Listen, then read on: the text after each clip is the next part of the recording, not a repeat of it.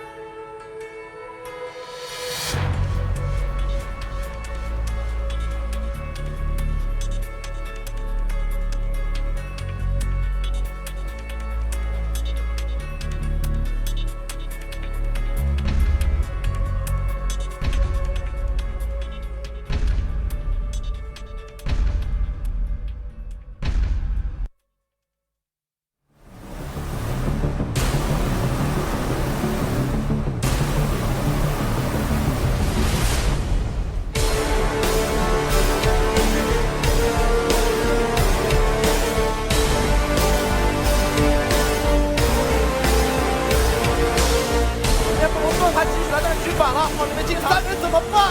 没回办法，RNG，最后的2下，我们恭喜RNG。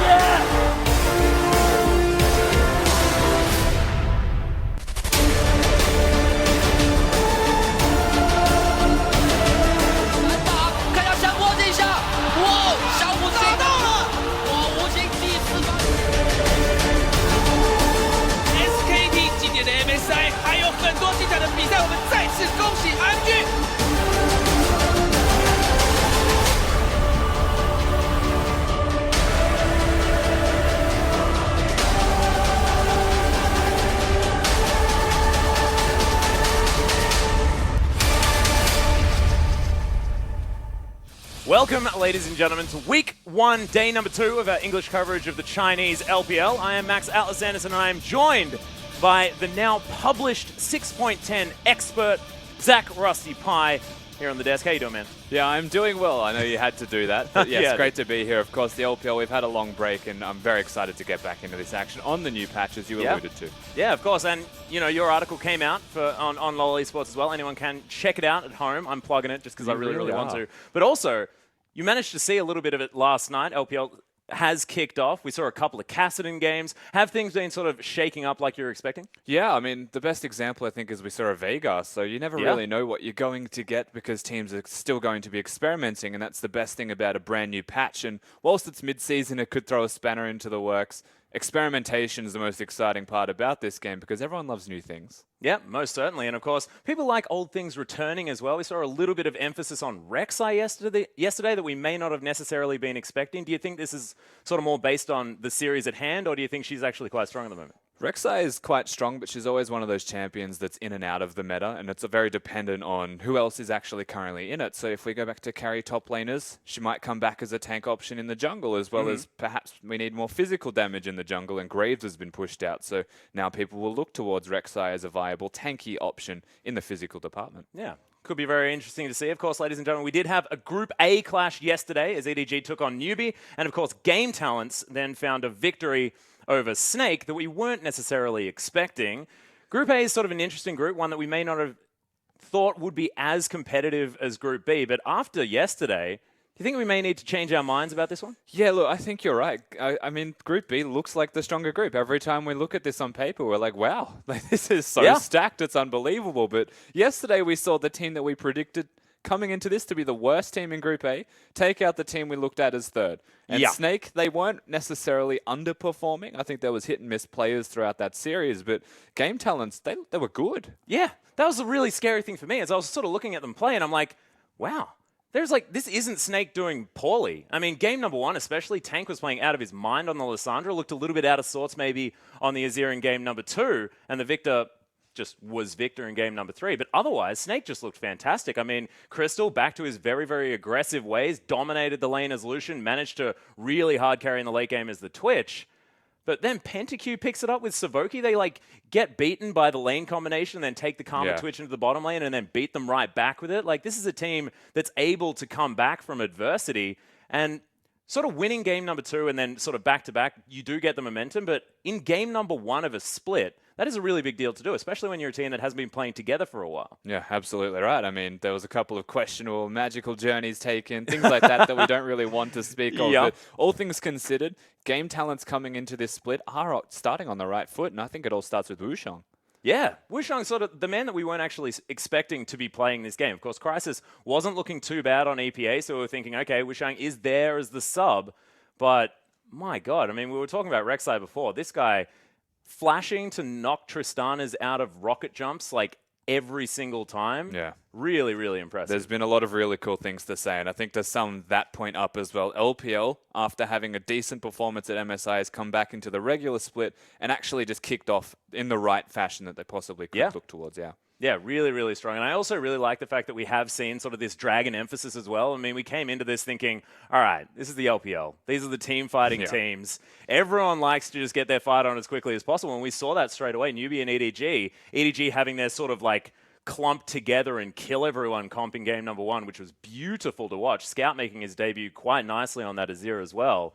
But fighting around dragons, fighting around barons, this is what we're expecting out of this this league, and it's really, really good to see moving into the beginning. Yep, exactly. The LPL, it's the Dragon meta. Doesn't matter what patch it is, they still want to fight for the Dragons. So now that the patch is almost suiting them, or at least the initial looks at this patch is still suiting the LPL, I feel like the region itself will actually benefit a lot from this moving forward. Yep. And yeah, Death Balls, it's something that the LPL loves to do. It's back. Yeah, and you mentioned in your article sort of about the fact that lane swaps may be falling out of favor. We still did see a couple of them. How are you feeling about sort of lane swaps and how, I guess, profitable they are in the early game? Yeah, so lane swaps, I mean, on further analysis, I think it's still good. I think lane swaps are still very much a viable strategy. It's harder to dive in lane swaps, so it's actually more possible to defend. I think that's where the difference lies. You have to remember towers have been changed now so that they stay heated up, and they will do the max damage to the next target that it hits and won't reset the damage. So if you're going to do a lane swap, make sure they don't challenge you, and if they do, you have to readjust yourself. But definitely still a viable strategy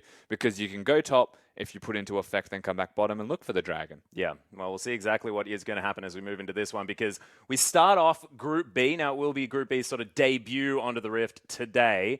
We begin with a pretty heated matchup. RNG taking on WE. And RNG, the team that went to MSI, the team that managed to take down EDG in the final of the first split of the LPL here for 2016. This team looking ridiculously strong. Went 8-2 in the groups at MSI and now picked up Uzi in the AD carry role. Yeah, finishing in a third or fourth tied place at an international event and then picking up a superstar AD carry, I think it's safe to say, in Uzi. Now going to be playing with Marta in the bottom lane. If that's not one of the scariest bottom lanes that you've heard on paper, I don't know what you think is scary, because that is honestly danger city for anyone that goes near there. And I mean, the rest of the team performed well. This is a team that's in form that now could arguably have a higher ceiling for performance than what they already had. Yeah, and we'll see exactly what is going to happen as well, because we have seen Uzi sort of move around a little bit. He's back on a Royal roster, of course, not necessarily the same one that he was on before, but I mean, he did find some success in previous years, making it all the way through to the finals at Worlds. Things like that has been a runner-up in the past, but often you have to build a team around Uzi.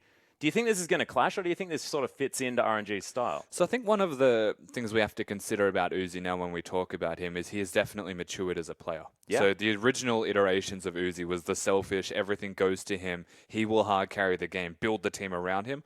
I think he's starting to understand that the team game is definitely still just as important, if not more, for him. Yeah. And being with someone like Marta who will control him indefinitely, I feel like there is a possibility for error and that things go wrong, but ultimately, if Uzi understands how he's meant to be playing as an AD carry right now, then the team will just get better for it. Yeah, well, they are going to be stepping across from WE here as well. And WE is a really interesting team because there's not a whole lot to talk to as far as changes are concerned. This team has stayed completely the same since the end of the last split, but they were looking on the up and up, especially towards the top side of the map. 957 really playing fantastically moving towards the end of the season. How do you feel about WE? And do you think that they are going to be using the fact that they've been together for so long now to really bring things to RNG? Do you think this could be a possible big-time clash right now? I think it's safe to say that World Elite having performed well towards the end of the split and not changed anything will make them a better team coming into this second split. Perhaps not against RNG, but I think as individual teams, World Elite should be performing exceptionally right now. And yeah, if anyone's going to give it to RNG in week 1, day 2 of the LPL in their first game, it would be World Elite. Yeah, it's also really exciting to talk about this one as a semi-final rematch as well, because WE actually did bring it to RNG very, very effectively. But we are going to have a look at the standings. This is Group A. This is all that happened yesterday. Edward Gaming able to take down Newbie in a 3-game series. Game Talent's able to do the same thing against Snake. So, of course, picking up some extra points for themselves towards the top of the standings. But we'll see how this one shakes out as we move forward. Of course, Group B has not yet begun, but RNG sort of by default sitting on top. It's actually really interesting because we put sort of RNG and WE, theoretically, if you were looking at the power values of these teams, I'd probably put those two towards the top anyway. That was close so nice to how default. that was close to how we did power rankings, to say the least. But we're going to go through today's matchup. Yeah, RNG are going to be taking on WE, like we just mentioned, first up today. And it is, of course, going to be the debut of IMA, of course, formerly EDE, team that did blitz their way through the LSPL, and they're going to be up against OMG, team that has made a few changes. Icon back there in the mid lane. Of course, Schwen has left the jungle, unfortunately, here for OMG. Sad to see him go. Of course, bit of a fan of that guy. TBQ, bit of a shame. But, you know, Xiang still sitting there towards the top side of the map. OMG still probably the OMG that we know and love, but could be a little bit interesting due to the fact that they may run into some, I guess, lack of experience. I will with the loss say, of though, Pool. that for the hardcore LPL fans, Xuen is still playing in the LSPL, so you can find him there. You can certainly find him there. We are going to go over RNG, though, as matchup number 1 is about to be underway. Lupa, MLXG, Xiaohu, Uzi, and Mata. There's a LPL Dream Team. This is it. Right now. I mean, yeah, based off MSI performance, I would still consider Xiaohu well and truly in that list. Perhaps the only addition is a couple of different mid laners here and there. Yeah, that's a good point. But We've got a rookie fan on the desk right now. This is absolutely a strong, star-studded roster, to say the least. The KDA is supported. Everything supports it. Yeah, these guys looking absolutely fantastic, especially moving out of MSI. And look, Whoosh played very, very well. Maybe slightly over-aggressively here and there, but I mean, this was his first sort of big international event, and I have to say, very, very impressed with the player. But Uzi coming from so much experience now with Mata there in the bottom lane. If there's going to be trust, like if Mata and Uzi are going to be able to trust each other, like that is easily going to happen. You've got like world champion, you've got runner-up, you've got like, there is so much prolificness in that bottom lane. Yeah. Just terrified. And look, Mata, casual as ever, as you see him on your screen right now. My only question about this team is Uzi willing to listen to Mata's instruction? Exactly. Because we know he's a controlling support. He's very much a big deal and as a talking point on that team. If Uzi can't listen, it might crumble. Yeah, exciting thing here as well is that we're looking down WE's roster, and there are some familiar names, of course. Hasn't moved around at all, but Zero, of course, former bottom lane duo partner with Uzi, is going to be up against his former teammate there with Mystic. The bottom lane has actually come into their own towards the end of the first split of the LPL. See whether they can continue moving up is a very big test in game number 1. Yeah, those jerseys actually looking pretty sweet. Heart monitor. Yeah, they got rid of the keep your dreams. Well, we're still keeping our dreams, WE, don't you worry. Condi, the king of thieves there as well in the jungle. And GA, the man able to solo kill people on Nautilus. Yeah, and honestly, 957 to me is the big standout. The rest of the team are strong players, and that is a known fact. We've seen it in the past, but 957, and I think it was his rookie split last split, came into his own, honestly, by the end of it, and really stepped up and performed to the mark that was required as a top laner in Yeah, the LPL. and it's not just like him being a role player either. This is a guy that was bringing out all of the brand new picks. The man able to adapt on this WE roster was one of the first to play Rammus in the LPL towards the top side of the map. Of course, we did see it in Korea, but he was the first one to bring it over to China. And very exciting stuff, and we'll see whether he can do the same here up against Lupa, because Lupa was playing brilliantly at MSI. Yeah. And still the meta definitely very similar. Lupa's really stepped up. So if there's anyone that you're looking at in the World Elite up against RNG matchup, perhaps you'd always look at bottom and say that they might be the ones to struggle.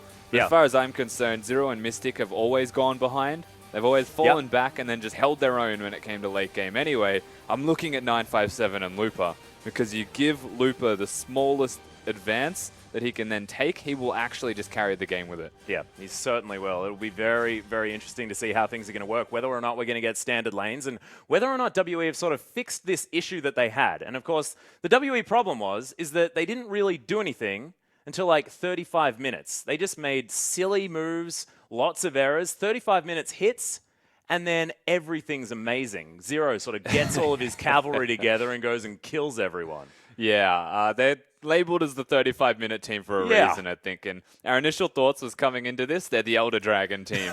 Because you know what? It spawns at 35 minutes or after. We were thinking about WE when we decided to make that adjustment to the Dragon Pit. But we are into Champion Select, ladies and gentlemen. Kindred and Trundle banned away already from RNG. Lucian to follow up.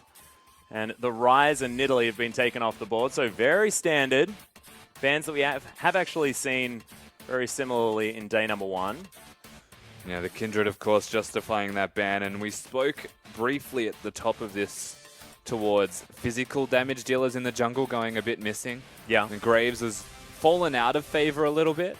And with Kindred banned, there aren't a whole lot of options available, which is why that Rek'Sai seems to have a lot of favor. And the Swain has actually been banned away here. We saw it towards the top side of the map played by V on Newbie yesterday, and he was dominant, double the CS of Mouse. Unfortunately, didn't manage to win the game. Of course, lane prowess unable to really pull through if it is only towards the top side. But Maokai has been left available. RNG snapped that one up immediately. Lupa, of course, has been known to play that champion a lot. And look, we've got so many Rek'Sai mains, sort of historical Rek'Sai mains in the LPL. Condi's just like, oh, my girl's back. locking her in straight away. Of course, the first game that we saw, he managed to get a quad. Was it a pentakill or quadra-kill? I think it was a quadra. Yeah, underneath a bottom lane outer turret. He also His stole every debut kill game. on purpose. Sorry, He did. secured on purpose. Yeah, he did. But still, it is definitely a fun story. As WE are thinking about Mystic Sivir, and they are going to lock it in. So WE, AD carry in jungle, not a whole lot given away, but could it be potentially dangerous picking Sivir into Uzi this early on? An early rotation of the Sivir is definitely a question mark that we have to raise. Of course, Ezreal is the other potent AD carry choice when the Lucian is not available, but I know that Mystic's got what it takes to play. He's got what it takes to play Sivir. I'm just surprised that he's not the Ezreal. Yeah, a little bit strange. Of course, he has Mystic Shot. Like, you know, Mystic Shot has his name in it, so it sort of makes a lot of sense. Also had a heck of a lot of comfort on the champion towards the end of split number 1. But give me the cow and I'll win you the game is what Marta says. And the Alistair will be locked in. Victor as well taken away here for Xiaohu. Control Mage is an option for him. Of course, known a little bit more as an assassin player more than anything else. And, of course, the Emperor of Shurima himself. But no Azir to be picked up at all. And Victor given a lot of priority. Yeah, Azir, LeBlanc, all still very strong champions, so it's shocking to see that he hasn't opted towards that, but Victor nonetheless has been altered slightly to be stronger with damage over time, and is always going to be a valuable pick here. Yeah, and there's also the fact that they have a lot of CC to follow up with that with that Chaos Storm as well, so you will be able to get multiple ticks. Uzi, oh my god, okay, so anyone hasn't seen Uzi play Caitlyn, it is the most oppressive thing ever. If we look at it, like, the last time Uzi was playing Caitlyn regularly, oh, God, give him that much range, that much ability to harass, it is a terrifying prospect. But not going to be picking it up here by the looks of things, as he's switching things over to Ezreal for now. MLXG, thinking about picking up that Graves. Of course, like you said, fell out of favor just a little bit. We'll see whether he's going to be able to make it work, as that's Ezreal and Graves locked in. You have to remember when we were talking about physical damage dealers, Rek'Sai was the other one. So with Kindred and Rek'Sai gone, yeah, you kind of have to default to that Graves if you need something physical there. I think Xiaohu will make up for most of the magic damage. Couple that with Looper, perhaps. He does a fair bit early. So they do need that. Uzi, of course, will be bringing it up at the rear with some physical damage, but it's not really enough. Well, as you can see, 957 actually digging really far back into the history books, grabbing himself that Nautilus towards the top side of the map. If this Azir is going to be locked in, as we of know course, CA can play Nautilus. Yeah, exactly. So that's sort of why we're talking about it, because mid laner is currently being hovered as that last pick. Still a flex pick, of course, for WE. I think it would make a lot of sense for him to go for the Azir here and kind of couple himself with the Sivir as a team composition. Yep, like because now they have the overbearing front line. They've got some peel available with the Azir and the Bard as well. And perhaps initiation if it comes down to it to really round that team composition out. Yeah, one thing I do like from RNG is they do have the Ventral Maelstrom, stop a lot of that AoE damage that WE will be able to throw out. But they've got so much wave clear. This WE squad, I mean, if they are still going to be the 35-minute team, I have a feeling that they will be able to at least turtle things out if they want to, for as long as they want, considering the fact that that Sivir Boomerang, so helpful with the Ricochet as well as Azir just being able to mow down the creeps. Nautilus, no slouch either, to be perfectly honest. Yeah. I mean, in regards to wave clear and team fighting, World Elite definitely have it down pat with the team composition that they have. Sitting in side lanes, however, is not really an option for them. And that's where they could run a risk, dependent on the Victor's summoner spells. Yeah, because if Xiaohu wishes to split push, then he's entirely capable of teleporting in. Of course, Azir known as not being able to teleport as freely. We did see a couple of teleport Azirs we did. In MSI, but unfortunately, he just can't get the setup time if you are going to come in. So not exactly a really impactful teleport if you do utilize it. But see exactly what happens here. MLXG sort of digging back, going towards the Graves one more time. Looks like a very standard composition out of RNG as the coaches are going to shake hands. Well, ladies and gentlemen, first game of Group B underway right now.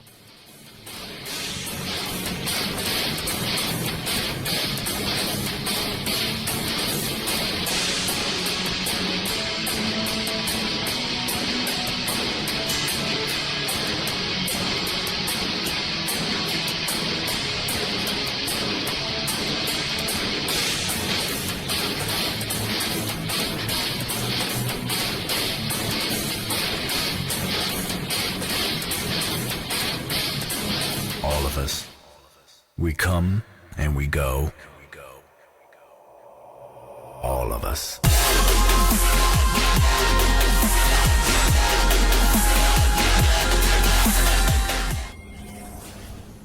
And here we are, ladies and gentlemen. Welcome to Summoner's Rift for game number 1 of day 2 of the LPL for the regular split 2, We go. 2016.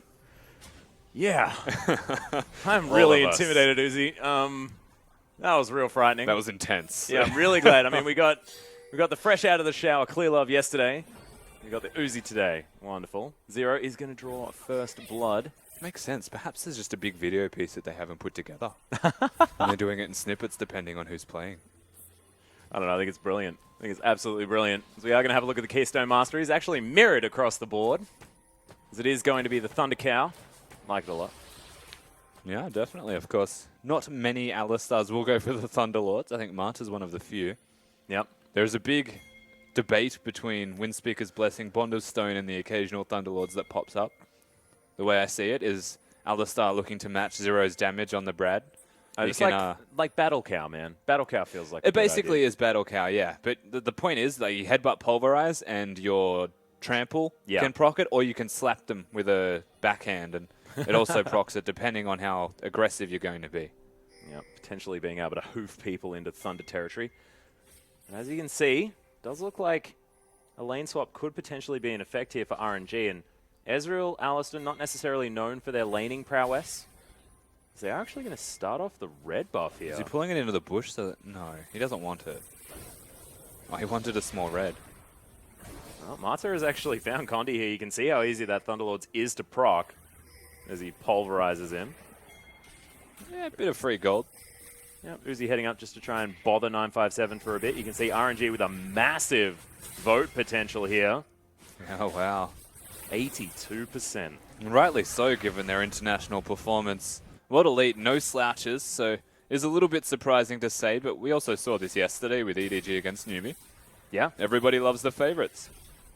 Very true. They got it right for the EDG series as well, even though it did take 3 games. Dade, of course, having a fantastic performance on the Kassadin in game number 2 to bring them towards that final game. There's also one small thing we need to note whilst we're watching a lane swap actually in effect. Yeah. Is the way that you have to distribute farm between carries. So the top laners respectively, the Maokai farming with the Graves, is never mind, he's going to hit him in the face.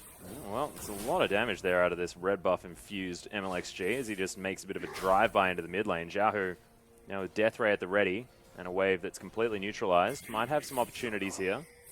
Yeah. So the way that it works now is top laners have to get last hits. And if you don't get a last hit, you don't get experience in the jungle since 6.9 onwards. In which case you need to be very particular with what last hits the top laners are getting so that there is a distribution of experience. Well, as you can see, top laners have joined the bottom lane here towards the bottom side of the map for WE and the top side of the map for RNG as they are taking down these turrets relatively effectively. See who is going to win this one out. Both AD carriers, of course, running some kind of auto-attack augmenting spell. Uzi with the W, giving attack speed, and Sivir with the attack reset. Yep. Adding bonus wave clear to boot, making life easier for both of them. You see RNG actually fairly far ahead here as far as this tower take is concerned. Lupa trying to pick up this minion wave as he destroys this. Nice bounce back is going to come into effect. See what he is going to be able to pick up for himself as 957 actually taking some turret shots, and this tower not going down nearly fast enough for WE. We'll see exactly what RNG are going to use in order to capitalize on this slightly slower maneuver. Yeah, they need to get at this wave, and it's going to be close, but they need all of them there to actually secure the turret this way, which means a bit of bonus gold lost for 957 in the top lane. So whenever they reset to standard, you'll find that Lupa already has a slight edge in that respect, as well as the Ezreal and Alistar and Uzi and Marta arriving to that bottom lane far quicker than that of anyone else. And they can push whenever they choose to, or whenever Uzi feels comfortable walking near the bush. Yeah, well, which is now. He's going to ward it now, so knows that there's no one there, but just going to start catching back up in that farm. Mystic, of course, heading back to base, grabs himself a cull and a longsword, as opposed to just the tier that Uzi was able to pick up, but relatively fast on the tier. Yeah, it's about the exact timing that you want the tier regardless, because you will still start to stack that up sooner rather than later. Nobody's going to contest him, you would assume, in lane swap scenarios. However, LPL teams really do love matching lane swaps and bringing it back to standard after a single turret is taken. And that's what we're seeing right now. Yeah, and it looks like it is going to work out quite well here for Lupa. Currently a 2-level advantage for the Maokai on the top side of the map, 3 times the CS as well. There is a thing, there's a catch though. Oh yeah? Is that he's also on the long side of the map. So he has no turret for 957 to hide under, and if he were to bully him, he'll end up next to the secondary turret, which means he's far too deep, and he'll actually get himself ganked by Condi. We'll see whether Condi is actually going to give him a hand. You can see he is towards the top side of the map. As we can see, MLXG, these are his movements currently, has spent a little bit of time towards the enemy side of the jungle. But is it revealing anything to you, Rusty? Not particularly, of course. It's a lane swap, so you look at the way that it works naturally. Well, this is exactly where Condi's been, but you can see right now he's trying to gank Lupa. Does have the flash available as he twisted advances over towards Condi, and MLXG here at exactly the right time. Patient play out of Lupa. Didn't want to blow the flash and didn't have to. Yeah, and that's the big deal, MLXG being there. Surprisingly being there. It's almost like preemptively acknowledging that it's going back to standard lanes and recognizing that Lupa is the one in danger of being ganked, as Condi's now mid. Yeah, there's the heal. Going to go down here from Xiao, who gives him some extra movement speed as Condi decides not to flash on top of him. He could have burned summoner spells as a trade there, I would imagine, if Xiao actually got flashed onto by Condi. But instead wants to keep his own flash, which, to be fair, is valuable on Rek'Sai. Real interesting. You can see currently the RNG bottom lane struggling against the power of the Brad. And some extra damage that Mystic was, of course, able to pick up. Doesn't have to grab any mana items, so he's feeling a little bit better in the early stages of the game. And RNG actually getting bullied out of the way here. And like you mentioned, the long lane possibly not having the safety that this RNG bottom lane wants. Exactly, and it goes both ways, right? So at this point, World Elite, you would imagine, are in the unsafe position, but because they kept it in a pretty good spot for a while, they find themselves with a slight CS advantage. This is the danger part, though, where you would imagine RNG, if they're allowed to, will actually put a freeze into effect bottom, and Uzi will get himself the best wave of his life. Yeah. World Elite need to actually try and make an attempt to either break that or push somewhere else to draw attention so that he has to push. And it seems like sort of the main thing that RNG were able to get out of the early... RNG are fighting this. Looking for it. Condi's going to be able to take away the rev up. There's a headbutt pulverizers. Oh my god, Zero's dead. That is going to be first blood going to Martyr on the cow as the tunnel comes in. Xiao, completely out of position, does still have the flash, of course. Decides not to use it as gravity field is good enough. WE move out. Nice kill onto Zero there from RNG. Patient play as well from the mid laner and jungler, respectively, of World Elite and RNG. No summoners being burnt time and again. It's very curious as 957. Yeah, there's the dive. 957 not as tanky as he wants to be right now. Vengeful Maelstrom comes in. Not going to be enough as 957 limps away. Blows his flash, but keeps his life. And this is a good move from Mystic as well, because all things considered, Zero actually has to attend top lane, but they had knowledge of where MLXG is, which means he can push this to the turret, force Uzi to last hit under the turret, and reset the wave to come back towards him after he gets a recall in.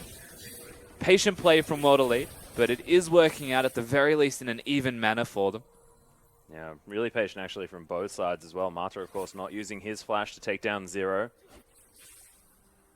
See whether he can make anything happen. You can see the cow starting to move around the map. This is what Martyr is want to do, generally. I mean, Xiao not even using his ultimate when they caught out Zero was like another sign of the reserved nature of this game. They knew they could kill him. They knew they didn't need to burn anything. And realistically, I think he should have burned the ultimate to actually secure the kill instead of giving it to Martyr. Unfortunate. Yeah. Do we think it sort of makes a bit of sense here, though, because a Mountain Drake is the first dragon that we do see coming up and can be very, very important. So trying to hold on to cooldowns, not giving anyone the opportunity to have an advantage at a dragon fight? Absolutely. I mean, the Mountain Dragon is invaluable. Maybe not this early, but it'll always be an important detail later, so you don't want to give the Drake over.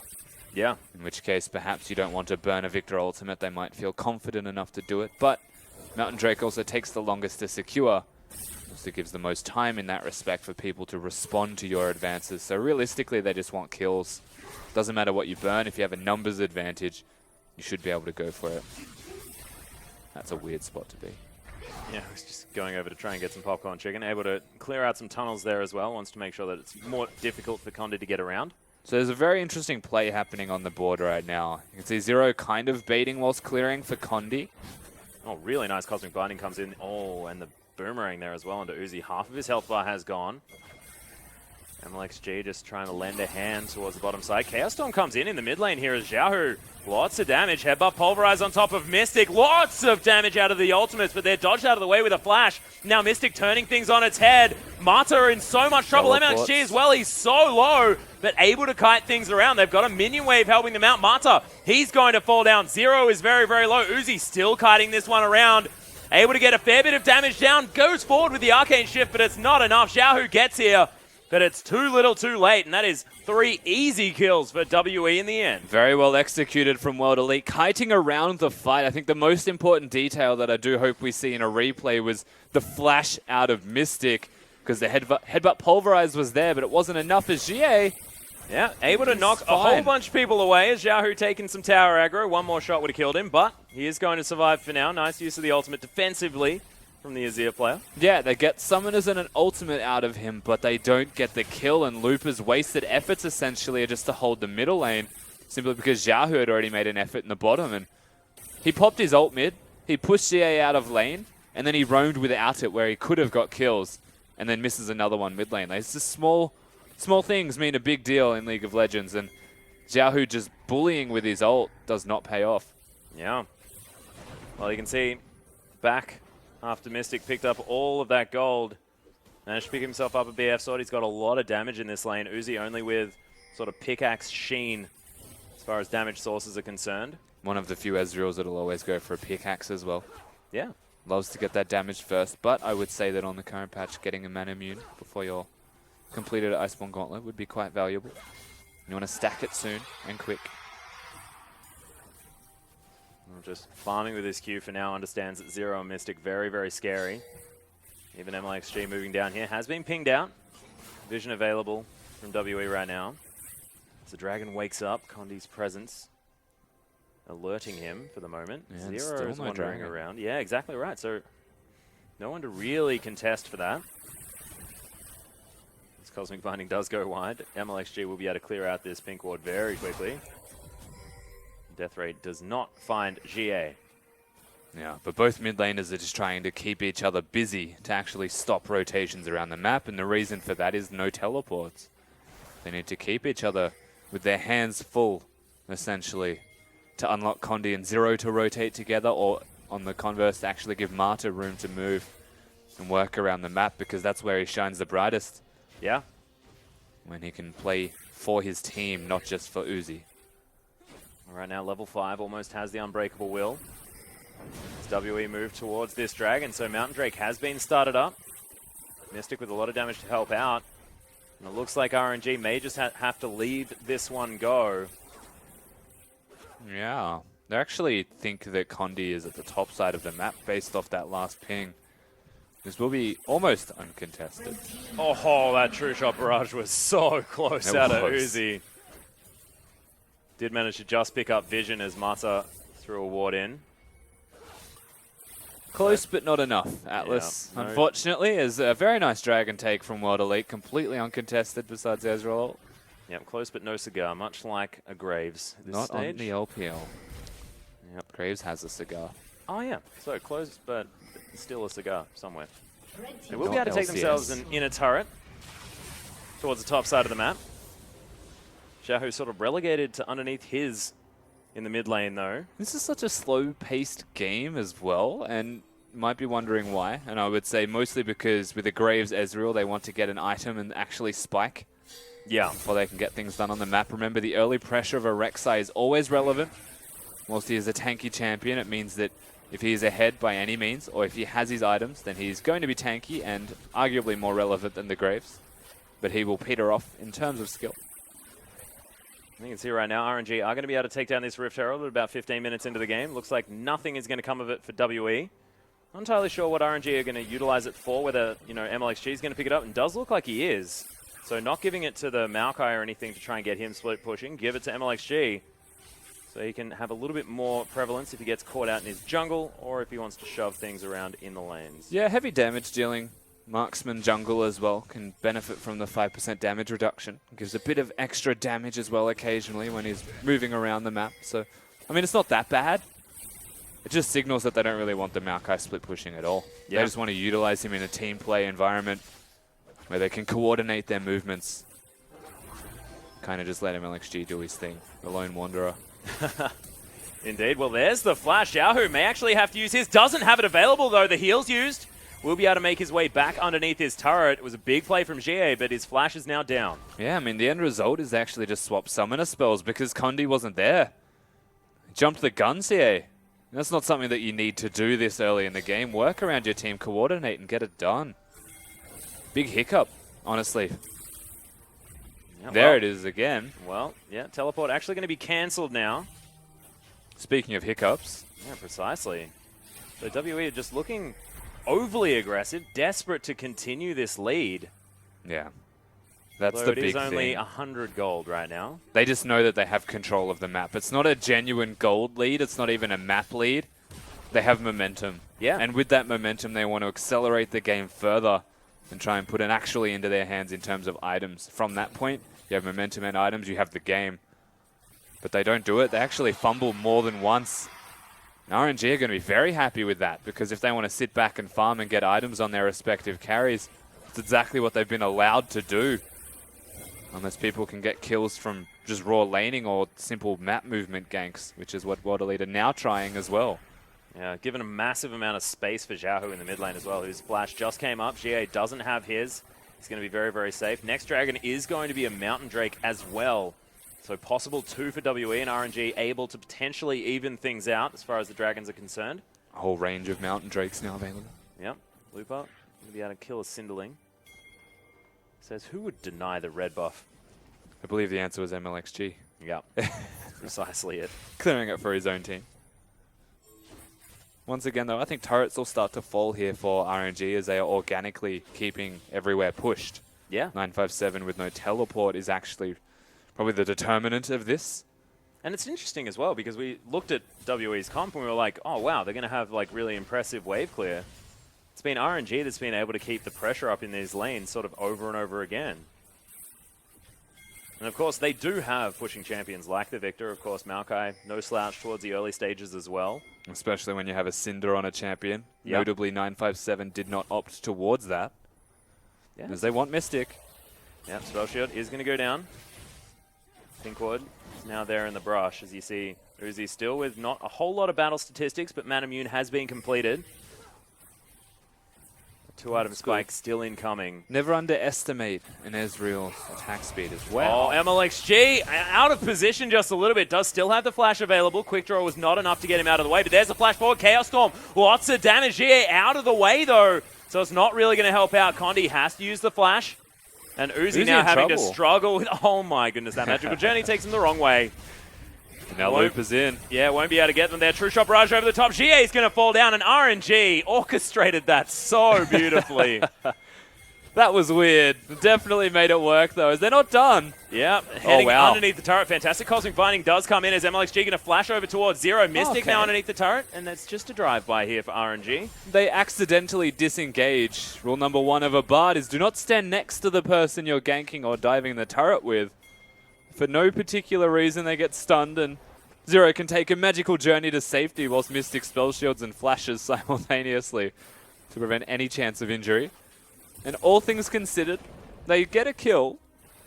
That's handy, but that was one of the weirdest series of events that I have witnessed. Oh no, Condi. He'll take it now. Oh, he better. Good old Dolphin Rex eyes. Here's the replay. Bouncy castle for MLXG. Yeah, but MLXG does not burn anything, and the call has been made by Marty. You can see how far ahead he is. He actually flashed to close distance to CA, who was not in range. They find Zero and go to help Uzi, who does swapsies. And that was one of the better things that sets them up here onto CA, who does go down. Thank you to a fantastic teleport from Looper to round him out. But this is where the blunder really took place from these guys. Zero gets out scot-free because they go for Mystic, then he flashes and spell shields. Yeah, MLXG, of course, flashing for that one as well, but unable to get anything done, and WE will be able to grab their second Mountain Drake after all is said and done. That is a huge deal for being able to push down these turrets. Absolutely. I think it's 8% true damage now because we are on 6.10 opposed to 20. Yep. If memory serves. And that's actually a lot of pressure now around the Baron as we are 20 minutes in this game. Don't let their team composition fool you. It doesn't matter what you are now. You're always going to do it quickly. Well, especially when you've got an Azir who just did it quickly anyway. Yeah. Well, and a Sivir as well. Yeah. Still does it quick. No slouch with the crit build that naturally goes towards. Well, Zeal is now picked up as well. Mystic, we'll see exactly which Zeal item he decides to go for. Of course, Phantom Dancer, Shiv seem to be the ideas that a lot of them have. It's been a while since we've seen the old Sivir, though. Yeah, it is. Used to seeing Ezreal and Lucian, but Lucian banned this game. Yeah, Twitch and Caitlyn, of course, making a little bit of a resurgence. As in goes WE, they're looking for Xiaohu right now. Chaos Storm onto Zero, has to flash out of the way. Tempered Fate locks up Condi and Xiaohu as he's trying to use the Q, using the heal as well for some extra movement speed. Hasn't got the knock up yet. He's running. Now. Yep, Death Ray comes in, and there's the knock up. Condi says, well, He's that's about fine. all I got. Yeah. And they are going to move away. There's a lot used and nothing gained. Once again, World Elite showing proactivity to a fault. I think Yeah. if you, instead of like constantly looking for fights, if you fight when you make a good decision and set yourself up for success, then you'll get much more impactful engages and more gain from them.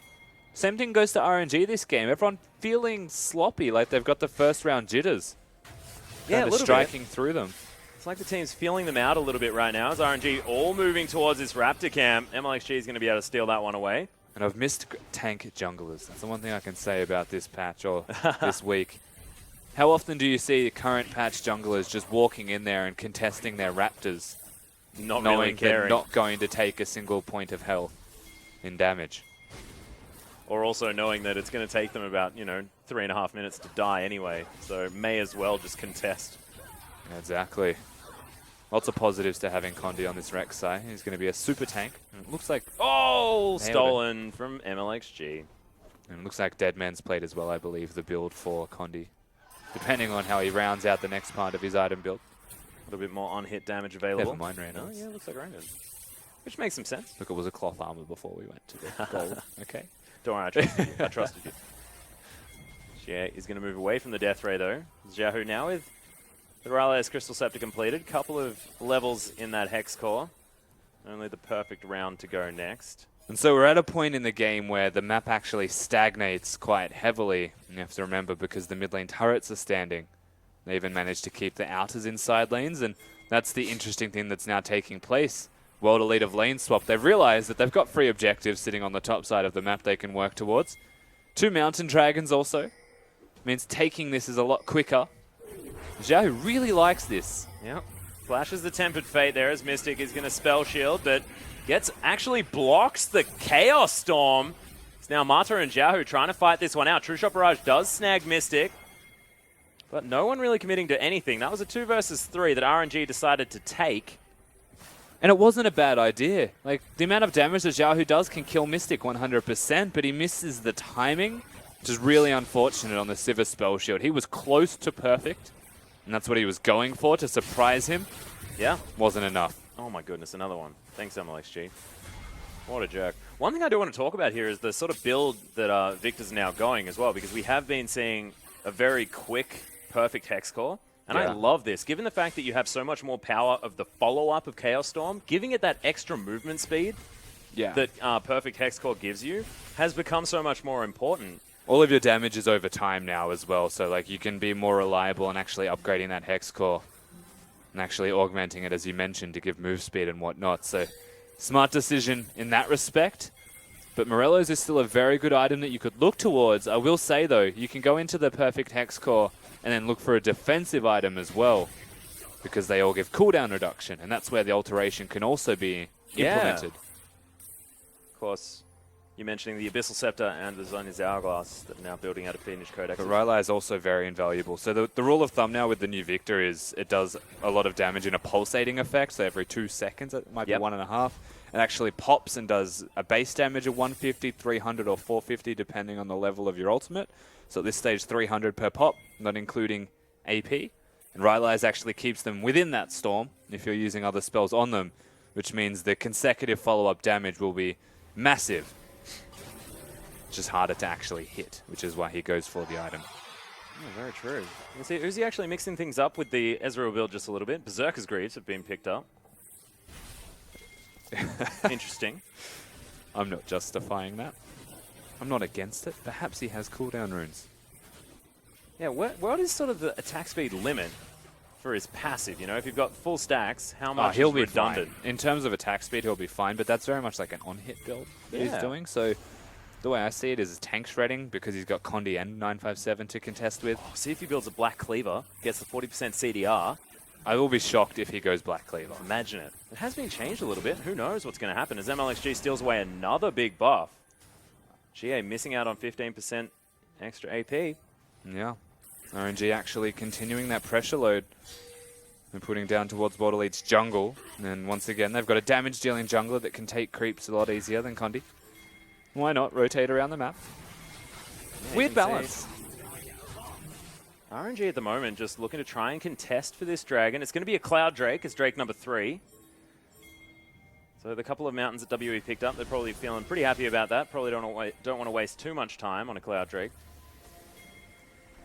No, but it's also quite important just to have the Drake there.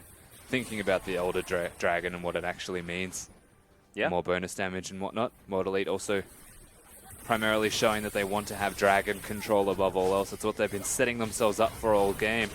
Well, MLXG tried to get it, but not going to find it there. GA able to pick that one up. MLXG just wanders out of the pit here as well, as there's the ultimate popped on the hunts there, but... Guard ulti not used.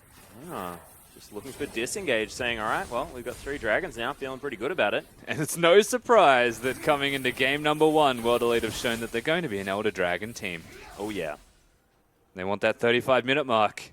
There'll be one more dragon, obviously, before. So that one will probably be contested. RNG, of course, I'm going to say starting to get a bit hyphy. Wanting to get things done. That's why they're fighting for every blue, every raptor, and every red buff. Almost to the not really second. fighting to every dragon. It seems pretty free here for WE for now, but MLXG has to be careful here around the red. Yeah, I just don't think they want a 5v5. And I don't blame them looking at World Elite's team composition, but they want to actually catch people out of position going for these buffs. This is interesting. Yeah, teleport going to come down. Caught. Yeah, Xiao actually going to stand right in amongst it here as he's may have the Chaos Storm. No, can't use it at all. Big knock-up comes in as Uzi manages to Arcane Shift out of the way of the Emperor's Divide, but everyone flashing over the top. God, he does make it out. Yeah, Mystic flashes as well. Dredgeline, but the Arcane Shift is enough.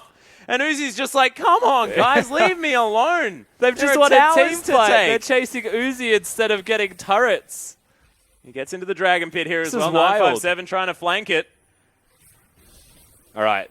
He is temporarily alive. We'll see what CA gets done. Yep, another Arcane Shift comes in. Of course, lots of cooldown reduction available, but he is able to eventually pick that one up. And because of that, WE weren't able to take any objectives at all from those 2 kills. And RNG are going to say thank you, Uzi, for keeping them busy for far too long. He did not deserve to live that long, but he kept them so busy they get absolutely nothing for it. They can control some minion waves, maybe deny some creeps under that turret. Net gain of nothing because RNG still have the gold lead, even though World Elite just won a fight. Yeah. And Jaho just going to extend it out here as well. Lots of wave clear available. So Death Ray going to clear out this full minion wave. 3 towers to 1 is the lead for RNG, which is where a lot of this gold advantage is coming from. Well, it is the gold difference, that's right. So MLXG clearing out vision as well, but his location definitely known, and WE utilizing that in order to get towards this outer turret in the mid lane. Nice spell shield there from Mystic. The ultimate comes through from MLXG, but it's too little too late. Yeah, and they're going to set up here as well. MLXG is very squishy. You can see that from the damage that he is taking, which means World Elite are now starting to be the aggressors, and I feel like this does come once again back to that momentum we discussed earlier. I think they can take everything. Exactly right, but Mata actually looking for an engagement here as Mystic gets exploded, but he's still alive. Lupa's able to finish him off. Mata does fall down. MLXG going to go as well as Yahoo still at full health, but needs to get the damage down. Uzi kiting this one as effectively as possible as Zero has made it out for now. Xiao actually tanking for a very long time for a Victor. As Condi gets his way on top of him, Xia is going to be able to lock down the Victor. Lupa as well, very, very tanky, but Uzi's dead. Lupa's able to lock down 957 falls. That's not your turret, Lupa. Dangerous, dangerous times, and Xie just with so much damage, setting up some more soldiers, is able to, almost, there it is, take down the tree as Condi is alive. Yeah, it's not going to fall. And World Elite win themselves another team fight, this time positioned better to get objectives and grow that gold lead further.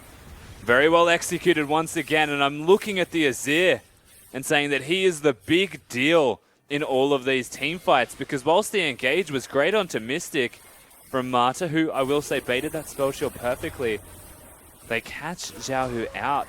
Lupa has to still use his Twisted Advance. And there's a lot for Mystic. Like, CA is essentially ignoring Lupa and just has to avoid the Victor ultimate. Kind of bides his time.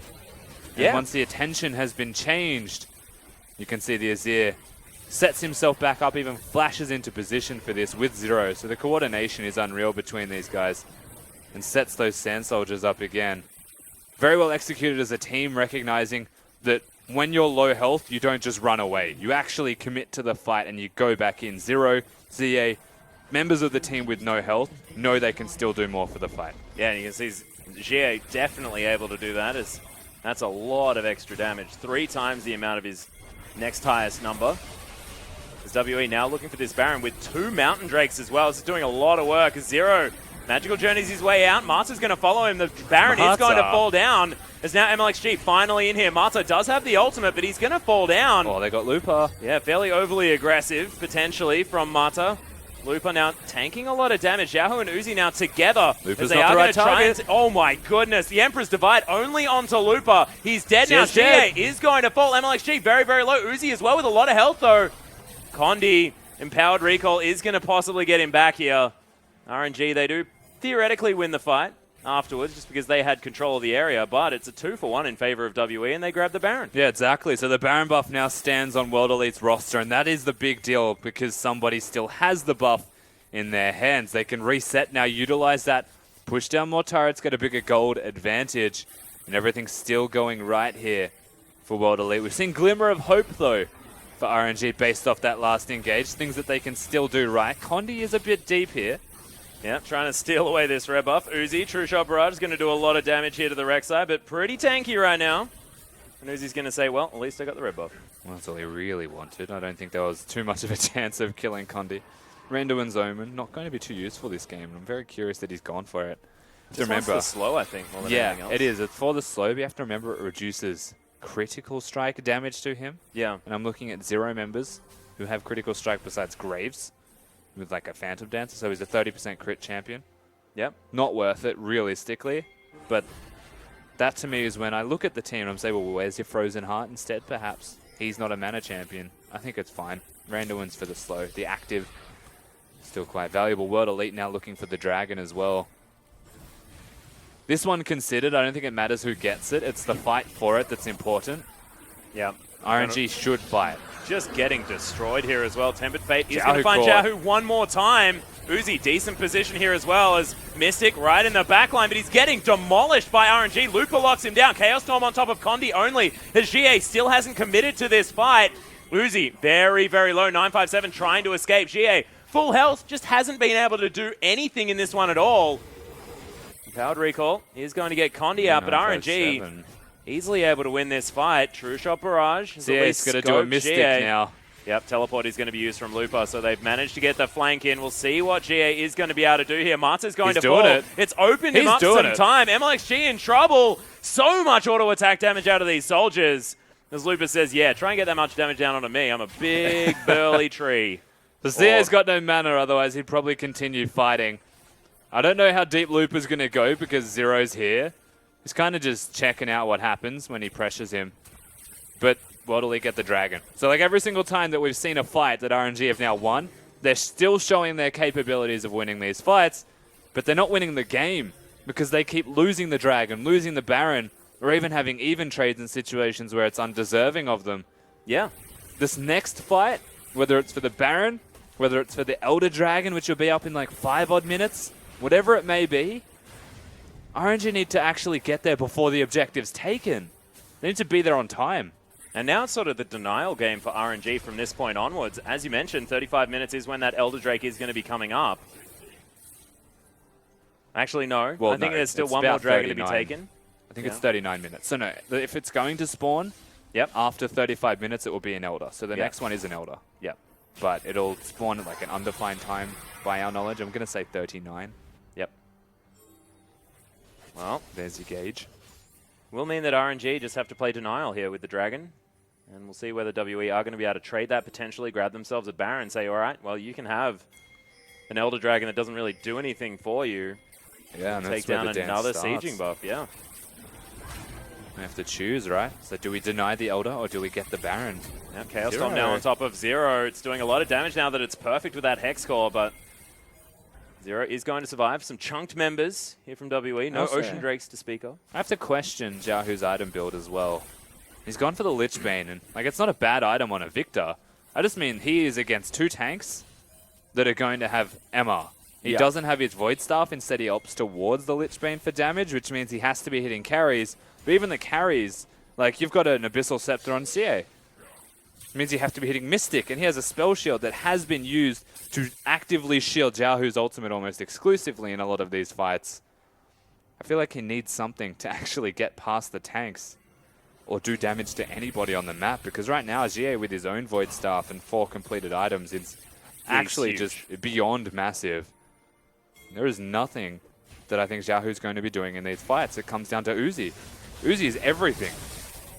Yeah, Sun Turret once again going to be erected here in the mid lane. Uzi actually behind by quite a lot. That's 2,000 gold, the lead for Mystic. Just been clearing up creeps over and over again. He does still have his items though, Uzi. And there's the 4 items Yep. completed.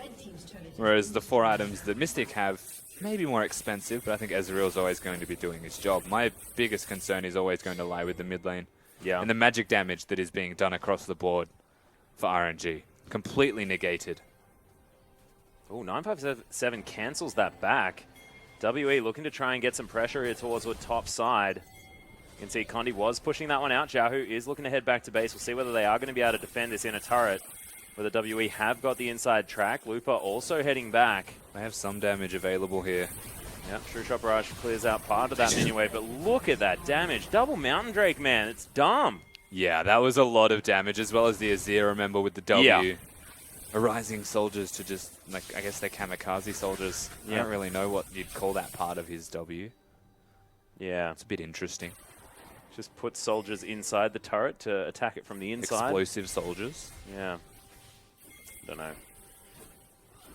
Kamikaze soldiers, let's just Yeah, do we'll that. just do that. sounds Either fine. way, Yeah. like, the speed that they take that. This is the interesting part, though, right? We've got the Baron up in 30. We've got the Dragon in 1:20. What do they do? Yeah, what do what- RNG do? What can RNG do here as well? Because WE are just starting to take a lead here. GA, they're going to try and get himself out of there. Of course, picks are still available possibly here for RNG, but they may need to rely on some sort of mistake out of WE, because we've been seeing these team fights just with the composition that WE have, just looks better out of this team. Yeah, I mean, best case scenario, they do it on spawn. They do Baron on spawn. They pressure World Elite into a team fight. Okay scenario is they trade objectives and perhaps they get the Baron, but they lose the Elder Dragon. Yeah. World Elite, remember the Elder Dragon's duration is not very long. So you can maybe exploit that. But worst case this is scenario cheeky. is World Elite get one of them and it's uncontested. Which Look means at this. the other That one is will be the easier. quickest two-man Baron I have ever seen. It is going to be seen there, but of course she shrieks a whole bunch when she falls down, so they would have known anyway. Uzi trying to grab it with that True Shot Barrage. But this is it. Like 20 seconds until the Elder spawns. I was right, by the way. 39. Really well done. yeah, nailed it. Almost perfect. Wow. Either way, yeah. Look, sorry. The Prophet. Mystic as Educated well, guesses. almost. He basically has 6 items right now. I mean, that's a Last Whisper upgrade. That's all he really needs to do, and this Sivir is going to be well and truly dominating this game. Bloodthirster there as well for some extra survivability. All or nothing time for RNG. Yeah. If they don't fight now, they don't fight at all. Well, Teleport is coming in here. Lupa trying to find his way through. Mystic on the hunt has been popped. There's a point-blank twisted advance. There's a teleport to follow up here from WE. Zero already very, very low as Uzi towards the bottom side. GA in trouble, and he's GA. going to die. They've managed to pick that one out. Zero over the top. And RNG still haven't lost a member just yet. Lots of blinking health bars. Looper as well, taking a lot of damage. The spell shield is in there. MLXG Uzi's trying in. to do the work. Uzi over the top, but he gets knocked out of the way by Condi. Chaos Storm doing a lot of damage. But here's Mystic, and he's doing so much goddamn work. Uzi's like, nah, peace, boys. I'm out of here. We tried. We'll see how far Uzi gets. That was actually really lucky. Condi missed, but that is still 4 people dead from RNG. The Elder Dragon to be secured by World Elite with Mystic getting the buff. They've still got the Baron. And they are completely in the driver's seat right now in this first game against RNG. Something I don't think we expected to say. Most definitely not. And look, I mean, Uzi played that quite well with Mata there to Watch take this. out GA. But look, yeah, this is just dumb. They're going to be able to breathe on all of these turrets. Look at the damage in that last team fight. That's ridiculous. Yeah. 12,000 damage. These structures are getting obliterated. A knife through hot butter, Atlas. Damn right. Whatever Even you'd like, a hot knife through butter. Look, it's one It's of the them's same hot. thing. Yeah. I feel like it achieves the same purpose Yeah. in the end, right? Like the butter gets sliced very easily. Chicken or the egg, Rusty, is the question. But no, Nexus turrets still stand. I have a feeling that if WE had have really understood how much damage they do to these turrets, they would have just headed in and destroyed them. It was only Oh a couple my God. left. As there's the sliding glide in there. MLXG just says, all right, yep, you earned yourself that one, GA. And WE now with a 5 versus 4 situation as they siege through the top. And I say Yeah. siege, I mean obliterate like artillery. The towards brute top force side. commences as well. 2 lanes at once. World Elite looking commanding. And 41 minutes in this first game. There's the fight. Yeah, Lupa actually just getting destroyed as well. He's supposed to be that big tanky Maokai, but you can see Mystic able to tear him apart. All the inhibitors are dead. WE saying, we're going to play this one by the book. As Mata, the last-ditch effort, unable to do anything. Now Xiaohu with a Chaos Storm on 4 people. That is pretty impressive, but honestly, he's still dead. These turrets as well. Uzi sitting on his fountain. And WE with such a brilliant performance in their first game in the LPL for split number 2. Yeah, very impressive performance from World Elite. We spoke to this team's roster not changing, as Keep Your Dreams definitely should be the other way around. But really, really impressive performance. It's still World Elite as well. Like Yeah. They haven't changed their strategy. Nothing's different about this team, including the roster. They play to the 35-minute win condition, but this time the map favors that. And they get a Baron and an Elder Dragon to boot. Very strong showing. Yeah, and I actually just think that RNG showed that they haven't necessarily made all that many adjustments, moving into 6.10 because they weren't looking at the Dragon at all. I mean, that was something that we saw at MSI a lot, is the fact that Dragon took a back seat. Not a lot of these teams really focused on it. They were like, well, you can take Dragons, and sort of had some prevalence that came back towards the end of the tournament. But WE all over it, and just the objective control in their decision-making was just better, flat out. I feel like, World Elite just had a purpose in this game, right? They were playing to the win conditions that they had set for themselves, and this is actually one of the first fights where it all started. Small skirmishes where RNG were trying to be proactive. Uzi was trying to put in overtime, but it didn't have what it takes to really save himself and the rest of his team. Uzi still had a great game, all things considered. Yeah. My flag is always going to lie with Xiaohu, time and again caught out by the Bard ultimate into a Nautilus knockup. I just find it ridiculous as well that he picks up the Victor when Azir is still available. And if anyone can blind pick Azir comfortably, it's Xiaohu. Absolutely. But decides not to. They had the Maokai on their team. I mean, they could have really utilized that champion very, very well, but decide not to. And this is Uzi's great chase. We're not Wonder watching whether this we're gonna see the whole thing. We're going to see the whole thing, aren't we? Yeah, speeding it up. We're absolutely seeing the whole thing. He did well. He did. This is one of the fights where World Elite actually won as a team fight and got nothing for it. But this is the big one. This is where Xie did like 6,000 damage in a single team fight and put the rest of the team on his back. No surprises, Xiaohu caught by the Tempered Fate once again. Really didn't have a good game. It's unfortunate because Uzi played his heart out. He did. Trying to get the damage done. Zero able to magical journey his way away. Got himself to safety there. But you can see Xie is just like, all right, this feels like my time. Slides his way over the top. Xiaohu, nothing he can do. And then the 2 carries immediately die. Followed by Lupa after a while. Yeah, Lupa doesn't take a small amount of effort to kill. I think it's safe Yeah. to say, even towards the end when he got his Guardian Angel. Like, he was a monster. RNG still looked like the same team, but they just didn't really understand how the map worked. And I think that's the standout feature to me so far. Yeah, they seemed like the same team at the wrong time. Something like that. It's a little bit interesting. Maybe they will be able to adjust. I think the team comp out of WE also looked very, very strong. Yeah. So we'll see whether the drafting phase is something that is going to have to change from RNG, because we actually saw Victor Maokai comps being picked up over and over again yesterday with very varying success and not necessarily really working out like the teams thought that they probably would. Yeah, I mean, it's still good. Like, it's absolutely still good, and perhaps the scrim results have indicated that these are strong picks for them. But then they actually come into this, and they just don't play proactively. Yeah, seems very, very interesting. But, ladies and gentlemen, we are going to go to a short break. When we get back, we'll see whether WE can close it out against RNG in game number 1 of our Group B matches.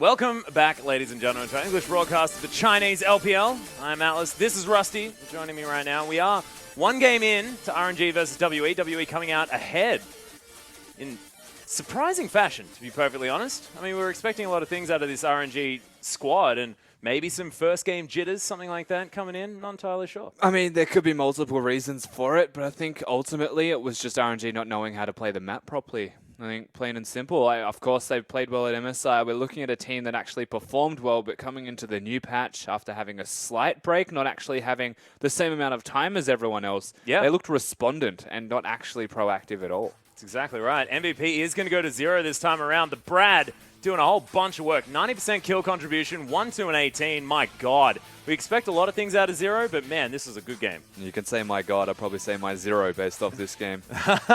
Honestly, performed out of his mind. He caught carries with his ultimate every single time. It was Xiaohu every single time. And I mean, do I look at Xiaohu? Do I look at 0 and say one of them performed poorly or greatly? I would look at 0. Yeah. He performed out of his mind. Incredibly well. And you can see here, like, magically journeys his way out of the way of a flashing MLXG. Everything that he does in this game was a standout performance. Like, watch this one as well. Xiaohu did happen to walk back into it, which is unfortunate. But the positioning made him question where he should be walking because of the teleport from 957. So yeah, good in point. terms of communication, it continues to happen. This one as well, Mata engaging, almost catches Uzi, who has to dodge it, and that was the difference between damage in that fight that Uzi could have been doing and not, was he had to do backwards. Xiaohu also being caught. 2 carries missing in a fight like that. It's where Xie somehow, with no health to his name, actually comes out ahead. Small details make a big deal in League of Legends. I've said it like 3 times already. Yeah, it's like his zoning power as well with all of his spells. I mean, uses like the nuances of Bard. I mean, you can say that like he has a set of abilities and he used them incredibly well, but it was how he used them and how he sort of controlled the enemy team with all of those abilities. It was so beautiful to watch. So we'll see whether he manages to pick up the champion again. Mata, of course, a decent Bard player himself.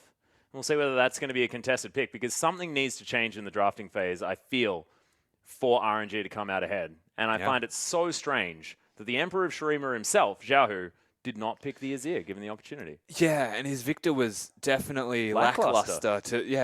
Wow, nice. To Yeah. say the least. But, I mean, he's got more champions up his sleeve. He's got the LeBlanc as well. Standout performer at MSI with the LeBlanc. I think he's got carry options. But they chose the Victor specifically in an early pick in their drafting for him to play. And maybe it's to take it away from the opposition team. He didn't do that bad. Yeah. I just feel like you're right. Like, he should just have the Azir. Give him his best champion. Yeah, and I'm like, if we're looking back to yesterday as well, I mean, I don't even feel like the Alistair is necessarily like that key pick as well. We saw it banned away in game number 1, I believe, EDG versus Newbie, but then was sort of overlooked a lot of the time, not actually picked up because there are a lot of these other aggressive options in the laning phase, and we have seen the laning phase sort of coming back into prevalence here. Oftentimes you will have that first turret falling down, but then they will head back in there. And having this extra laning prowess, I just feel with Uzi now on this RNG roster, so much more important. Yeah, it definitely is. I think there's a lot of things that RNG still have to work out. Shake off the cobwebs of the new patch as well. Yeah. They alluded to it before, but it could be because it's so fresh to their minds, having been at MSI for a long period of time. Everybody else in the LPL will have practice and experience now, at least scrimming with this patch. Well, we can see right now, WE not changing too much as far as that ban list is concerned. Trundle and Nidalee going to be taken away. Of course, Trundle first pick worthy at the moment as Lucian, once again, blue side banned. Of course, RNG banned it away last time around, so not wanting to first pick it here for WE. As RNG now have a few options of things that they can take away. But like, whilst RNG banned it last time, it was also blue side that did ban it. That is a great adaptation from RNG to close out the draft. Yeah, Bard is going to be taken off the board. 0 MVP performance, get him off the champion that he did so well on. And look, once again, at least considering a lot of priority for this Rek'Sai, as Condi's going to lock it away. Yeah, she's standing out as a very important pick right now in the LPL. We've seen it across the LCK also, I believe. Yeah. Interestingly enough, Rek'Sai has out of nowhere risen up to the top tier, and that's with basically no changes. Yeah, Still goes Cinderhulk. That changes to vision thing that Frostgurn was talking about last night, like the fact that, you know, longer cooldowns on the scrying orbs means that you're not going to have as much vision around these big objectives that have become more important. That could be the thing, is RNG are going to take away the Maokai and the Sivir. Do like this. Make sure that Mystic is on a different champion. There's I also wanted to take the counter match. There's also the thing we mentioned earlier, actually, before broadcast, is that when playing Rek'Sai, you don't necessarily need vision because you have Tremor Sense. Yeah, exactly. Yeah, which makes life a lot easier for a Rek'Sai and for a team to work around that Rek'Sai and maneuver to objectives, with a lot of the focus now on Barons, Rift Heralds, Dragons, objectives in the middle of the map. She's got an invaluable asset with her passive. Yeah. So, we'll see what WE decide to pick alongside her. It's Condi and GA now going to be picking a couple more options. Yeah, Azir could go into the hands of GA. He could go back towards a Victor as well. They could wait, grab their solo lanes a little bit later as Condi's having a look at the Braum. Again, the Nautilus flex pick here for 957. Feeling like the super tanks there towards the top side of the map, still feeling good. And 957 did sort of have an understated game last game, but did his job just fine. Yeah, I think both tanks kind of did their job, and that's why it was understated, because neither of them really stood out. Yeah. It was the rest of the team standing out around them. But credit to 957, he held his own against Looper in what was an early game deficit through the lane swap. And he did what was required of him when it came to team fights. I love this. If the Karma is going to be picked up, of course, can flex towards Xiaohu if he wants to. But Mata and Uzi will have probably the fastest lane in history towards the bottom side of the map. And this looks like a big adaptation towards 6.10 with this particular draft, especially if they lock away the Elise for a lot more early ganking power for everyone, as MLXG getting quite vocal there on the desk. Yeah, they needed crowd control as well with this Karma being locked in. So it may not be reliable, but they do still have the Cocoon now for MLXG playing that Elise. Early pressure, as you mentioned, early ganking to potentially match that of Condi, or at least to 1v1 him and fight him, which is why either that or the Lee Sin are arguably good options now. Yeah. As the Death Balls work their way around Summoner's Rift. There's some sick tattoos. Yeah. I didn't know he had tats. Mystic actually looking to pick up a Twitch here as well, as Victor is a consideration for GA in the mid lane. I like the Twitch. Of course, Sivir, relatively easy lane for the little rat. And if you're going to go the Twitch, I would still say Azir potentially a better option, but it'll still do its part in the way of an abundance of magic damage, and the Twitch will compensate very heavily with physical. Yeah, well, RNG sort of positioning themselves for a very easy Azir pickup in the mid lane, if they would like to. Hovered now, see whether Mata locks that one in, but counter matchup here available for Xiaohu if he wanted to go for it. Mystic, of course, not opting into the Ezreal into the Sivir this time. And if they lock this in, I mean, RNG's comp just looks... feels better. So much better than in game number one, in my personal and not all that valid opinion. I mean, their game one team comp was still perfectly fine. I mean, they've changed out the AD carries, the jungle, and they've swapped mid laners as well as having a Karma in the mix, so their pick, and that is what it essentially would be. I would prefer this, because that would go all into the comp that they actually want. Oh, this was banned as well. Yeah, Swain is actually going to be picked up. Xiaohu looking to play that one in the mid lane, and against a mage that is relatively immobile in the Victor. I feel like the never move will have to be flashed. That's filthy. But think about the amount of speed he'll have. Yeah, okay, so there's a lot of positives to having Turbo that Swain. They also have a 1-3-1 as a possibility. They've got a big overbearing front line with a lot of close range carries, and Mystic does have the possibility of going off. And that's the only danger point that you'd have to look towards. But what it actually does, and what it actively forces out of CA, is to go cleanse, to get out of the never move, because if it ever hits you, you die. Yeah. That's just the way that Swain works in the middle lane. But also means that you have a cleanse against the damage dealer, which backfires massively. Well, we'll see exactly how this one's going to work. I do love the adaptation. Xiaohu now picking up Swain for the second time here in the LPL. First time we saw it was V playing it towards the top side, which was incredibly oppressive. Doubled the CS of his opponent. If we remember back, Mouse playing the Trundle, but easier lane. We'll see whether GA is going to be able to do it any better. The coaches shake hands. Let's head into game number 2.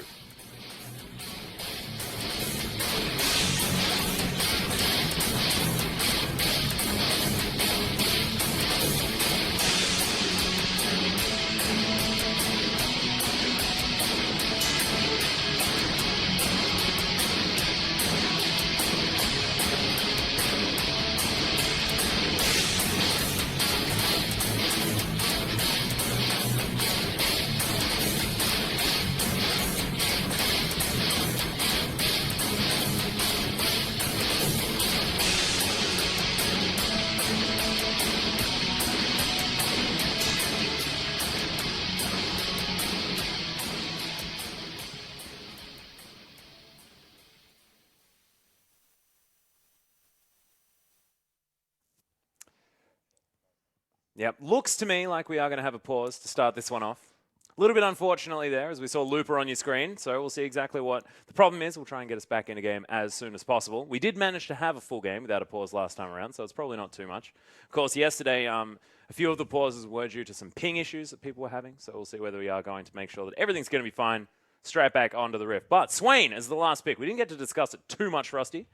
We'll see. What are you expecting out of the mid lane pickup? We did see it towards the top lane. Has a massive win rate at the moment up there, but how's the mid Swain? I think it's the same as the top lane Swain, to be perfectly honest with you. So the rule of thumb now, we're on 6.9 and past it to 6.10, is Rod of Ages giving health back when you use mana, giving mana when you use health. Yep. Perfect for Swain. Like, it is the Swain item, and that was an expectation. Now they've given his ultimate to have flat health. He's going to be seen all the time. What I do expect is Rod of Ages into Spirit Visage, probably just as the item build. I think perhaps an adaptation to go into Abyssal if he needs resistances could be seen, because mid laners do more damage than top laners if you're looking to do that. Yeah. But realistically, he's just going to be another tank. He is effectively the 6.10 Nautilus mid, I would imagine. Oh, GA sort of like getting it thrown back into his face. We are onto the Rift, though, ladies and gentlemen, as RNG moving into the enemy jungle here, as Uzi just heading straight into Mystic. Gets one proc of the Boomerang there just a little bit, as Mata is going to make his way down as well. Uzi aggressively moving forward. Love the Pack Sivir skin. It's an okay skin. What do you mean? It's the best skin in the game. You kidding me? The Boomerang one is the best. Oh, yeah, because it's an actual Boomerang. Yeah. Okay, yeah. Okay. Damn it. The validity of your argument is too strong. But actually, GA mixing things up as well. He's gone for Death via Touch on his Victor. Yeah. Look. I'm attempting to, yeah. That's a thing that he has done. I'm not sure why it isn't a Thunderlords. Perhaps he wants more damage over time to match Xiaohu's, if I really wanted to go deep into something unnecessarily. Yeah. Xiaohu, as expected, will actually have the same Keystone Mastery, however. Yeah. Has a lot of damage over time. Yeah, of course. Swain always wanted to take that Got one. him. Oh, Zero steals it away as WE say, nope, ain't no start for you. But lane swap is going to be answered here by WE. Yeah, so take stock of what's actually happening in front of you as well, Atlas. This is a top laner and a support kind of working in tandem, but it means that Waterloo well and truly wanted to match it, and they match the experience as well, if not besting it, that 957's going to have. Yeah, real cute. But votes changed. Yeah, WE pulling it back. 8%. That's 8% swing. Doesn't the sound WA like squad. much, but as far as Chinese fans are concerned, there's a lot of them. Yeah, all of the WE fans coming back now. Of course, they used to have a hell of a lot. It's a very popular team in China. If I were an RNG fan, I would not have voted for them until the end of Game 1 as well.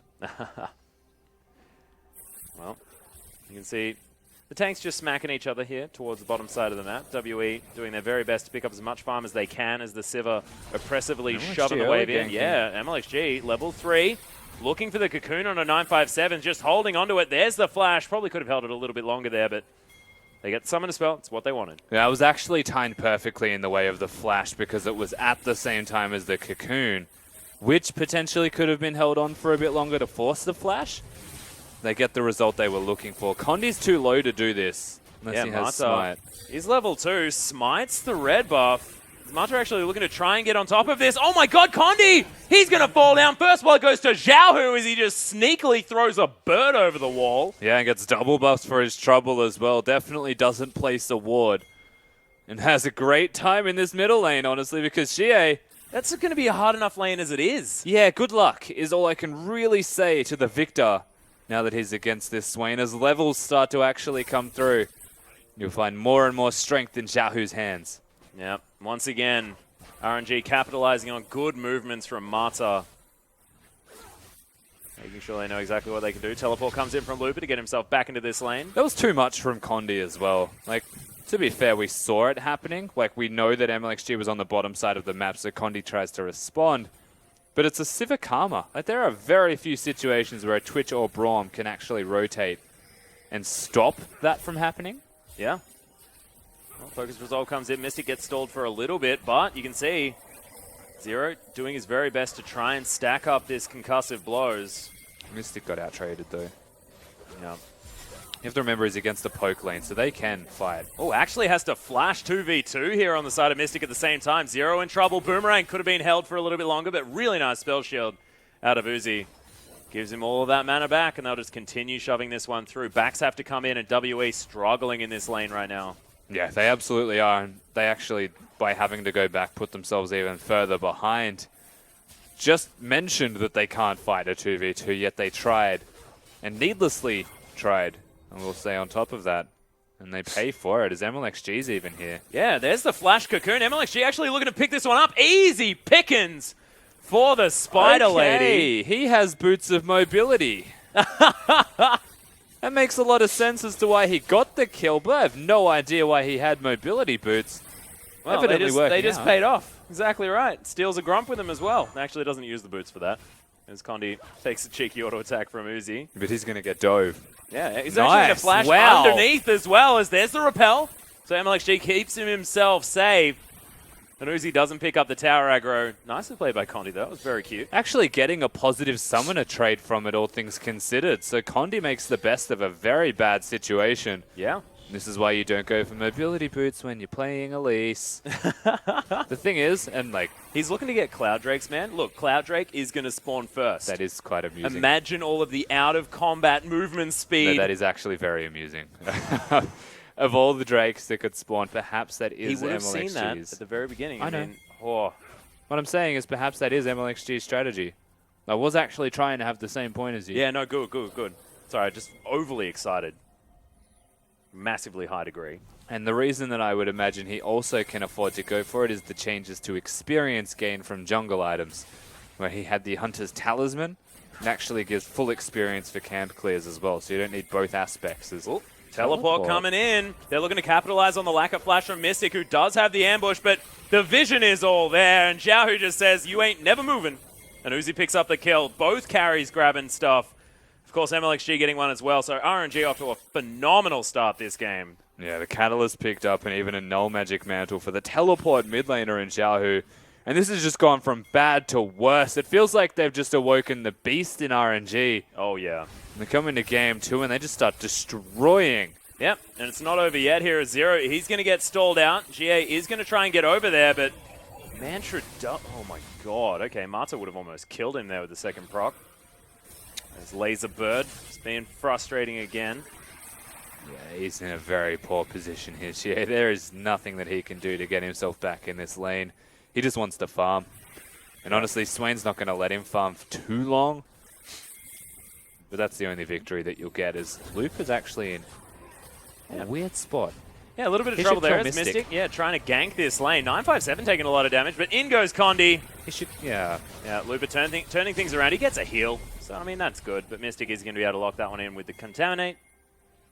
WE at least grabs something on the board here towards the bottom side. They collect some pennies as a payment to Mystic for having a very bad time in his top lane, respectively. Yeah. Uzi and Marta now have free reign. So does MLXG, it seems. Yeah, as there's the Chaos Storm. Has to use the Repel as MLXG's trying to get out. Nice Mantra E is going to help out there as well with the shield. GA survives for now, but gets a teleport out of 957. Who wanted to be top lane, you would imagine, given where the lane assignments are. So he's going to miss all of that farm under the turret. And RNG now pull further ahead by forcing summoner spells, getting more CS, everything going well. Yeah, and with the fact that Uzi now has a lead here towards the top side, he's going to try and take down this turret against 957, and Mata has been unlocked to run around this map, and it's always good news if Mata gets freedom. See what they are going to use it for at the moment, just hanging around towards the bottom side jungle of RNG. I just can't believe he has boots of mobility. I like it. So ballsy.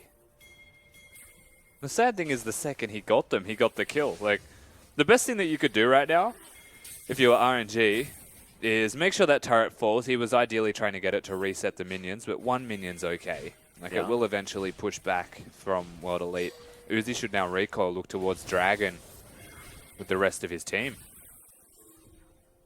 Well, Laserbird Really doesn't want to, though. He wants to get ganked. He's baiting it. He seriously is baiting it. There's no spell shield. That's it. Yeah, there's the on the hunt. In goes the Cocoon, though. Condi taking some damage. Flash out from Uzi. Will be able to turn this one around, but maybe a little bit overly aggressive. And there now from I the don't RNG think he was jungle baiting bottom it. lane. I actually just think he is being silly. Like, MLXG was baiting him.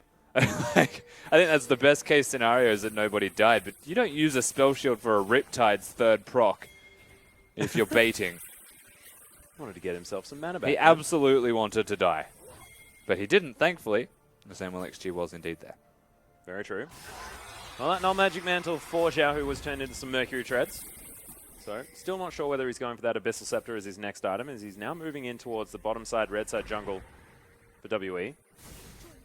The issue is that 10 minutes in the game, Xiaohu's roaming and cannot be killed. I don't think there is a single member of Mod Elite that could kill him yet. It would take at least 3 of them, and one of them would have to be Mystic. Laserbird being frustrating there for GA to deal with, but not doing a whole lot of damage. No AP actually built yet, apart from that one Doran's Blade for Xiaohu. For what it's worth, he's still getting farm on the Twitch. My Uzi is not too far ahead, Yeah, really true. surprisingly. Escaping that sort of lane, which is really nice. Look at all of the vision put down by Mata alone. And those awards killed as well from the looks of it. Yep. All over the place as Mata He has in this game. actually gone from top to bottom. Lots of map movement, and RNG, we've always said work around Mata. He tells them what to do, where to go, when to go there. Yeah, zoning never move came in there. Of course, Condi was waiting in the wings. Hanging out towards the top side. You can see Tower Falls on the bottom side of the map. MLXG is here as well. And WE saying, well, let's just move everyone towards the top side. See whether we can trade this one out. They still have a relatively big creep wave, as they're going to try and clear out this vision as well. GA and Xiaohu just battling one another. Yeah, Xiaohu's actually got like near dive threat. He just doesn't have enough ability power to make it work. But RNG are, speaking of making it work, So far ahead. they're not going to get it until the next wave. There it is. Yeah. A lot of damage. Uzi will be able to grab that one. We'll see whether WE are going to be able to answer. Looks like they will with 4 men up here. Yep.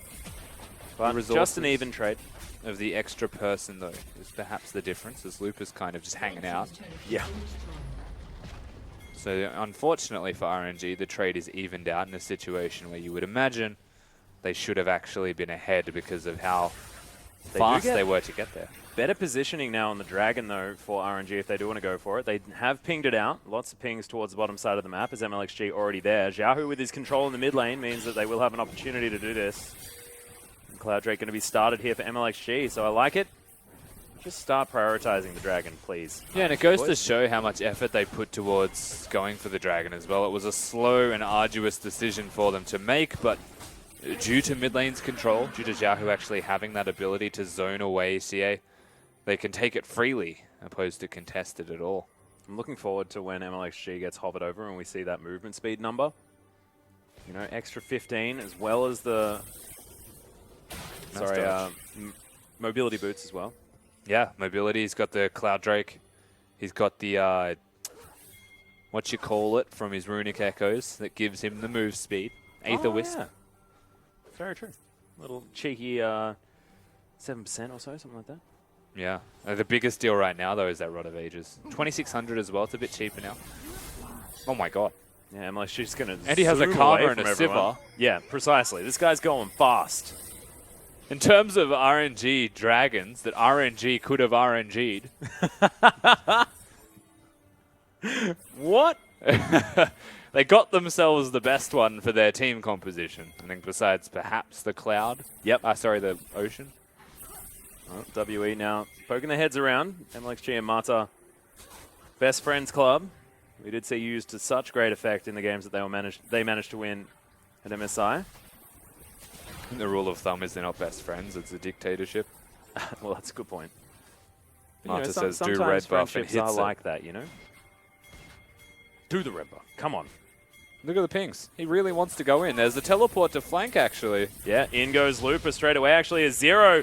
He's in a bunch of trouble. Does use the W to stand behind his friend. And there's the ultimate in as well, as Xiaohu just zoning everyone away. Yep, I think that they've at least managed to take the red buff. That is very true. As Condi can't grab it. MLXG had to smite that one away, though. That is important. Now they're working towards bottom, which is a very weird place to be. I would not bother, honestly. As MLXG Yeah, he's going to get double knocked up here from Condi and 957. The rest of RNG have collapsed. Condi in trouble. There's the flash forward from Uzi. He wants the kill, picks it up there as well. As Death Ray doesn't snag him for the second time. Mata in trouble. Jie is going to grab it with the Chaos Stormers now. Mystic flashing forward. Never move. Not going to quite find him. Got the red buff on him. Yeah, Xiaohu running away. Ravenous Flock is going to be there, but look at the Laser Bird doing some work. Looper! What are you doing, buddy? Is Jie in a whole host of trouble? Mystic over the top. Looper now being a big front line. And RNG ain't finished. No, they're not done. Looper, of course, makes his way back into the fray. That was unusually a good fight for World Elite because the way that it was executed was in a choke point where they could benefit the most from Braum's zoning capabilities, from the Nautilus knock-up and displacement as well. And a lot of the focus went onto Condi. You have to remember as a tank jungler, so the same damage going onto MLXG as it is Condi doesn't feel the same. Yeah. And the Swain just did not get a whole lot done. Like, yeah, he did the most damage in that fight. That's not much damage because even the person he's been beating, yeah, 800 him. less than Jie, who does have a perfect hex core that he rushed. And what we mentioned last game comes into effect beautifully here for this item. So I like the fact that he's grabbed it immediately. Do not pass go, do not collect $200. Perfect hex core, boom, straight away. At Chaos Storm, actually able to do a lot of work. I feel like I lost the joke in the context of the don't pass go there. Yeah, I know, I just like to make Monopoly references when I can. It's one of those things. I was going to say, I don't understand where Go came into that one, but you're right. I think in regards to Victor and Twitch as champions and their team fighting capabilities, they would suit the best case scenario damage over time. Yeah. Slowly whittling down opponents, finding the perfect opportunity for Mystic to use his, what is still spray and pray, how dare you. Oh, actually, wow. Look at all this movement speed into the mid lane. Zero stopping it in its tracks with his ultimate. Has never moved, not going to find any targets. Laserbird doing some work, but this tower just going to get obliterated. Nicely done from RNG, and look, they know that they just press their move fast buttons. Herald. Things work well. Yeah, that felt like the inevitable fate of the mid lane turret, however. They rotate there quicker, they get things done quicker. 957 is... Oh, look at these pings. Mata is right here. Twisted Advance on top of him as well. As Looper just trying to keep him busy. Does have to flash out of the way. Xiao, yeah, not Zero. He didn't need to flash. Yeah, I was going to say, why don't you just fight him? He did get ignited by Zero. Yep, very good So point. sustain could have been lacking. Tremor Sensor spotted him out though, as Preyseeker does let everyone know that Jahu has been seen. Big thing to note as well is you would imagine Morello's and Last Whisper that reduces the healing as well to apply Grievous Wounds is essential against this Swain. Yeah, almost very true. forces itemization out of certain champions. No one actually on their way to picking that one up yet. And it looks like Jahu's actually going towards the very old Swain build of Rod of Ages into the Zhonya's Hourglass. Was, of course, always what the Swains like to pick up, So ideally. they'll always still get it. Or the question was build order. Yeah, I think, yeah. Spirit Visage is still an invaluable asset for a Swain to pick up, especially against a one Ignite team, to put it in perspective. Seems interesting that the itemization for Swain actually hasn't changed at all, even though a lot of these mage items have changed. It's just the items that he always would buy have now become better. Look, I don't think many items in terms of build path have really changed. They've just changed the ones that were good to be better. Yeah, that's a good point. Now, I cannot think of a situation besides perhaps Rumble where I would go for a Proto Belt. Oh, Swain with a Proto Belt. So that's what I was thinking, and then I immediately rubbed it out of my mind. And I was like, no, Condi. Yeah, Nevermove comes in. He's taking a lot of tormented damage here as well. Ravenous Fox not quite able to take him down. Very tanky is Condi. The Rek'Sai being relatively impressive so far. Not necessarily this game, but definitely game number one. He's streaming ahead in the farm. But this is the unfolding of both teams now in this series. As RNG have found themselves with a lead, they are controlling the Dragons, and as such, are looking at closing out the game through the Dragons again.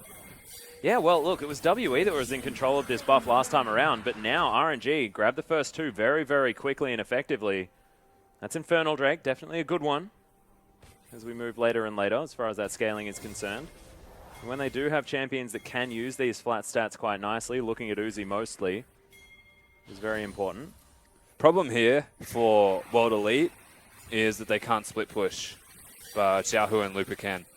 And so the 1-3-1 is always going to be an opportunity for RNG to put into effect, whereas answering it is a matter of putting a very important resource into a position that could be very detrimental to the team.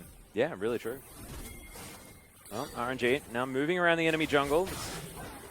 Brambleback once again being turbed out of his pit. Condi going to at least smite it, but doesn't actually manage to steal it away. I believe Uzi got it. Yeah. Very smooth.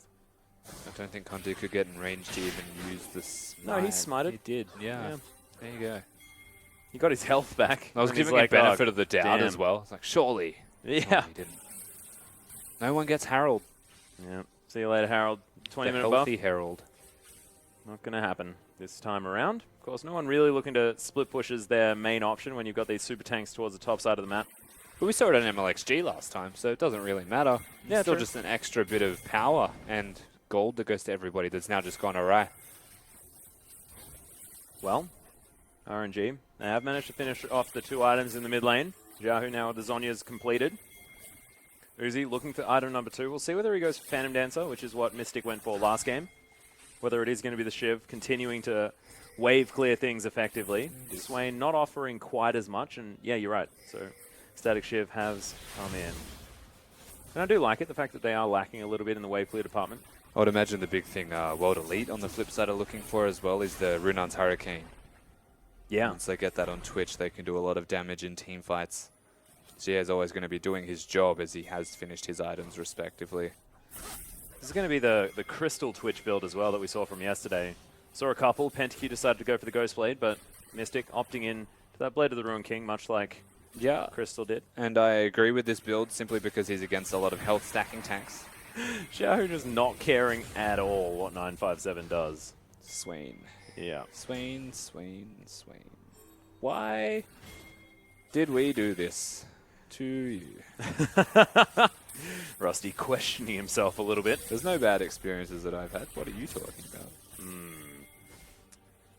Don't know. Not talking about anything. I'm I just can kill enjoying Swain. What are the you talking about? It's fine. Everything's fine. Anyone can kill Swain. It's not really difficult to kill. He doesn't just press Zhonya's and get all of his health back in a team fight. No ridiculousness like that. Speaking of which is why I would suggest Spirit Visage as his next item, because you get yourself low, your Zhonya's, and you get all of your health back. Yeah. As you get increased healing from it, all sources. And it means that extra, 2 seconds of stasis equates to about 400 health or something, depending on how many people are around you. It's also why Olaf is a silly champion, because you can press your W when you pop a potion and have a Spirit Visage, and the increased healing from that potion makes it like 1.5. It's actually pretty cool. Yeah, it's really cool. Means nothing, but it's great. Never move comes in, 957.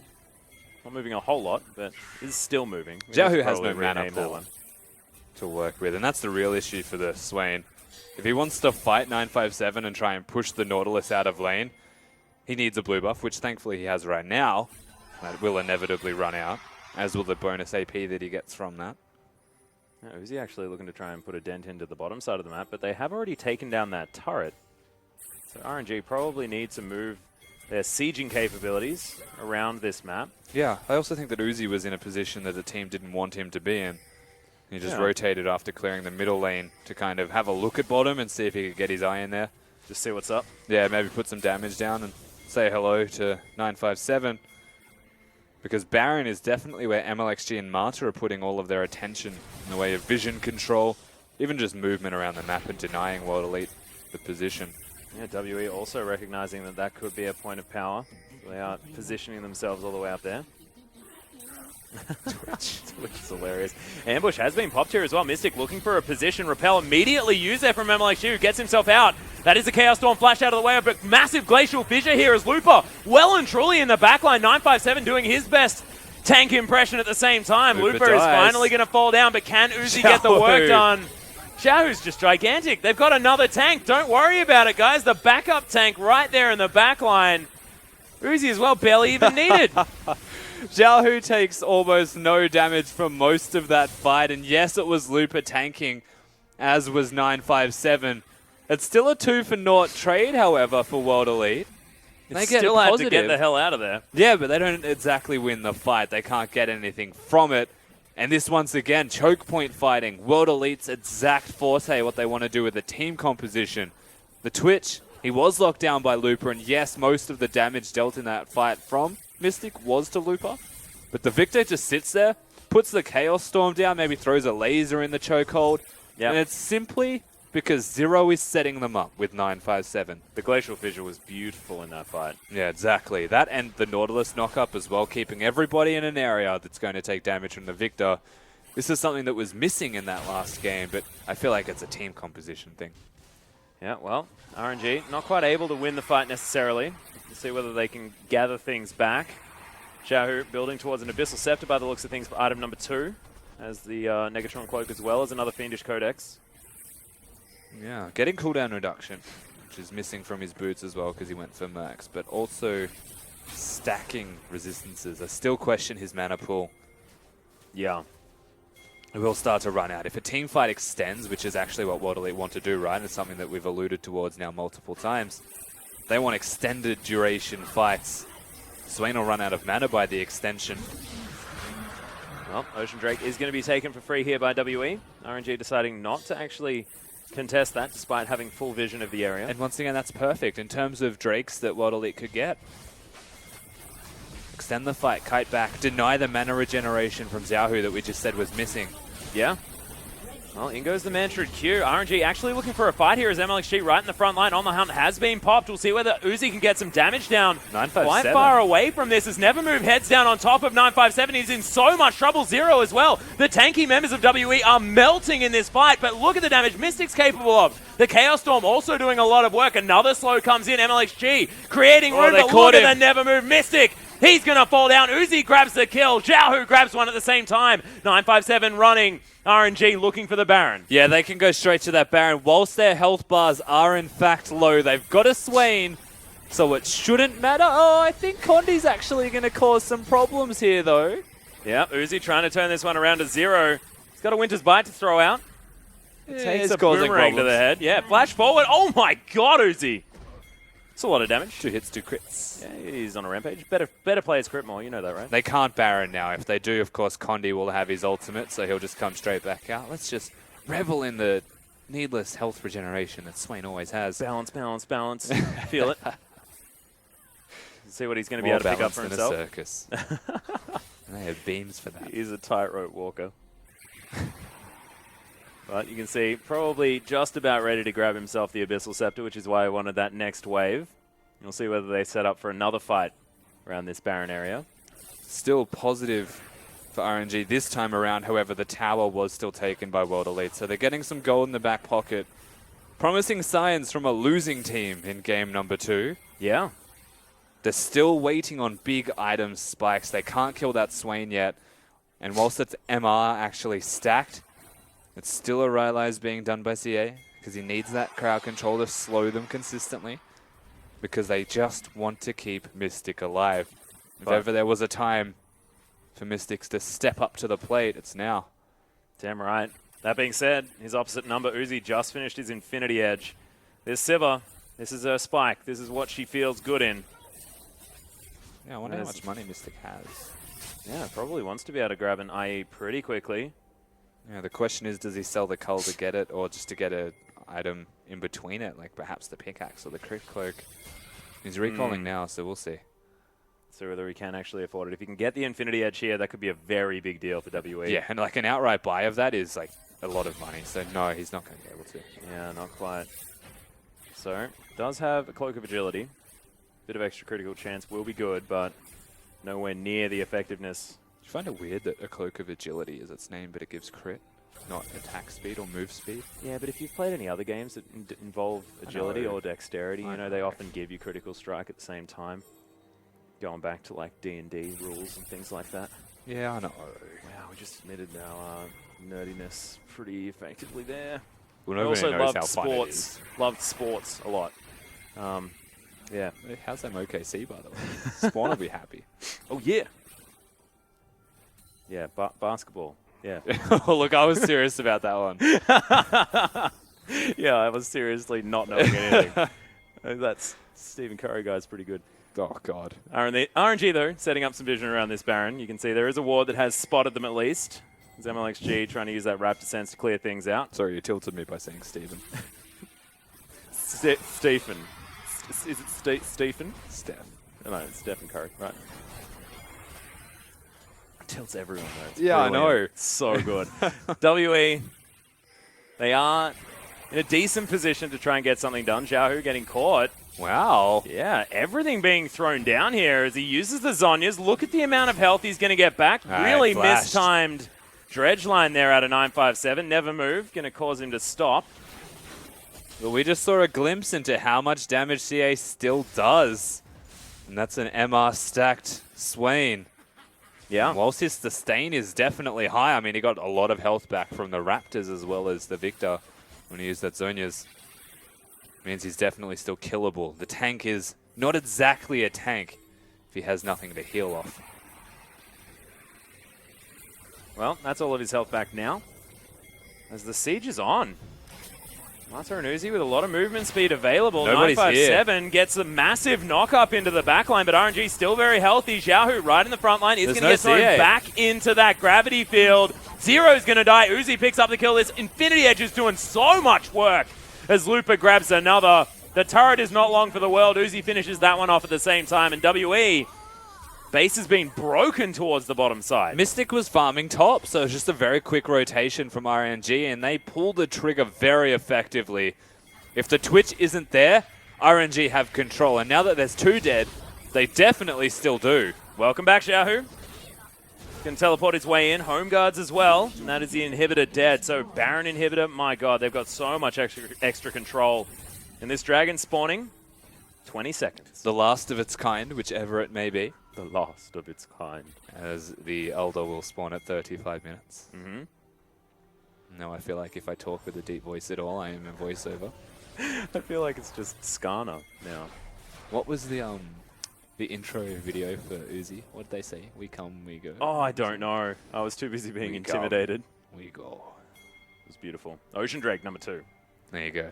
Coming up here. WE, of course, were able to grab their first one of that particular variety.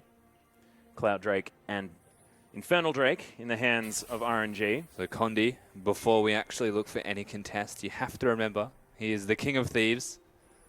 He is. The Prince of Persia of League of Legends. Mm-hmm.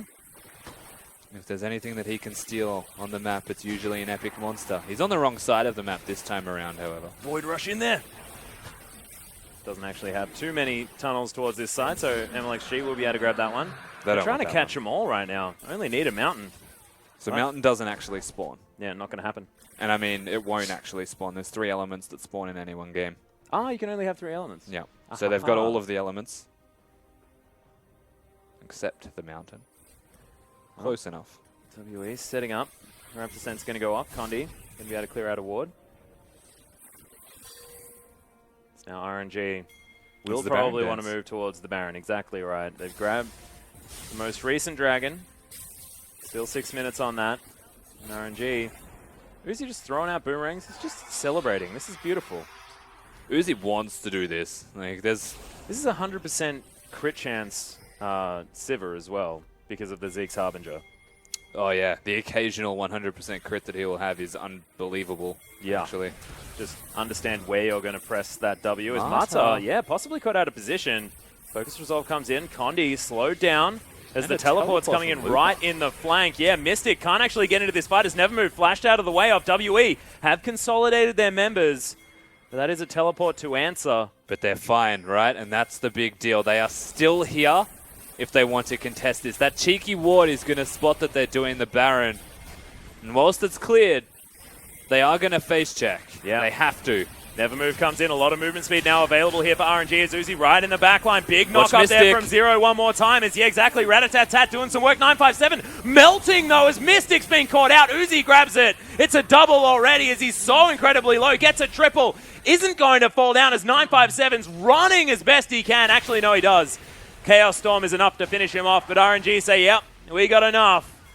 And my god, the Civ just did so much work. Exactly, just wander through the bottom side. They got super creeps doing some work. So the Nautilus and Braum still stand, and it is going to be a 3v2, but it's a top laner and a support against these members of RNG that I would say there is a very low chance of killing any of them. And if they can hold the fort here... Actually, it's only one Nexus turret that falls down. Not wanting to try and grab the next one. This Nevermove somehow hits the gigantic form of Nautilus. Yeah, so they do well, World Elite, to not actually lose more than that. The Baron stands. Model Elite's base does still stand. That inhibitor was already taken, and you would imagine will be up reasonably soon, though. MLXG caught out of position here as well. 957 and Condi, not a lot of damage there, but a lot of lockdown is available. We'll see whether the Lease is going to survive here. Mata is running as quickly as possible, but 957 grabs it. That could be a very powerful pick-off for WE. Yeah, so the interesting thing about this situation in the game is with one Nexus turret already dead, they still have to address the bottom lane minions because they will actually win the game. World Elite, they're actually looking to fight. Yeah, going in. Looper, decent in the front line. There's the flash, but it's before the Twisted Advance goes off. Looper has to be very careful. Concussive blows in there. Has another Twisted Advance. Mystic in trouble now as Condi's taken down Looper, but has the damage been done? Chaos Storm moved out of the way up there from Uzi, still at full health right now. As GA right in the front line, he's in trouble. Another auto attack from Uzi will do it. Death Ray for a lot of damage. Dodges out of the way of at least one. Has a spell shield there as well, but it's a nice fight from WE. They get the kills at the perfect time because they have to hold the fort. Something that we just mentioned is these minions are going to be able to take the game out if they don't recall. So, yeah, the desperate fight works out impeccably for them. No Last Whisper even available for Mystic, but it just doesn't matter. He's still shredding Looper's health bar, and that's so surprising. After that fight, Uzi had 2,800 gold to spend, which is really scary, Rusty. Yeah, it's pretty scary. He's been doing a lot of work here, Uzi. Has himself a Bloodthirster now. Complete those 4 items as well as the Last Whisper. And the next Dragon as well up in a minute 50. It's going to be the Elder. This is where it becomes crunch time now for most teams. MLXG also able to steal away a blue buff. So giving in his mediocre AP a little bit of a boost. Void Staff now as well for GA. Also, we're pointing out very important things. Yeah, very true. Infinity Edge also done for Mystic, which is good. Oh my god. Yeah, a lot of movement speed on the hunt has been popped. GA is the one that's been caught out of position. Gets the Chaos Storm down. It's a lot of damage. Brilliant use of the ultimate comes in from 957 though, and Mata is going to pay the price. Surprisingly, they trade, but it's Mata for GA. And this means that we're expecting a monumental effort out of Mystic, and it's against a Maokai. Yeah. No summoner spells available as well for the Rat. Oh, Xiaohu just stopped. He knows that he can't move. Yeah, they're going to have to... They have to fight this. There's a ward in it, so they can see the health bar. Very cheeky ward. It is a very cheeky ward. Zero is going to get spotted out of the way there. Condi, of course, the Prince of Thieves. Can he do it? No, RNG are actually just going to turn on this one. There's the never move. Zero locked down, but he may not necessarily be the priority target. Mystic right in the back line. Can he get the work done? So much rat-a-tat-tat damage, but he is going to fall in the end. Uzi with the Bloodthirster able to eat up the health bars of WE. And they've only got one left standing. Can they get any more this time? Mystic tried his hardest, but it's not going to be enough. He's just too far behind. His last buy that he now has in his inventory may not be enough to save World Elite, as Xie is thankfully alive because he was dead for the fight. Yeah, good point. And that was probably the difference between potentially coming out ahead in it and losing. Well, you can see Zonia's needs to stop. Yep, Creep Wave is coming in. Decided I wanted to ignore that Zonia's sound as 957. He's going to be the target. RNG just deciding to take down what they can. Xiaohu now as well, knocked up into the sky as GA on his fountain, but is it going to be enough? Flashes the never move. There's now MLXG and Uzi fighting in the fountain. They are doing battle right now as they tie up the series against WE. Impressive tie-up from RNG. They came out guns blazing in game number 2. Severely. Yeah, and they put in work. Uzi showing that he has what it takes to keep up with this RNG side that he has newly joined. Yeah. And RNG, I'd say an across-the-board victory from this team because they went through team play. And a lot of things actually made sense out of game number 1 here. The early pickup of the Sivir, taking that away from Uzi after this game, looks like a very good idea. Of course, Uzi was a player that sort of picked up Sivir relatively late, but then was incredibly dominant when she was hitting sort of her peak stride after that the crit chance was added to a Ricochet. So we are going to see some of the highlights here, but yeah, it's just really good to see. Of course, the Swain ban as well, making a heck of a lot of sense after seeing Xiaohu 3-0-11 on the champion, unable to die. Yeah, well, Swain on this patch definitely unable to die is the way to summarize his capabilities as a champion. And again, this is the glimmers of hope that World Elite had throughout this game, but too little too late was the name of it. Yeah. As they just could not get it done. Get in there, Looper. Flash Twisted advance, but doesn't finish EA off with the Ventral Maelstrom, which was very interesting at that stage. But here it is. Another really, really good fight out of Zero. Yeah, exactly. Sets up the Glacial Fissure in a really brilliant point, allows them to deal with Looper. So WE, there are so many signs of hope. It just seemed like RNG, with all of their dragons, with the fact that they had so much scaling power and this unkillable Swain that you can see right now, just utilizing what they had a whole lot better in game number 2 than they did in game number 1. Yeah, exactly. A lot of the drafting from RNG, I would have to say, in the first game was denying options, perhaps, from World Elite. Yeah. They realized when they're one game down, they should probably just play their own game of League of Legends. That's exactly what we saw from them, because no one could kill Xiaohu, nobody could deal with Uzi, whose damage was just unbelievably high. Everything that RNG did this time around was marked improvement. Yeah, and I really liked the switch over to Karma from the Alistair there as well, because Marta just looked brilliant. He was sort of orchestrating fights, giving everyone so much movement speed. It was really, really great to see. But ladies and gentlemen, we are going to have a short break, and when we get back, the deciding game between RNG and WE.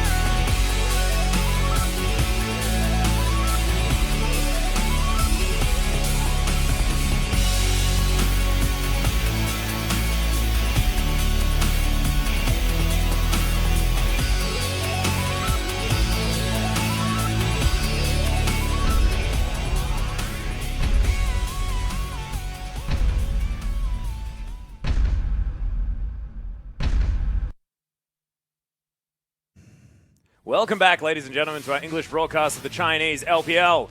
I'm Atlas, this is Rusty, and we have a tied series between RNG and WE, and it is going to be Uzi that grabs the MVP for that last game. 13-1-5, 90% kill contribution. The guy did good on Summoner's Yeah. Rift.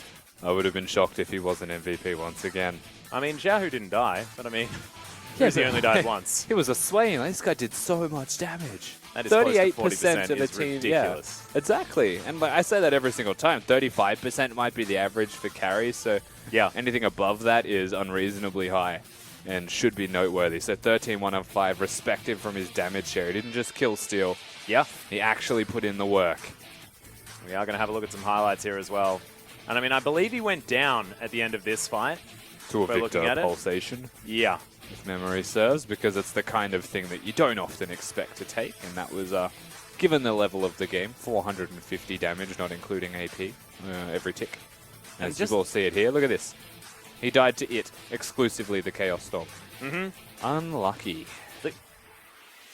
The consistently low health bars that everyone in that team fight had, though, just based on the fact that there is like an Infinity Edge ricochet like flying across the whole team. I mean, Siva just does a whole bunch of work towards the late stage of the game, so Yeah. does seem to be a key pick in this series, and we'll see exactly who's going to be able to grab it in game number 2. Of course, Red side getting 2 of those priority picks instead of the 1 looks to be pretty important as we move into game number 3, and might actually favor WE just a little bit here. And that's an interesting point that you bring up as well, Siva being a priority throughout this Yeah. drafting phase. The way I see it as well, Siva and Twitch both being selected in game number 2, is the ideology of what both of these teams are trying to accomplish through their AD carry. Yeah. And it is that you hit the back line when hitting the front line. Siva, you press your auto attack, you press your W, you got the ricochet, it bounces to the back line and takes them out whilst you're hitting the tank. Twitch, very similar principle in that respect, and I think the major difference between them was how Looper actually played the game on the Maokai. And that was standing behind the Twitch to make him not hit the backline with his ultimate and just hit Looper. But what they wanted to do, what Mystic wanted to get done on the Twitch, was make sure that you're hitting the AD carry or hitting the mid laner whilst you're simultaneously hitting the tank and trying to take him out. Reflected through the item build to no avail this time, though. Yeah. However, I mean, despite the fact that RNG were able to take out that game, there were still glimmers of hope on the side of WE. Of course, Condi's still looking good on the Rex side. Jie actually having a great performance on the Victor, despite Xiaohu getting ahead towards the early stages of the game, grabbing that early double buff and really owning that lane. The Victor was still doing a hell of a lot of damage when that late game rolled around. And if we're going to compare Victor play between game 1 and 2, of course, Xiaohu picking it up in game number 1, Jie actually looked a whole lot better. Yeah, I have to agree with you as well. The Victor definitely looks strong from him, and I think whilst we're looking at the drafting as well, the priorities were definitely there. RNG wanting to take it away from World Elite, now realizing that they can work around it because the Swain wasn't banned. We still saw how strong his Victor can be, but we just know that the Swain is ultimately stronger. Probably shouldn't be there. Yeah. I think we should take that one off the board. Yeah, we'll see whether, once again, on the red side of the Rift, that Swain is going to be banned away as WE have a little bit more flexibility with what they can take off the board. And I just want to see Xiaohu go back to an Azir pickup, something like that. This is shown to be a champion that he's happy to sort of blind pick moving in. The Bard, once again, going to be banned as we enter Champion Select. And Swain is once again going to be taken off as well. Picked and banned champions, you can see 100% pick and ban rate for those top 7 champions. It makes a heck of a lot of sense there as well, but Rek'Sai, 100% pick and ban. Yeah. And I think that's one of the unexpected standouts of that. Yeah. All things considered, I even predicted the Victor to be 100% pick or ban, so not a surprise given how strong the champion is. We saw how much in a losing game that Xie could get done. That ban from RNG is interesting, though. That's the adaptation there, of course. So getting rid of the Siva. We'll see whether this is so that Uzi can hop onto Lucian potentially. Trying to get WE It means to World change Elite have things to out. ban it. Yeah, of course, not going towards that Maokai first pick there as well. Looper is going to change things up, and you're exactly right. So Lucian is going to be banned away. And RNG, what are they going to first pick away here? Of course, Echo is available if they want to prioritize the top lane. And Nidalee is up. Kindred is up as well. There are so many strong junglers now. And Kindred is going to be the priority there for MLXG. I like this a lot. Yeah, I think Kindred's one of the top tier junglers as well, moving into patch 6.10 and beyond. Jungle control, very important. Yep. The damage that you do to epic monsters, most importantly, as well as a standout feature that Kindred provides. You've got early pressure. It may not be kill threat, but your level 3 ganks are ridiculous because you've got so many dashes. Yep. You will at least force the summon a spell and alter play styles and play patterns. Kindred's just all around ridiculous in a very good way. Yeah. Well, there's sort of no pressure on WE to pick up jungler here now as well. So Nidalee is, of course, already on the board. I think it depends on information they want to disclose. You Yeah, can still go back precisely. to the Rek'Sai if you wanted to, so that you're not showing your hand, or you could deny options from RNG. Yeah, Echo is going to be picked up, and Caitlyn right there for Mystic. So lots of different AD carries have been on show here. We've seen back-to-back Sivers, but other than that, you know, Twitch, Ezreal coming into play. And I think Twitch is something that Uzi probably wants to look at here. With Lambs of Spite available, you can just chuck that down, Twitch, and just go to town on everyone that is in range of that spray and pray rat-a-tat-tat. Yeah. I feel like it's something they might look at, though I would imagine they'll save that for their last rotation for the AD carry-on, unless they go for like a safe Ezreal. Now, the thing I'm looking at, however, the inclination towards Maokai that was present for Lupa Ooh. may want to change this time around simply because the Echo's already been locked in. Precisely, and Trundle, of course, has been permabanned this whole series as well. Now going to be taken away. MLXG grabs that for potentially Lupa, or, of course, Marta in a pinch if they want to do that. Yeah, and for those who watched that small tournament that recently took place in Shanghai, Yeah. they would have notably seen that Lupa playing Trundle is good enough to beat SKT. So probably don't give him that, and you'll be fine. But he Well, has it, maybe. He does potentially have it. I do like this pick away from Zero. The Karma in Marta's hands was phenomenal. And to round out their picks, they could go with the Twitch Karma bottom lane, which we saw put to great effect by Game Talents yesterday in their win over Snake. And, of course, by Snake in their Game 1 victory against Game Talents as well. So, currently being hovered. 10 seconds to go. GA, of course, a fantastic Karma player as well, was able to take out Vici Gaming with back-to-back Karma games. Nidalee's going to be picked up from Condi, though. And that is going to be the Karma. So a lot of flexibility still here on this WE roster. Yeah, absolutely is. Of course, Nidalee being locked in by Condi, no longer going to be the Rek'Sai. Isn't even banned away from him. Yeah. And I think we'll finally see our first not 100% for Rek'Sai in pick or ban. Yeah. But Condi actually opting towards more of the damage approach, going for the Nidalee. It's a heavy farm against that of MLXG, perhaps to keep him down. No. Early clears. We all know Uzi just wants to play Ezreal. I know. Whatever Marta tells him, though, you would imagine is law. Well, it is going to be locked in. And the Thresh there from Marta at the same time. So Marta's Thresh has always been unbelievably good. Uzi having some grins here as he looks over to his teammates.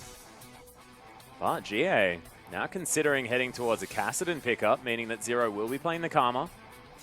And 957 will definitely be playing the Echo. Of course, there's still a lot of flexibility here in this comp. And that's been locked in. So Kassadin into Victor. We saw this be quite successful yesterday. Dade, of course, starting that one off against Scout in the mid lane in game number 2. UV versus EDG. Kassadin surprisingly good in the LPL for no particular reason into Victor, whereas the LCK Victor picked into Kassadin because for no particular reason, surprisingly good in the opposite matchup. Depends on your nationality. Apparently, but... But there's a lot of Korean players currently in China I think as well, so I don't know whether that makes sense. I think it's a 50-50 win rate for Kassadin and Victor looking at LPL games from last split. It was at least very close to that, and that was with a lot of games played. So GA picking the Kassadin knowingly into the Victor is no slouch into the matchup and should be a big threat moving into this third game. Yeah, they do have ranged wave clear, of course, out of the Karma as well as the Caitlyn to try and offset that lack of wave clear that Kassadin does have. Safe wave clear, that is. Of course, Force Pulse can work out. We'll see exactly how this one is going to go. Lupa back on the Trundle. Terrifying pick. The Kindred there for MLXG. So many power picks for this team. We'll see whether Xiaohu can step it back up now on this Victor. But let's do it. The deciding game between RNG and WE.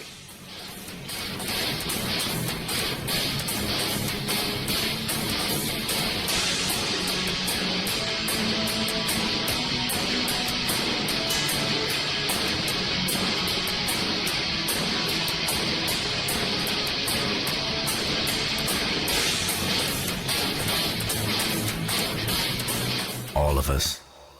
We come and we go.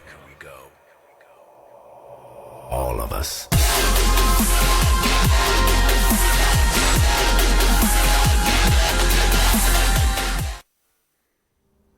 Welcome to Summoner's Rift, ladies and gentlemen, where all of us, we come and we go. All of us, Rusty. Man, that dubstep is so intense, and then it goes to absolute silence when we get onto the riff. Like, it builds you up for this, like, sick moment, and everyone just walks out of the now score. we've all got anticipation for this deciding game between RNG and WE. RNG once again on the blue side of the map. All of us. On the blue side of the map. As Uzi takes a bunch of damage. This is a terrifyingly annoying lane. We saw Deft and Mako just do disgusting things against Newbie's bottom lane yesterday as the Karma Caitlyn. We'll see whether the Ezreal and the Thresh can navigate it or whether they are not going to. This Just is head back such- to base and try and lane swap, something like that. Like, between bottom laners is such an interesting dynamic as well, right? So, game number 1, we saw Thunderlords out of all of them. Yeah. Like, basically, like, both supports running it. It was a Bard, Alistar. This time around, it's Karma and Thresh. They both have Thunderlords. Yep. So they're picking their battles and, like, they're timing it to what you would assume is want standard lanes, so they do more damage. Or it's that they want a lane swap so that they can then have their supports roam and do more damage elsewhere. But they seem to coincide with their thoughts and theories behind how they're going to play this game. And they always have Thunderlords at the same time. Yeah, quite interesting. Of course, last game we did see the Windspeaker's blessing out of Martha's Karma. Does work very, very well, especially if you mantra that shield. Yeah, which is like exactly the point as well. They're changing their keystones to suit each other almost. Like they want to do more damage. It's like they have a mutual agreement in chat before the game starts. Do more damage this time. Yeah, get it. Let's have more fun. Well, level 2 is going to be gained relatively quickly here. There it is. So Uzi already up. Mystic as well. Oh, dodges out of the way of a Mystic shot. If anyone can play against Ezreal, it is this guy. And the trap's already down. God, it's annoying. And Ezreal doesn't have too great of a time against the Caitlyn. But with his Mystic shot, he can still last hit at the very least. So he'll have an okay time. Yeah. Health bars aside. Headshot going to come in from Mystic. Just trying to be as frustrating as possible. But Uzi will just farm. Do the best that he can. Bit of a crouch shot here. I know that's meant to be someone. Yeah. I know it. I just can't. Just left it. I didn't know. Didn't know. MLXG is going to be able to take his red buff, as you can see. That is Condi, early to be top. Yeah, slipping into this brush. The push already on here for 957, who's very, very healthy, but Looper as well. I mean, both of these guys just been farming things out. I just don't think he'll achieve anything from this unless 957 is the god of baits. At the moment, though, I mean, of course, Echo, pretty damn good as far as pushing up the top lane. It's not like Looper's going to immediately turn something around and get kill threat or anything like that. Yeah. I mean, to draw parallels, MLXG is still farming. He's going to get a mark for free and now move towards the blue buff. Yeah. If he has another ward on him, he'll probably spot Condi. Doesn't have Smite quite available just yet. So he They both throws down will. some vision. Oh, yes, he does actually have it right now. So, But Condi's doing wolves, Yeah, wolves. so it's actually just gone. 3 buff. Really nicely played from MLXG. Bit telegraphed, though, of course, from RNG, because, of course, the mark was there. He knew that he was most likely going to be on that side of the map at that point. Yeah. Just Condi sort of making sure that 957 is going to have a decent time, although that wave is already pushed up. There's not all that many real reasons behind his jungle pathing for that early stage. Yeah, he just wanted to... So the way I see it is he did a full clear to top side, and that's fine, but he also opted into walking into the bush to try and look for a cheeky gank beforehand. So the same thing that he's doing right now is he walked into the lane to recall just in case they're fighting, which is actually a lot of time wasted if you add it up. Like the 10 seconds he spent topside, the 5 seconds he just spent walking into the bottom lane was essentially the difference between him having blue buff and not having it at all. Yep. Well, GA did teleport his way back into the mid lane. Does have a Ruby Crystal now as well, obviously building towards that Catalyst. Wants to make sure he's as safe as possible getting towards level 6. Xiaohu, however, going through his mana bar quite effectively. As another Rift Scuttler goes down for MLXG, just checking up on Condi. Yeah, he was actually looking for the mark respectively as well at the Raptors that has already been taken. So MLXG actually has complete tabs on where the Nidalee is going to be at all times. That was an incredibly nice dodge there out of Uzi to avoid the mantraed Q. But WE, this is what this bottom lane wants to do. Get underneath the turret and destroy creeps and destroy the turret at the same time. Yeah, Uzi will be last hitting quite well though, considering Really well, yeah. Israel's actually quite good at last hitting under the turret anyway as a champion design. Yep, Mata betting out Zero's attention for a moment. The way Mystic plays as well is actually very clever. He knows that when he has an advantage because the supports are seeing each other, that he can then afford to bully Mystic. Yeah. And working it quite well. This is still the problem point for World Elite and RNG. Oh, Spear is actually going to land here. Nice exhaust to stop that takedown damage. The Xiao who uses both of his summoner spells now heads back to base. This bodes well for GA. Yeah. Actually very well for GA. Of course, he's already got his recall in with the teleport, so he'll be feeling quite strong as this is a lot of damage. Yeah, big level advantage here as well as Looper still has the ultimate. There's the flash play as MLXG's going to make his way in. Nice hook. Yeah, Zero, he's possibly going to fall down here. That's going to be first blood going to MLXG. Exactly a guy that wants a wolf fight as well. Here. Lots of damage. It's Condi looking for a spear. MLXG is so incredibly low. Wow, the flash Condi. comes in. Oh my god, the heal from Uzi. Condi's going to fall. Uzi grabs it. Mystic might be in trouble. The onslaught continues. Double kill. And RNG get 3 on the board. Mata and Uzi just put on a clinic there. That was really coy from Condi, the way that he executed on that pounce. Was looking for MLXG, but he just didn't have enough damage. The execute wasn't there. There was no redeemable feature of that engage. He needed the spear to connect and overcommits. But RNG make him pay for it. And finally, it backfires and results in a big, big lead in this bottom lane for RNG. That is a full mana immune. Yeah. At 7 oh my minutes. God, that is terrifying. I just want to say that the finesse from Uzi in that last fight was stunning. Waiting for the pounce to use the heal. Everyone was so low, but then waits for that opportune moment. MLXG, I believe, also had his passive available as well. So went from like basically being dead to being absolutely fine, able to turn that one around.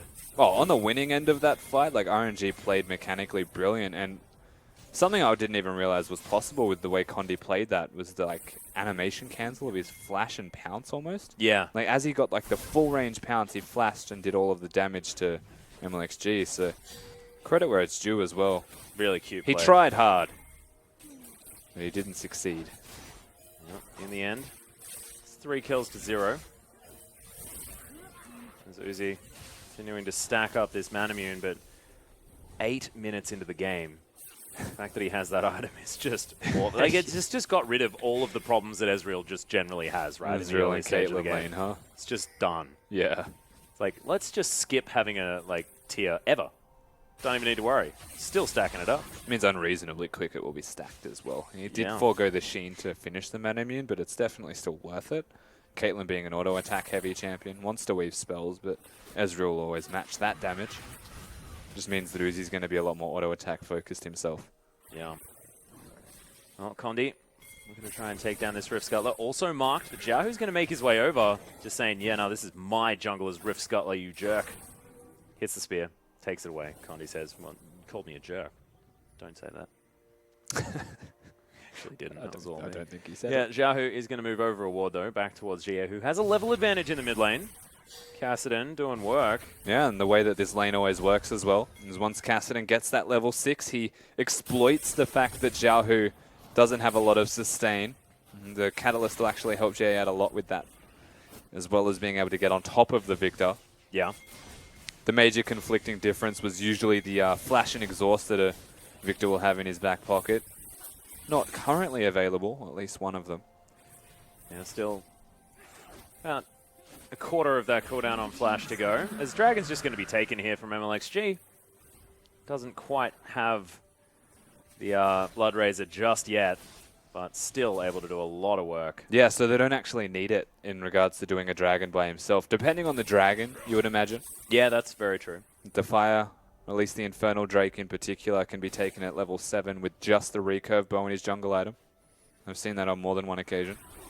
Yeah, Looper actually looking for a bit of Strength here towards the top side of the map. Of course, you can see Condi making his way in. We'll see whether anything's going to come from this. As Subjugate doing so much work, and Lupa says, yeah, come here, kitty lady, I'm going to kill you too. I feel like this is a trend that we were going to note since Champion Select. Giving Lupa Trundle is put it like in the mistake column. Yep. I made a big mistake. That's an oopsie. That's a big oopsie. Yep. That's a mark as well. Yeah, Teleport's actually going to come in here as MLXG does take away his mark. Xie back into the mid lane here. Of course, Lamb's Respite is available. Spear not going to connect, and MLXG making sure he's... Oh, wow. That burst damage was huge from Xie, and MLXG wasn't ready. Yeah, so Xie's actually got 4 levels at that time into his Force Pulse, which I think is what took him by surprise. Most Cassidans against the Victor matchup, you would see more than 1 level into the Q to survive all of the magic damage and have positive trades in that situation. But this time around, it actually backfires onto MLXG. Xiaohu not even controlling the lane, considering the skill order as well. Yep. Xie having a great time. Yeah, Xiaohu's just like, damn it, man. Not again. Yeah. And Xie, he's been sort of the consistently good member of WE in every single game so far. The Azir, phenomenal game number 1. And of course, had a great performance on the Victor despite the loss in game number 2. Is now Xiaohu in trouble.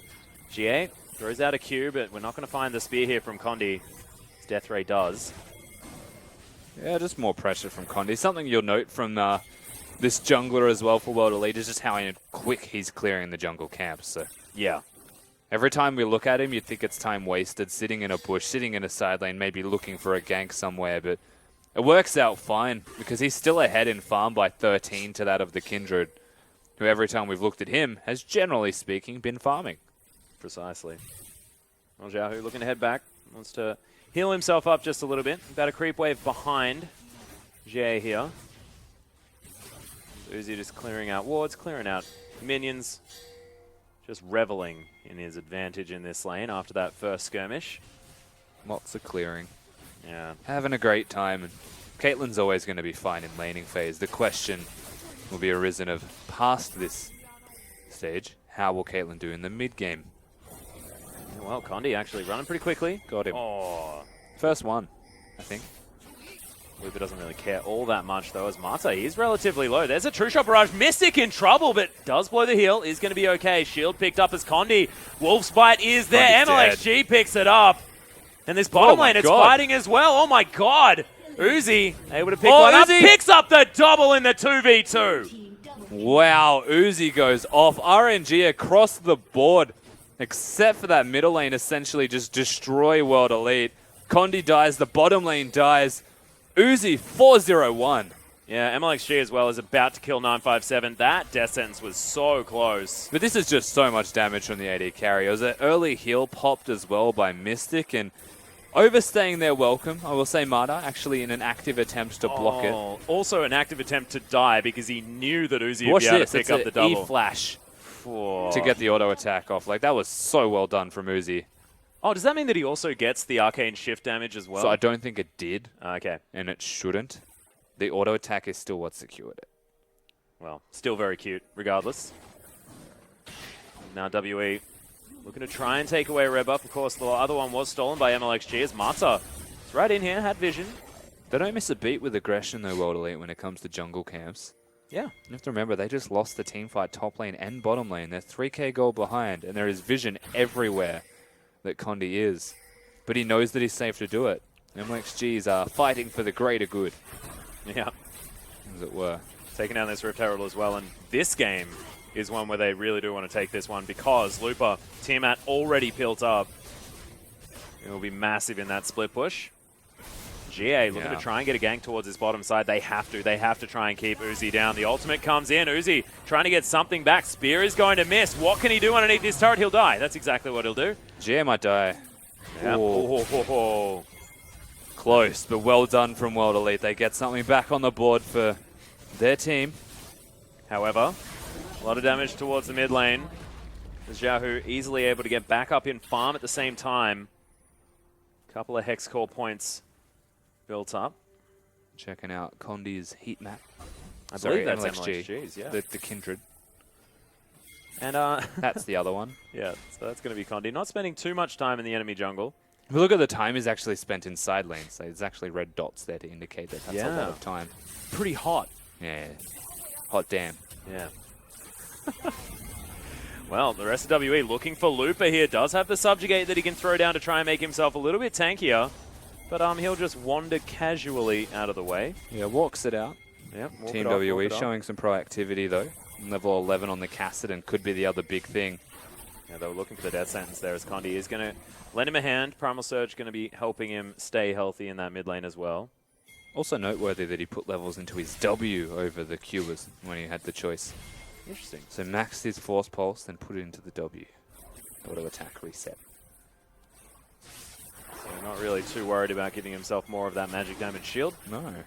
Especially when you're up against a Kindred, Ezreal, and Trundle. And like realistically, you'd say damage in general as well, right? Yeah. That means he wants to be auto attack.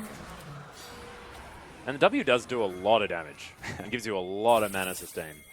It does. Pretty repugnant.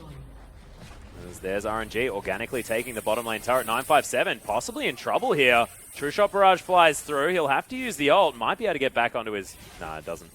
Thought he might be able to get back to his parallel convergence for a stun for some sick plays, but decides not to go 1v2. Makes a bit of sense. Top lane outer turret does fall as Uzi still tagging 957. MLXG looking to try and get the dive on here underneath the turret.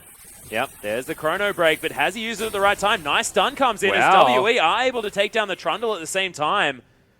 Looper just a little bit overly aggressively positioned. They might need to go back to base now. Potentially try and defend. Oh, they're fighting in mid lane. Yahoo should not be doing this. Yeah, dangerous. Oh, what? Sorry, the ultimate's actually out. Yeah, there's the flash in. The exhaust was there from Xiaohu. Can he actually make this one work? As there's the teleport. Going to be cancelled. Not sure whether that was the right move. As now WE are going to make their way towards the mid lane. Inner turret falls. They grab the adder in the mid as well. So WE, just better map movements. Yeah. They're ahead by 500 gold. That's exactly what that was. Movement around the map. They actually... So the thing is, Echo is actually very hard not only to dive, but to push against. Because he throws out the Q. It's always going to remain, and two of them will clear a minion wave. It's exactly what happened, and it's what slowed down RNG's push on the bottom side of the map. And MLXG also wasting a lot of time trying to kill him that he just walks out of. And even has a teleport threat in the middle lane. And for reference, Xiaohu's ultimate was actually there in that fight that he was having with Xie, but it was just invisible. Oh. So if you couldn't see it, it was there. I certainly couldn't see it. And that's why the fight was a lot closer. Xie still has a lot of burst zone. You would almost say outscaling the Victor. It is an inevitable thing. Team WE are looking quite strong. Does depend how they utilize both of these champions, but you're right. It feels like Kassadin, once you get into a late game stage, there's not a lot that you can't do. So the way I see this is they will put Xie into a side lane. And WE will try and have that 1-3-1 with Caitlyn mid. Yeah. Once they've got 5 levels into the traps. They'll just kind of sit back and let it happen in mid lane whilst they work around top and bottom respectively. Or 957 to match up with Looper. True Shot Barrage takes half the health off Mystic. Thankfully, now with the new and improved red buff, 9% of his health, missing health, sorry, back. It's only 6. 6%. Because he's level 10. Once he hits level 11, it will be 9%. But it's still a lot, as you can see. Yeah, he's just really not too worried about missing some health. More That's than easy. an Ocean Drake. Level 1. It's just a bit silly. Your red buff? Well, I mean, blue buff gives 15% ability power. That's a good point. Both of those buffs. Very, very strong. Worth RNG, fighting for. They have grouped up. Now moving towards the mid lane. No dragon, of course, available. Nice And hook. there's the hook on a 957. Pillar comes down. Looper trying to lock him up for even longer, but not going to be able to find too much. Mystic waiting here in the brush. Raptors have been taken. Ward there as well from RNG as they're trying to siege things up. And Uzi will grab himself the red. Yeah, and whilst we were talking about the potential 1-3-1 out of Team W, we also have to look at the converse being that Uzi is actually just 4-1. Yeah. They have an Ocean Drake on him as well, so the sustain that the Ezreal has got is unreasonable. Just a little bit silly. We'll see exactly what is going to happen. It has been sort of like, it has slowed down the game. No pun intended based on what just happened there. As Looper going to clear out this bottom side of the map. But yeah, where does RNG go next? Where does WE go next? What is the next plan of attack for both of these sides? Because I feel like both of them really want to be split pushing eventually. Yeah, I think that RNG will be split pushing through one lane, so the 4-1 is definitely a possibility for them. World Elite, Team WE rather, looking for the 1-3-1. I think that's the major conflicting difference, but for the most part, and from what we've seen of both of these teams, it's just Dragons. Yeah. They love the Drakes. Not the Canadian one.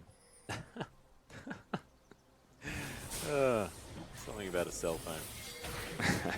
The blue buff has been tagged here from Uzi. Something Yamato cannon. Lots of pings towards the bottom side of the map there as well, out of RNG.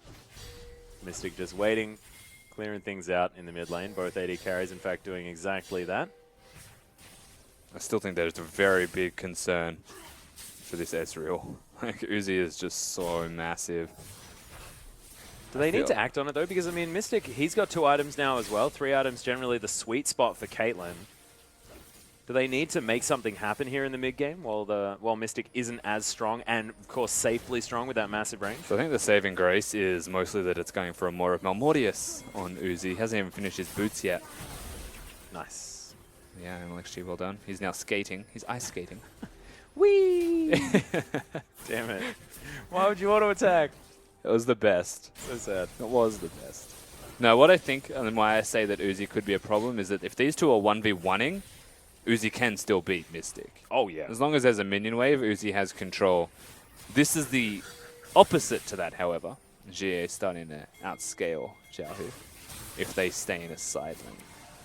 Yeah, Riftwalk is going to be used. Mata booking it towards GA right now. Teleport's coming in. Both Cancel. sides as well. It's now Uzi over the side. Cloud Drake has been let us know as there's the Chaos Storm. 957 taking a lot of damage now. Does have the ultimate, but GA, that exhaust nowhere near enough as Mata's just going to get obliterated. But the rest of RNG, they have made their way over. Uzi has the help of his jungler. Chrono Shift is going to come in as MLXG just getting rid of Zero.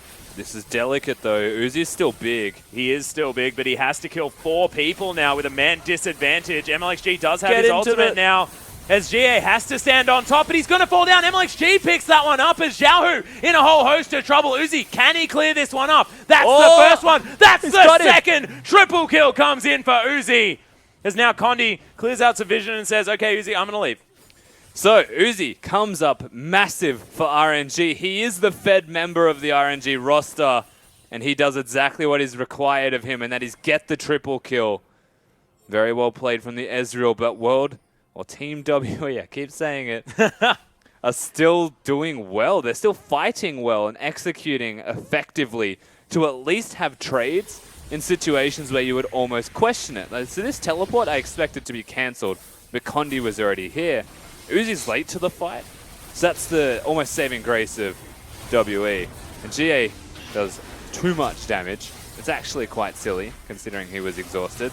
This is where the cavalry's here. Uzi hitting the right targets the entire time. Xiaohu as well was completely out of mana that whole fight. Yeah, and summoner spells used to actually get towards Xiaohu and Lupa. So Uzi's just able to kind of get free reign, stack up his passive most importantly as well. This is where it all starts to really unfold. WE probably could have afforded to maybe all commit to the Lamb's Respite and actually stand in it to do damage to Uzi. That's my maybe one complaint on it. Yeah. But mechanically, Uzi just comes up big. Super big. That is 7-1-2 now for this Ezreal. As parallel convergence flies through, WE thinking about setting up for this dragon by the looks as the pillar flies through. MLXG just wants to steal away jungle camps, as he generally does. There's so much vision set up around the dragon as well. There's lacking amounts on the top side of the map, and RNG could very easily look towards the Baron. That's why I'm a bit confused that they've gone for the Hex Drinker onto Uzi, and that he's actually finished it into a Maw. He just likes fighting consistently as well, so actually does use the passive quite well. As 957 gets on top of Uzi. Nice. Lantern is going to get him to safety here as Lupa not going to have the same ability to get out of this one. He's so low. Zero grabs the kill in the end. MLXG right in amongst it. He's Mystic deep. may actually fall. No, he doesn't because of the Lamb's Respite that had to come in for MLXG. He will take him out in the end as 957's going to fall as well. Uzi, so huge. Gets himself that surge buff, so now actually has some lifesteal as he heals up after killing those creeps. And this is all fighting without Xiaohu every single time. They're utilizing him as more of a cleanup, but Uzi's just putting in enough work for everybody. Whoa, the flash hook. Pounce is going to be able to get Condi to safety. Flay back onto GA there. The Ignite is down. Uzi wants to find it. Oh, Jesus. Oh, come on, Condi. I believe in you. You guys got to chill. Yeah. RNG trying to kind of ooze out everything they can. Oh, God. That was spectacular. Ooze out everything that they can. Yep. And they get damage onto the turret. They chip at it, but it's not going to be enough. Nope, Zero. Going to make his way back towards the mid lane. This inner turret not going to fall down. So he just holds this minion wave for as long as possible. Wants to give Mystic all of that farm, who now has 3 items. Rapid Fire Cannon done, so even more range. Glutton for range, this Mystic character. No. Working towards that rapid fire, of course, doesn't really need a static shift, doesn't need a phantom dancer, whilst they are still good items. Just wants to have more attack speed and crit, I guess. Yeah, he needs the attack speed, needs the crit. Extra range is always handy. Get that headshot as well. You can time it with the rapid fire, incidentally. Lots of damage. You find yourself critting someone's head off. Uzi as well not having too much armor to speak of. He does have the Iceborne. You'll still hurt him. You'll still hurt MLXG. It's just really Looper at the moment. So the longer range you can be, the further away you can be from Looper, the better off you are anyway. So it's still a good option. Well, Baron's not happy with you. Yeah, Runic Echo is actually going to proc that one after MLXG tanked the spear, but he may actually have to go back to base. It's a good news story here for WE. Of course, Blood Rays are fantastic for taking down Baron. They probably would like a Mountain Drake. You would think so. But it's actually not even... There isn't going to be one this game. Of course, it's Infernal, Cloud, and the Ocean Drake that are in this game. So once again, a mountainless match. As MLXG says, all right, now that I'm not in the pit, we should be okay. The backside ward clear. Yep, like it. RNG as well setting up around that Baron primarily. That's the big condition that they are looking towards. Marta's turn to get destroyed by Baron. Maybe it's Xiaohu's now. He's an angry man. Yeah, it is. It's Xiaohu's now. Takes Who's next? Peacemaker as well. My God. 20 gold a ticket. Baron can halve your health instantly. Well, he's having none of it. 3 out of 3 analysts agree. That's a throwback for you. Yeah, I was going to say that's a good one. Still, patient play, and I don't blame them given that Uzi is the primary recipient of all of their gold. Yeah. 12 out of 13 kill participation here as well from Uzi's Ezreal. Yeah, MVP'd with 90% last time around. Wouldn't be surprised if they win to have the exact same thing this time. Uzi, star AD carry joining a star team that went to MSI and has definitely shown up, if not the best in this whole team for this first week. Yeah, it does seem to be Xiaohu that we're asking questions of in this first week of play from RNG.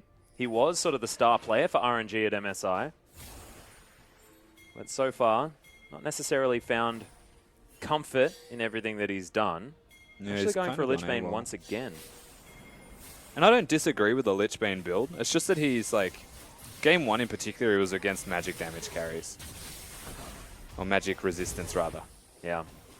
So this time around, you know, having a bit less magic resistance on the board, there's no Rek'Sai with the Spirit Visage. He'll be in a better position with the Lichbane to still chunk people out. I just hope that after he gets it, he still looks towards a Void Staff. He's got to kill 957, he's got to kill Xie, and they've got to lock it on 0. Like, it's not an easy thing to do.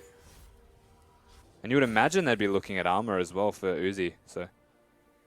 Well, right now we do have GA with his on his Hourglass. So can stasis himself up in these team fights. It's a big item for him. Also, Condi, the Rylai's.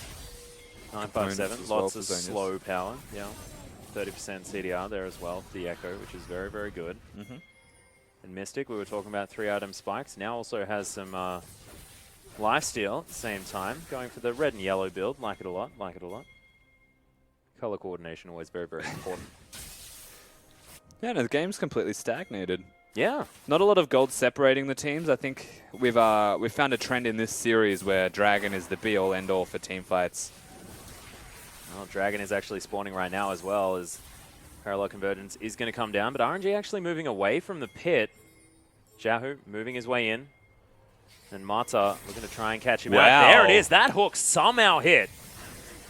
No idea how that was even possible, as Condi being exhausted, half health already. on the Nidalee as Lupo looking to find his way in. Mystic, some auto attacks there, but he's away from his team at this point. 957 slowed as MLXG right over the wall. Mystic is his option as he's taking a lot of burst damage, but it doesn't matter. Lamb's Respite going to keep him alive. That is a big cooldown now. Down Uzi, 1 versus 3, gets himself back out again as Chaos Storm's doing a lot of work.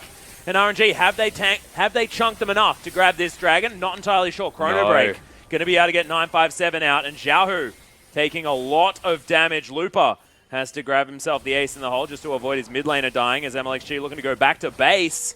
Yeah.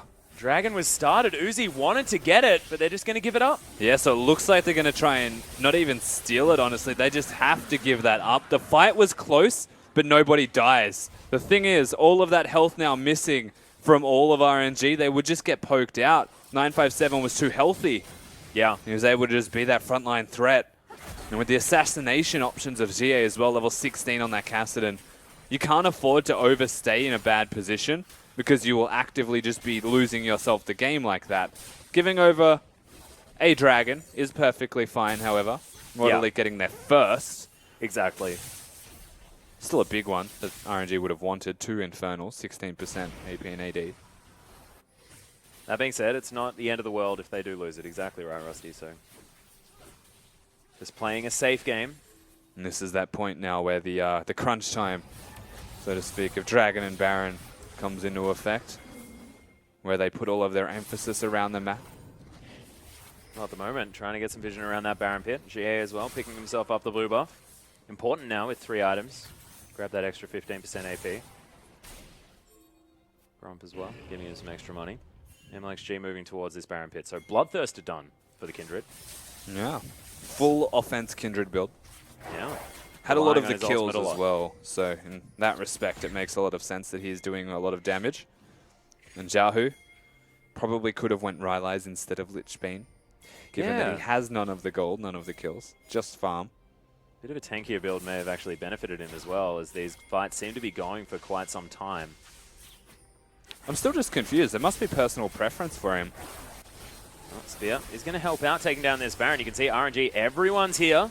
It's getting chunked. Yeah, that's a lot of damage. 957 looking to try and get over the top. Condi, this is your time to shine. Spear is going to land. He's looking for the steal. Lamb's Respite is going to stop him from being able to, as now everyone standing on top of it. MLXG is going to take down 957, grabs himself the Baron. That's 3 kills already. Mata's going to fall. Xiaohu launches himself on top of Mystic. He's going to die as the double kill comes in for Uzi. Still up, full health, and RNG, what a team fight. RNG pull the trigger on the Baron and come up huge. The best thing about that entire situation was that Condi was baited into smiting by the Lamb's Respite. Yeah. Did not have it available and then was just stuck in the pit with nothing to speak of.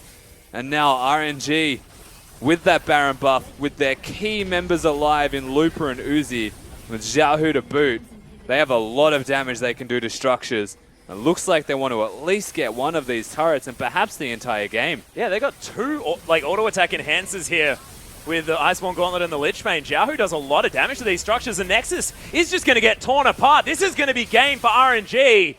Bit of a fumble in game number 1, but what a finish for the MSI team that did so well.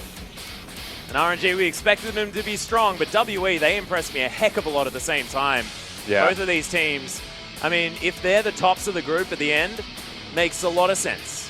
Yeah, Waterley, I'm going to say no surprises. WE rather, no surprises. They show up to the first week of the LPL. Yeah. A consistent roster in a consistent position. And they find themselves performing as if expected. And actually still have the Keep Your Dreams on their shirts. And still, even though they didn't win this series and very well deserved win by RNG, Yeah. still a lot of credit to World Elite. Yeah, so taking a bow here, RNG. 2-1 victory. Not exactly the clean sweep that a lot of people would have been expecting, as RNG did look just so incredibly dominant as we were over in MSI. But this just bodes fantastically well for the LPL in general, because WE looked brilliant. That was fantastic out of this squad that have been consistent, but they're not necessarily star players in each of these positions. They never really were. I mean, Zero, you could probably say, is like one of these sort of old school phenomenal players from, you know, ages past, things like that. But otherwise, 957, rookie, GA, crazy guy that sort of came in the middle of the previous split last year. And they've just come together really, really nicely. Yeah, honestly, they have. And it's team play that actually separates WE from the rest of the teams, I guess, is the plain and simple of it, right? They work around their dragons. They set up well with their vision. They team fight well when it comes to it. And everything that WE set themselves up for is, generally speaking, successful. Yeah. I think this time around, they were only really bested because they were against a similar version of themselves, but with star players on that team. Yeah. It's Uzi going 9-1, something ridiculous by the end of the game as well, was probably the difference between him and Mystic is Uzi's just genuinely a star player. It's just ridiculous. Yeah. I mean, we saw those highlights from the bottom side of the map, especially sort of those first 3 kills that happened in the bottom lane. Just out of control. The guy was sitting on like 8-1-4 for the majority of that game. Grabs a double kill at the end of it. So like, what, 10-1-4? Uzi just looks like he's slipped into this roster so incredibly effortlessly at the same time. And you could see that the synergy's already building between him and Mata. There were some fantastic lanterns being thrown out for him to pick up. It looks like these guys really meshing together well. And that would be terrifying for every other team in Group B. It does feel like a near seamless transition for Uzi coming into RNG. I agree with you. And the fact that they're winning 2v2s, as you alluded towards, them actually doing well in the bottom lane and having synergy there, ultimately is just a scary thing to consider because, I mean, you're a new bottom lane. Perhaps the shot calling isn't always going to be there. Perhaps Uzi's got a bit of a personal flair and ambition where he wants to go, what he wants to do, how he wants to play the map perhaps. But all things considered, Mata's still definitely the shot caller for that team.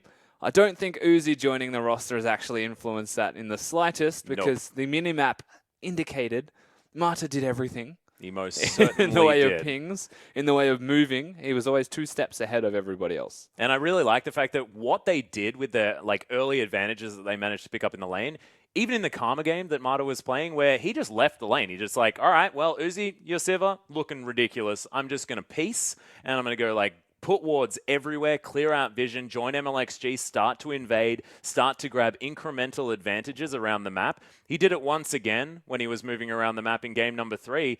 That's what led them to victories. And I mean, the Alistair, unfortunately, being sort of his one loss now, it's like generally Mata says, like, if I get Alistair, I will win. But the range supports, the fact that you can put on so much more pressure with a lot of these guys with the early laning strength does seem to be working out a whole lot. And I mean, his Thresh is always a joy to watch. Like, Mata is just generally a great player, and I'm really glad that they have moved away from the Alistair, to be honest. Yeah, I agree. And whilst I think Alistair's still a great champion, still a great Mata champion, and has kind of tarnished the name, funnily enough. Yeah, that it's a bit he's sad. lost with the one champion he said he would always win with. I do think, like, notably from this series as well, we can look at Bard and we can be like, Bard's a big deal. It's now been banned away. RNG making sure that Zero doesn't have it, even though Mata can play it. We've also got Karma, who seems to be winning every single game Karma is in. Yeah. It goes without saying, strong champion, does a lot of work, win or lose, is still a respectable support option now. And it's kind of like this middle point between damage and sustain, I think that supports are now going towards, where you need to be a threat, but you need to also be able to keep your AD carry alive when it comes down to it. And Karma does that, but for the whole team as well, because you can mantra your shield, which is what I believe you would max. Yeah, well, exactly right. And you also get all that movement speed. We've been talking about movement speed so much, but the fact that you like take Windspeaker's Blessing, you mantra up that shield for everyone, give them a little bit of extra armor and magic resist at the same time, but it also acts as a peel technique, right? Yeah. You can just, everyone can reposition. You get so much extra movement speed. I think it's absolutely beautiful. And watching this Karma be played with the likes of Twitch, with the likes of Caitlyn, just means that it gives these really long-range carries so much more ability to kite, which is almost to the point where they're impossible to get to. Unfortunately, Zero didn't quite make it work in that game just because of how incredibly strong Uzi was. But we have seen it time and time again, and I have a feeling that Karma's going to be even more prevalent as we move forward. Yeah, and I feel like that's where there's been a couple of actual changes looking at the drafting phase. And to me, there is a worrying concern initially that everyone will just play Maokai and Nautilus then. Simply because you play a long-range AD carry that's getting peeled for, you kind of have a single role then as a support that's actually make sure he stays alive. Maokai, in particular, from Looper and the Nautilus from 957, was just getting onto the AD carry or the target that they were looking for every single time without fail. But that last game indicated that it isn't necessary all of the time. You can still alter what you're looking to do as a team, perhaps change the draft up to change the style that you want to play the game out, whilst the focus is still on the Dragon. Yeah, I actually feel like a lot of this came down to what the jungle was doing. Condi didn't necessarily have the best Nidalee game. He was still trying to sit in brushes and gank people and things like this. Like, I feel like this sort of tanky jungler meta that we've been experiencing over the last few games, while Kindred is banned, while Nidalee is banned, we're seeing like Condi have a much better time. So I have a feeling that WE probably need to adjust their draft phase to get rid of these sort of carry junglers, put themselves back into this sort of like tank jungle meta that we've sort of delved our way back into, and it works out quite well. But we are going to have a look at the MVP, and I wonder who it's going to be. Rusty? Surprise, surprise. Not a clue. Yeah. Who could it ever possibly be besides Uzi? Just the guy is a beast, and we said it before, coming into RNG, joining the roster as a new AD carry for the team. Obviously not a new AD carry, but he's almost like he's back home. Yeah, it feels like it. And like him and Mata just look so beautiful together. I alluded to that before. But, I mean, like this time around, I mean, he's not doing 40% of the damage like he was on the Sivir. But it's just this expert play and his ability to weave his way around a fight. Like, that could have, theoretically, just been a lost fight flat out for RNG. Yeah, I mean, the way that he kites himself, the way he handles himself individually as an AD carry is remarkable. Usually when you see Uzi die, it's because he bites off more than he can chew, or gets something like a crit that is unexpected. Yeah. But as far as mechanics is concerned, this guy is something else, to say the least. Uzi really did step up to the plate for his first game with RNG in the first week of the LPL. And it also shows that MLXG should never get Kindred, ever, because his Kindred looked absolutely stunning. The fact that like he has this way about him where he decides to build damage on basically everyone that he picks, like the Bloodthirster third item that came in for his Kindred. Yeah. But in that last team fight especially, I mean, we saw MLXG was darting around that fight so expertly. The Lamb's Respite timed to a T to make sure that straight afterwards he managed to pick up the kill, then dashes forward, gets even more damage down, opens the floor for Uzi to pick up that easy triple kill. By easy triple kill, I mean, you know, difficult triple kill, but did it beautifully. Earned. Yeah, exactly right.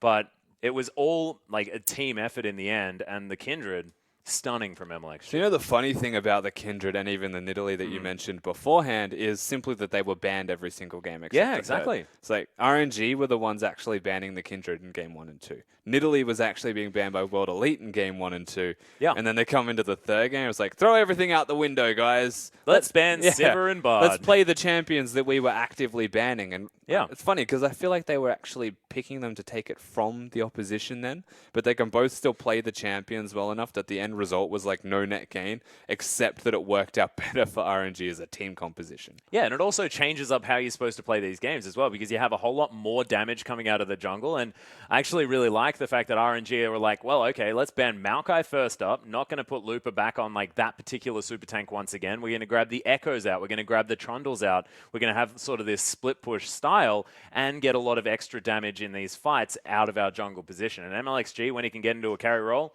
my God, the guy looks terrifying. Yeah, he's such an interesting player, isn't he, as well? Yeah. Like I just don't feel like he's capable of playing tanks. And whilst I know he can, I've seen him do it. It just doesn't feel like it's MLXG. He wants to be the Graves that has a Phantom Dancer. He wants to be the Elise that goes Mobility Boots as his first item. Like, he is an unusual player. He's an unusual player as well, because he was one of the only players to play Echo Jungle last split in the LPL as well, and decided to go Cinder Hulk and built Eye of the Watcher. So you just never really know what's going to happen when it comes to MLXG, but he's stuck in his ways with his playstyle on each champion as well. That is definitely a fact. I mean, like, yes, he's stuck in his ways, but that's also what makes him good for RNG, right? Because Mata is essentially the voice that guides him. It's like, you're going here right now, MLXG. Like, literally pings it 6 times and says, go to this spot. And he'll have to. Like, MLXG is what I always lovingly refer to him as the weapon for Mata. Mata is the one wielding MLXG around. He's got a sword and shield, and their names are MLXG and Lupa. Yeah.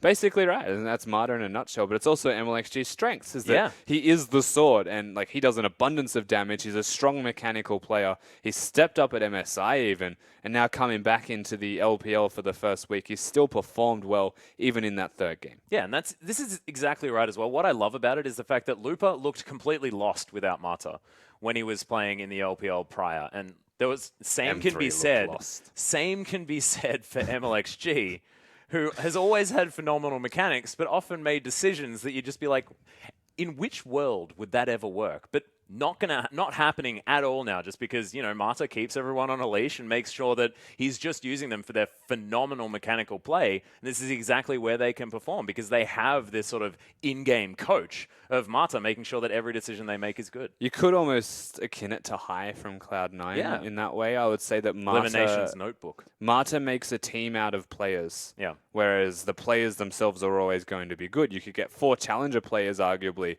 and put them in a team with Mata. And sooner or later, they will become a great team simply because they've got the leadership, the guidance, the shot calling, everything that you could want and more from the support role. And that's also what made LGD good when PYL was really in form. Yeah, exactly. Because his shot calling was impeccable. But now that's gone missing. You can see how LGD starts to suffer, even with stars like Marin on the team. Yeah. They still just can't actually get it together. Yeah, doesn't quite work out as well. And I'm glad that we're talking about sort of support power when we have WE on the other side of the rift. It was a 2-1 victory, guys. I mean, this is RNG falling in game number 1, possibly with some jitters, possibly with a lot of pressure on them now that Uzi is on the roster to perform, and meant that they sort of faltered just a little bit. But Zero played every game out phenomenally. The Bard, impeccable performance. The Braum in game number 2 was also phenomenal, and it took sort of some late game team fights with some incredibly well played like Siva and sort of lots of team comp things to come into fruition. But Zero also has been phenomenal. I'm really excited to see what Road is going to be capable of in our next series as well. And it looks like we are going to have a lot of really powerful support players really stepping up to the fore. And when you've got a powerful support player, it does allow you to just have like really mechanically strong players to back them up, but not necessarily good with their decision making or anything like that, because you have sort of this like conductor to tell them exactly what to do. I almost thought of it like Pawn from EDG. Yeah. You know, like the sporadic player in the middle lane can be kind of brought back in by the support shot calling capabilities. Yeah, that's exactly right. But ladies and gentlemen, we are going to go to a short break. When we get back, the debut of Aime taking on OMG.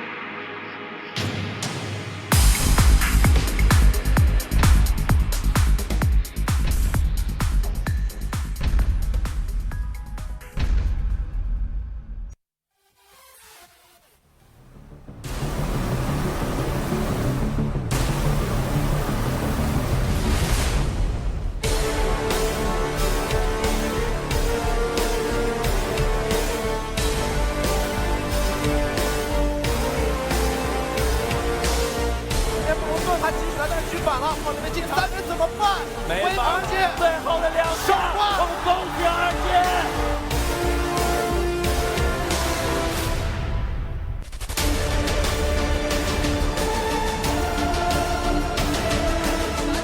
看到山坡这一下，哇，小虎打到了，哇，无情第一次发。SKT 今年的 MSI 还有很多精彩的比赛，我们再次恭喜 RNG。Welcome back, ladies and gentlemen, to our English broadcast of the Chinese LPL. I'm still Atlas. This is still Rusty. We're in for our next best of three series between IMA and OMG. Both of these teams, you know, IMA, of course, brand new. We are going to introduce them in a moment, but OMG also making a couple of changes. Cool, no longer being that sort of forefront mid laner in the team, and Icon stepping back in, which I know you'll be very excited about. Absolutely. He's my favorite mid laner, arguably in the LPL, of course. He is a rookie that is just mechanically gifted and likes to solo kill everybody in his respective lanes. So, of course, as you mentioned, stepping in for Cool, who's now going to be missing from that roster. One of the big, I guess, the crux of the team for many a year or split has been now missing. Yeah, and of course, like, I think he's still on the roster, ladies and gentlemen, so we may see him potentially play, but we'll see whether Icon is going to be making his way back into more of a standard mid laner for the team, because, of course, he started off, and then, like, things weren't necessarily working in a team sense. He was still getting solo kills in the mid lane. He was playing incredibly well, but they just didn't have that rock, that sort of experience to get things together. But now, see whether they can actually put it to work. But they're going to be up against IMA,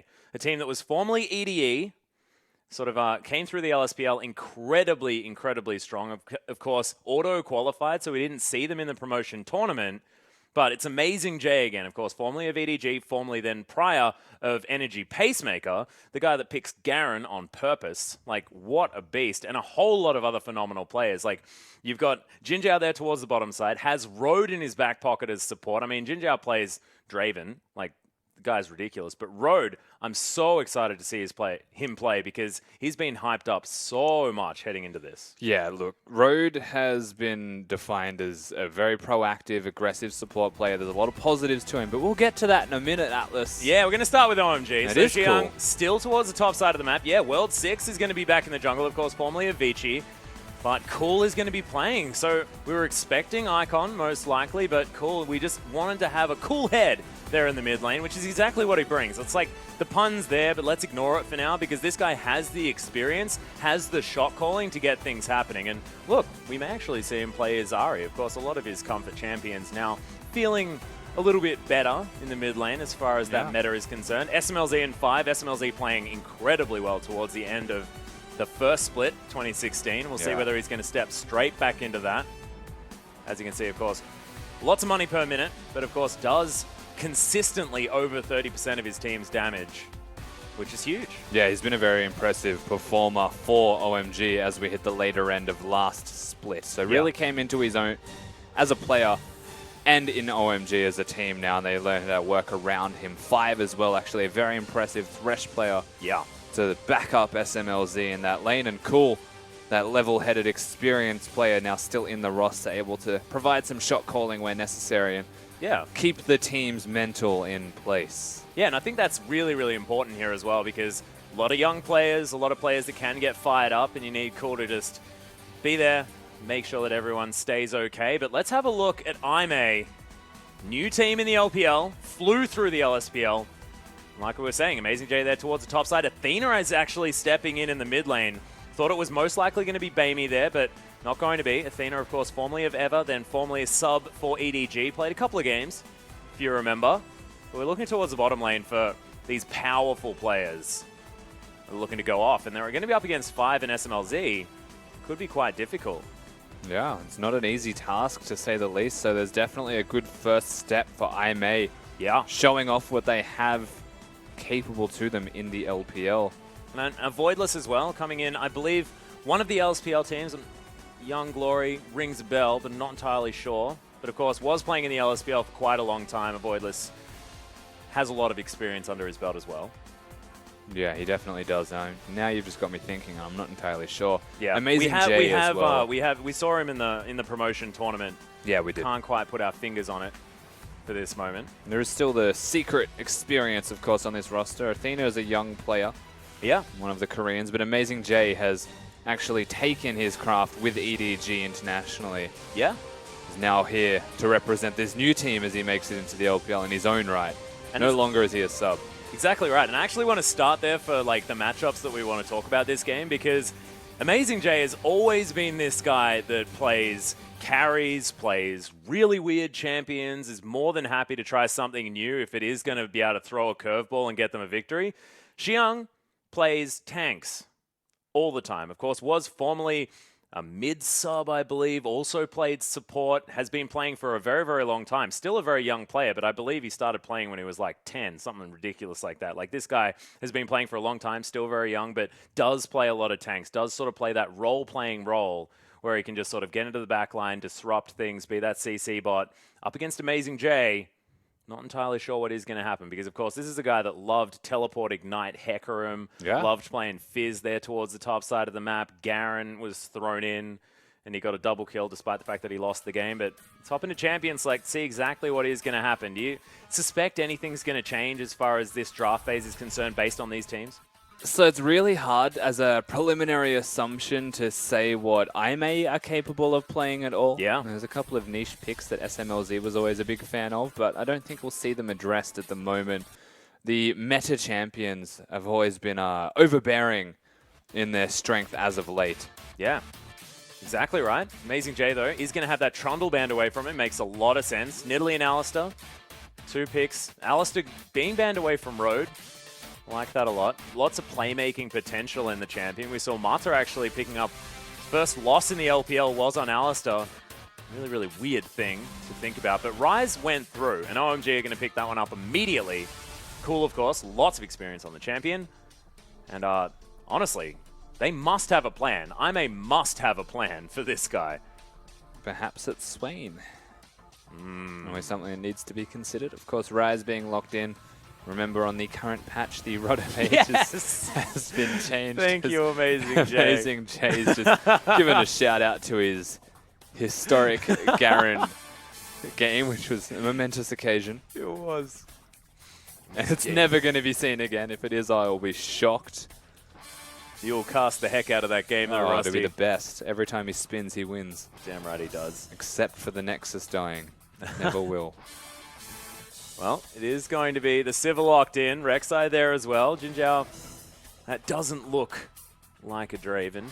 But it's okay, of course, she's phenomenal and has actually been sort of key champion in the first series of the day. It's like Group B and Group A have sort of these clearly defined different like power picks almost already. Yeah, it kind of feels that way. And yeah, it's really weird. That's also a very unusual thing to consider, because if I was in Group A, I would scrim Group B. Yeah. And vice versa. So I don't think they defined this meta intentionally. As an example, the Azir ban, simply just to take it away from Cool, because he is a god like Azir, and kind of leaves open these other options and priority picks. Lucian being this permanent ban actually brings about the Sivir also as the possibility, so it kind of curves itself through bans into picks. Yeah, exactly, but it is going to be Thresh locked away here. Of course, 5. Known to be able to play the Thresh incredibly well, and has done so for a very long time. Him and SMLZ really come into their own on the bottom side of the map, and giving him comfort straight out of the gate. And look, that is all comfort picks for OMG right now. Very, very scary. Certainly is. Jinzhao cycling through some amazing J picks here. Like it a lot. For all we know, it's road picks. Kind of just let it go. Yep, He's an the aggressive old support Kazakh player. support, like it. You never know. Isolation. I recently saw that montage as well. Yeah, so good. That's so good. Oh, didn't even know you could queue in midair. Yeah. But completely irrelevant. You've never seen the to this series. Kazakhs double jump? Yeah, not like that. He was Okay. doing like quadra jumps. Yeah. Really, really silly. But Road, give him a playmaking support and he'll be able to go to work. Athena looking at grabbing the ever-powerful Victor. Not necessarily considered, you know, a counter to Ryze in any way, but will definitely be able to clear out the minion waves quite nicely. Yeah, and I think that's the important factor in that, is you can still wave clear, and you can wave clear from a safe distance. Oh, yeah. Keep yourself happy. This is, of course, the SMLZ pocket pick that I was referring to at the start of the draft. The special. And he's going to lock it in. Never mind. There you go. So, Jin, right there, of course, was considered a brilliant pick into Sivir as well, because people really liked having the early laning power, not exactly where Sivir is strong. I mean, it was primarily Kalista that you would see Jin that's a good locked point. towards. Sivir's still able to hold her own, right? I think the cool thing about it is that the ultimate can only be blocked by one. Like, the spell sheet only does one of them. And you can bait that out at the start of the fight. It's still a good pick, right? Because you outrange the Sivir, but everybody outranges Sivir realistically. She just makes you fight minions, and SMLZ on Jin have a hard time doing that. That's a good point.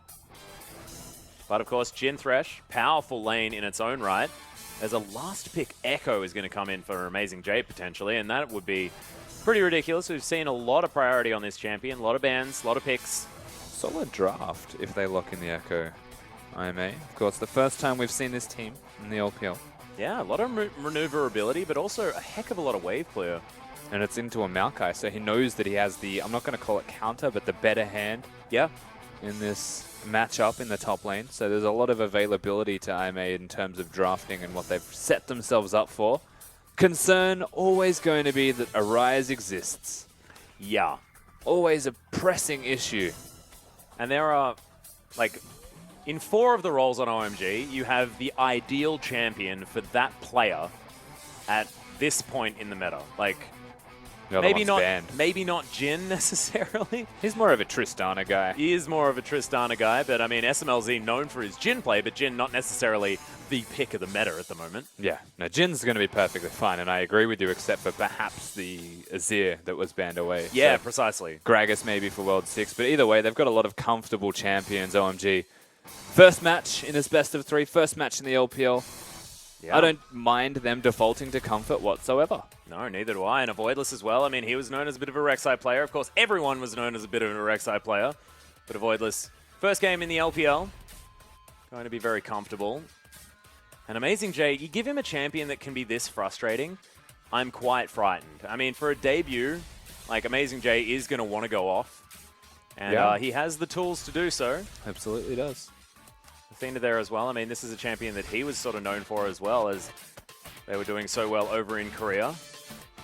Yeah, they've set themselves up for success quite well here, IMA, all things considered. And yes, we spoke about comfort, but they've just got powerhouses to back them up. Yeah, that's exactly right. So, really strong drafts on both sides. Let's get into game number 1.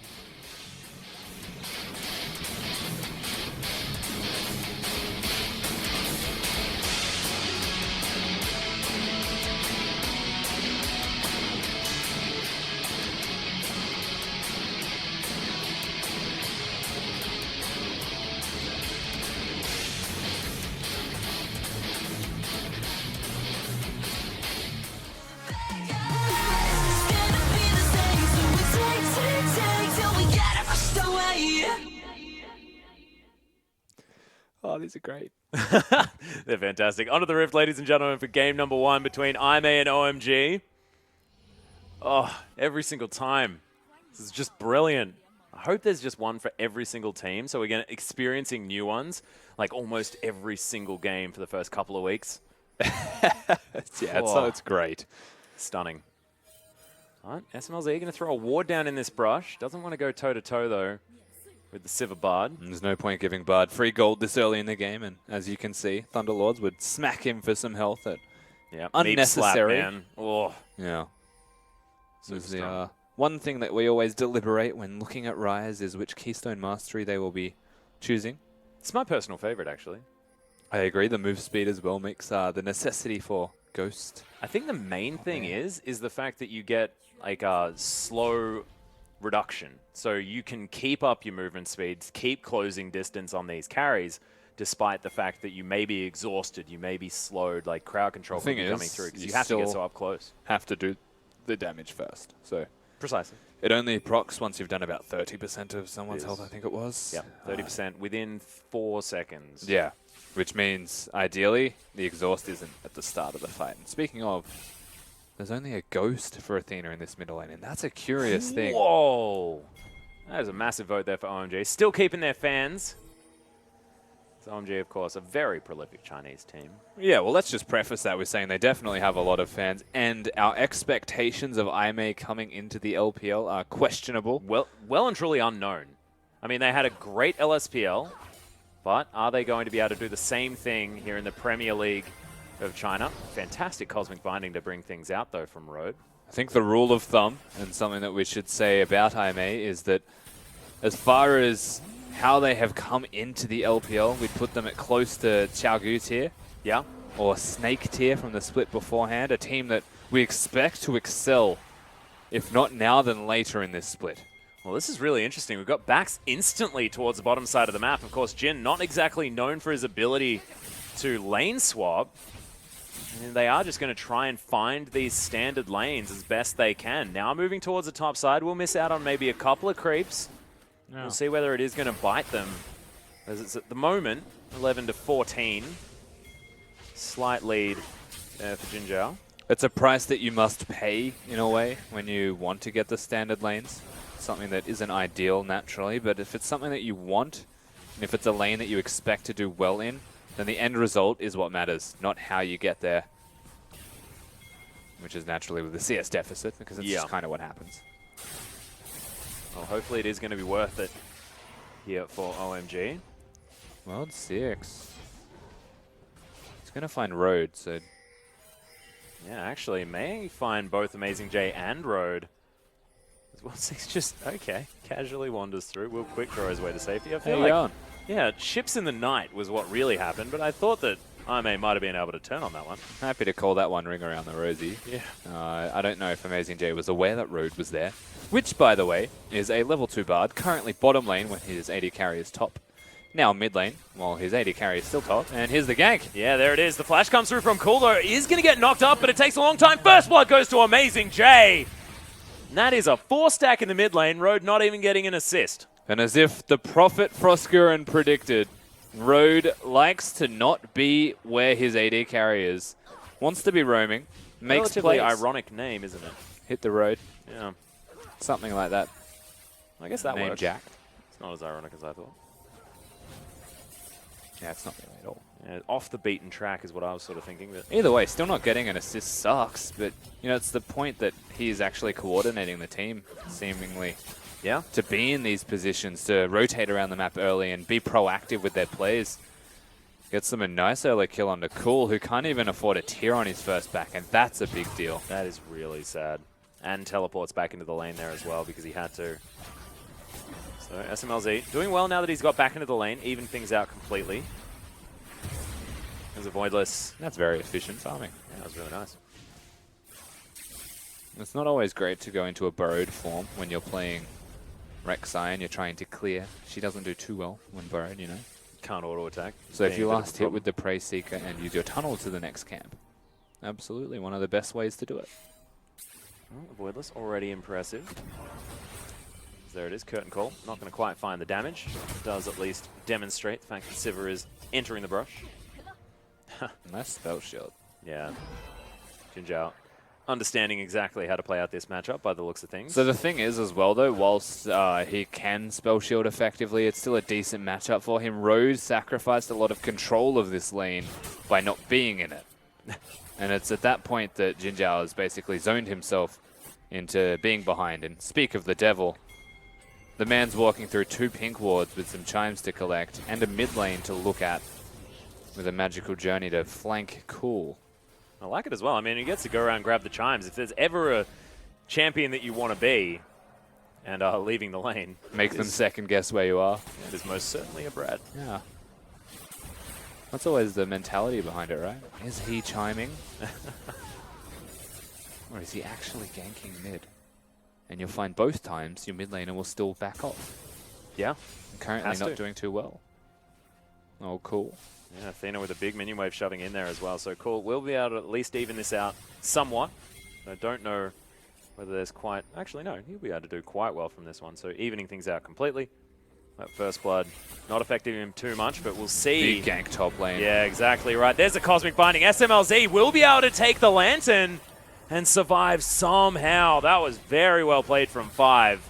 and the only reason why SMLZ survived. Yeah, 5 actually flashing to create extra space and a better angle for escape as well. Avoidless was so close Yeah. to getting the knock up in the middle of the dark passage, and it would have been super clutch and near impossible to time.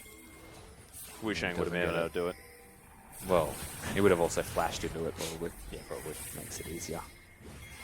Nonetheless, still another proactive attempt, and very well done from IM. Yeah, and once again, look, everyone moving over. That's on the hunt popped, and World 6 could be in trouble. Not going to be in trouble at all, as he was able to create enough distance. And IMA, They know what they want. they want skirmishes at all stages.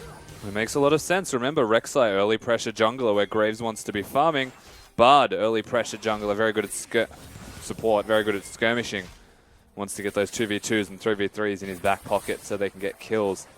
Sivir also very good at augmenting the team, where realistically you can just press here on the hunt and walk back to lane. Yeah. As long as you give them the speed boost. Oh, a Voidless. What a beast. 3 levels in that Prey Seeker does plenty of damage. Mm-hmm. Not bad. Denying it from Cool is such a big deal here as Yeah. well. Look at his mana bar. It is nowhere right now. He's still Rise, of course, so has not too much trouble getting back into a game. His And there mana is- costs are acceptable. Yep. Doesn't make it okay, unfortunately. Yeah. Bad news, Bears. Being said, IMA now trying to push things out here towards the top side. Couple of curtain calls there, hanging out here for SMLZ. Someone's going to stand on him. Dancing Grenade, helping him out, clearing out this way. curtain calls? It's curtain call, isn't it? That's how, no, her curtain call is his ultimate. What the hell? Captive Deadly Audience. Flourish? Captive Audience. He's got some crazy names. He does, and then often not related to what it actually is, which is why I was calling his ultimate freaking the traps. And what is a Deadly Flourish? I mean, that's just a big zap, right? Which is why I figured it was his traps. Yeah. Because, you know, they're like plants. They're not. Oh, well. Captive Audience, though, makes a bit of sense. It does. At least you are a So does captive when curtain you're call, caught in a trap. from what you think about it. Yeah. Lights out. Yeah. Hang on, that's Graves. Let's move on. Avoidless takes down his Wolf Camp. Thank you very much for catching that out, though, because it would have been very uncomfortable. Yeah, team that's fight amazing, situation. I'm not gonna lie. Yeah, unfortunate. Cool, however. Still just clearing out minions underneath the turret. I love how the E does that. Just puts the minions exactly the right level. Actually very handy because it double taps the mid lane, the middle one or the one you're hitting as well. But thing is, Cool's positioning right now after watching a bit of his laning is actually quite poor. He's setting himself up to cop every single laser for free and then making active attempts to avoid the second proc of it, which is not what you want to be doing. The idea is you don't stand between the wall and the turret. That way the laser, which is a very linear and thin spell, will not connect. Yeah. But he keeps doing it. And it's a thing that he needs to be consciously aware of changing, because Athena is having a great time. He is. Keeping up his lane prowess, clearing out minion wave after minion wave, and he is doing notable damage to the turret. I mean, you may not necessarily see it reflected in the CS advantage or anything like that, but otherwise, still doing a lot of work creating pressure on this map. Yeah, that's the thing. Pressure.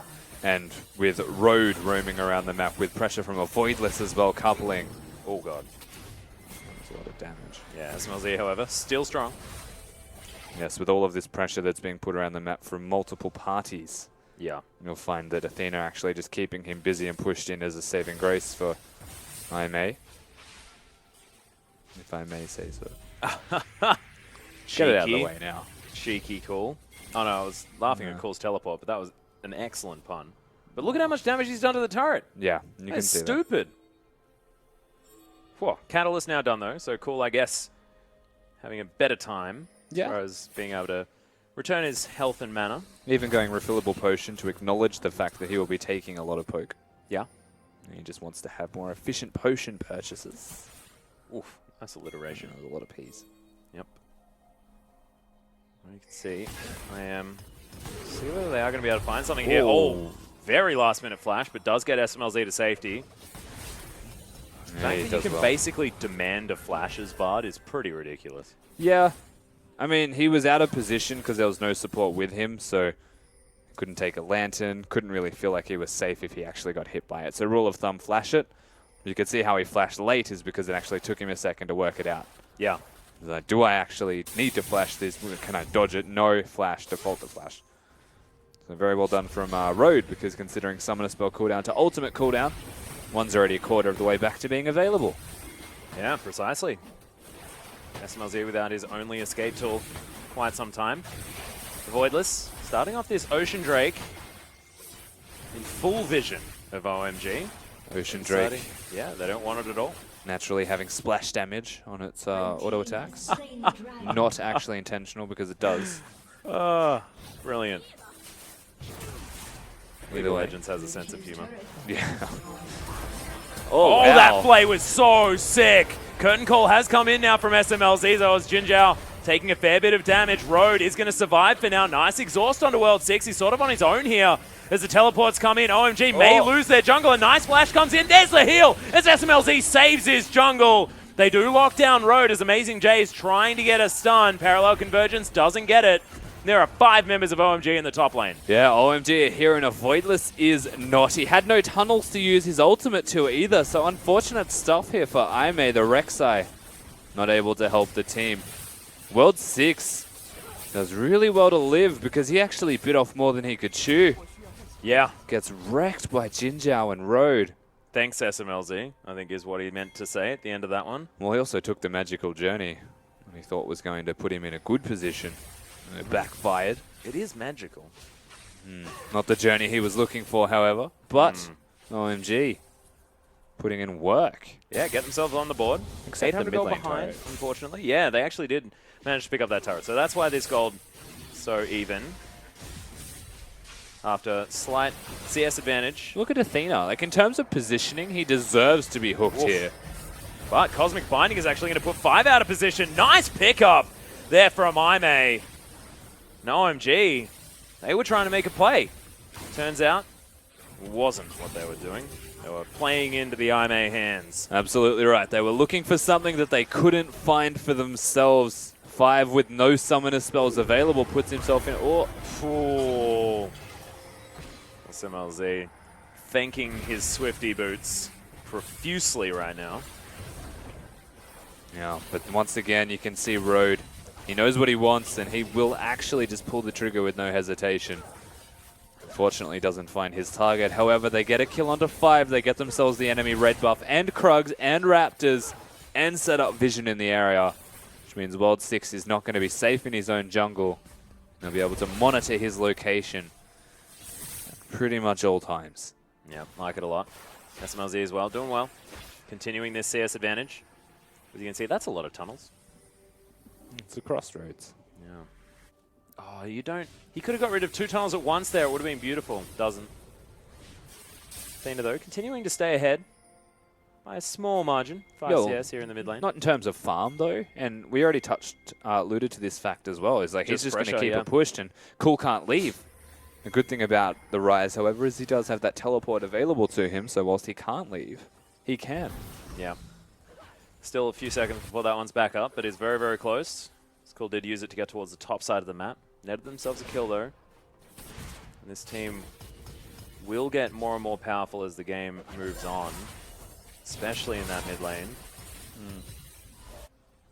Another spell shield is going to avoid the dancing grenade. Curious item build from Jin as well. Unusually has put himself with components of 2 items at once. Hasn't finished a single one. It's not the Cloak of Agility that you were looking for, SMLZ. Probably wants to go for the Infinity Edge first, but had a cheeky 400. Yeah.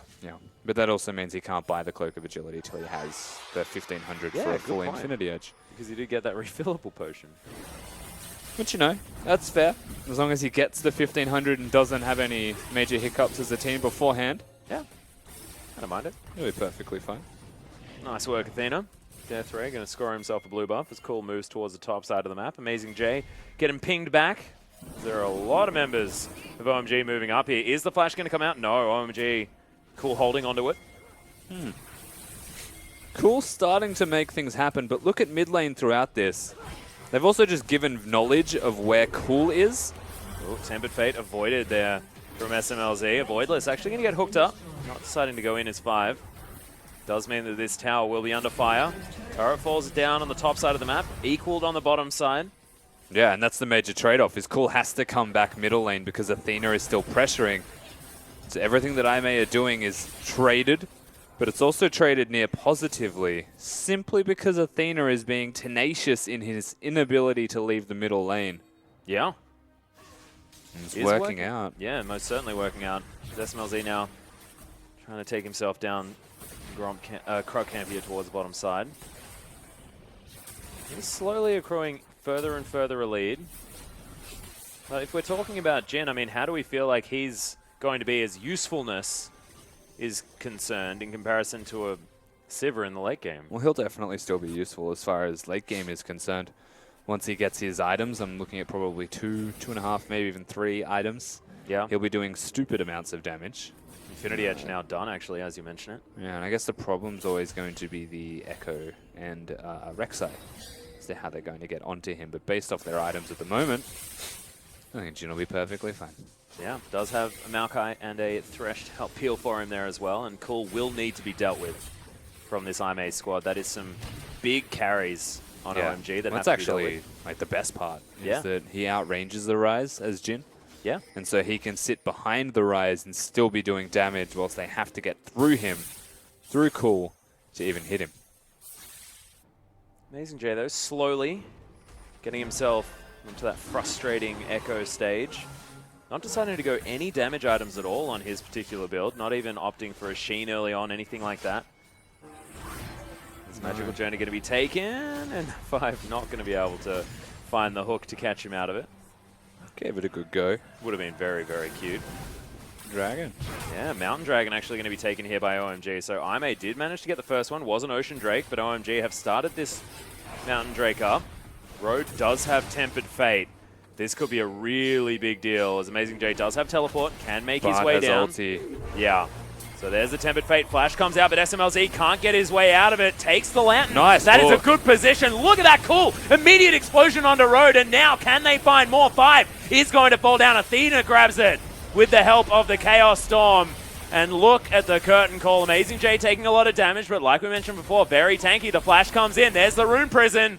But nothing else going to follow it up, and Jiang actually getting caught out. Wow, Amazing Echo. J, oh my god, straight into the stun from SMLZ is really, really nice. And Athena, lots of health. That being said, it is a 1 trade from OMG. Yeah, so OMG, they get the trade. They still have their jungler here. But a Voidless with his Void Rush. Still no tunnels available to him near the area. They just sacrifice the dragon. They give it up. Well done from OMG to get themselves that team fight. So we do get to see the next Drake on the menu. What was it? Cloud. Nice. We're also going to see this team fight. This is 5. Yeah. Giving the Lantern, getting the hook, blowing up Road with his team. And Xiang's just this unkillable, immovable Maokai sitting in the backline. And, I mean, realistically, fighting in a choke point like that as Aimee is a mistake simply because Xiang had his ultimate on. And there was no one taking enough damage that was relevant to actually get them that entire team fight. Cool gets more than 1 rotation of his ultimate as well. Puts in work. Yeah, really nice play out of Jiang, like you said. Amazing J tried to get the execute kill, I believe, with his ultimate at the end there, but Doesn't have damage. yeah, the Maokai was just too big at that stage. Had built, itemized completely for that magic resist. Spirit Visage giving him so much ability to stay in a fight for as long as he likes. And we saw the best case scenario for OMG in terms of positioning in team fights as well. Mentioned that Jin can outrange. Oh, elite damage out of Everybody. Jinjo right there, though. Look at that. Yeah. Boom. Worth it. 5 actually hits the hook on Athena here, but a Voidless right over the top. Chaos Storm just sends him straight to the grave.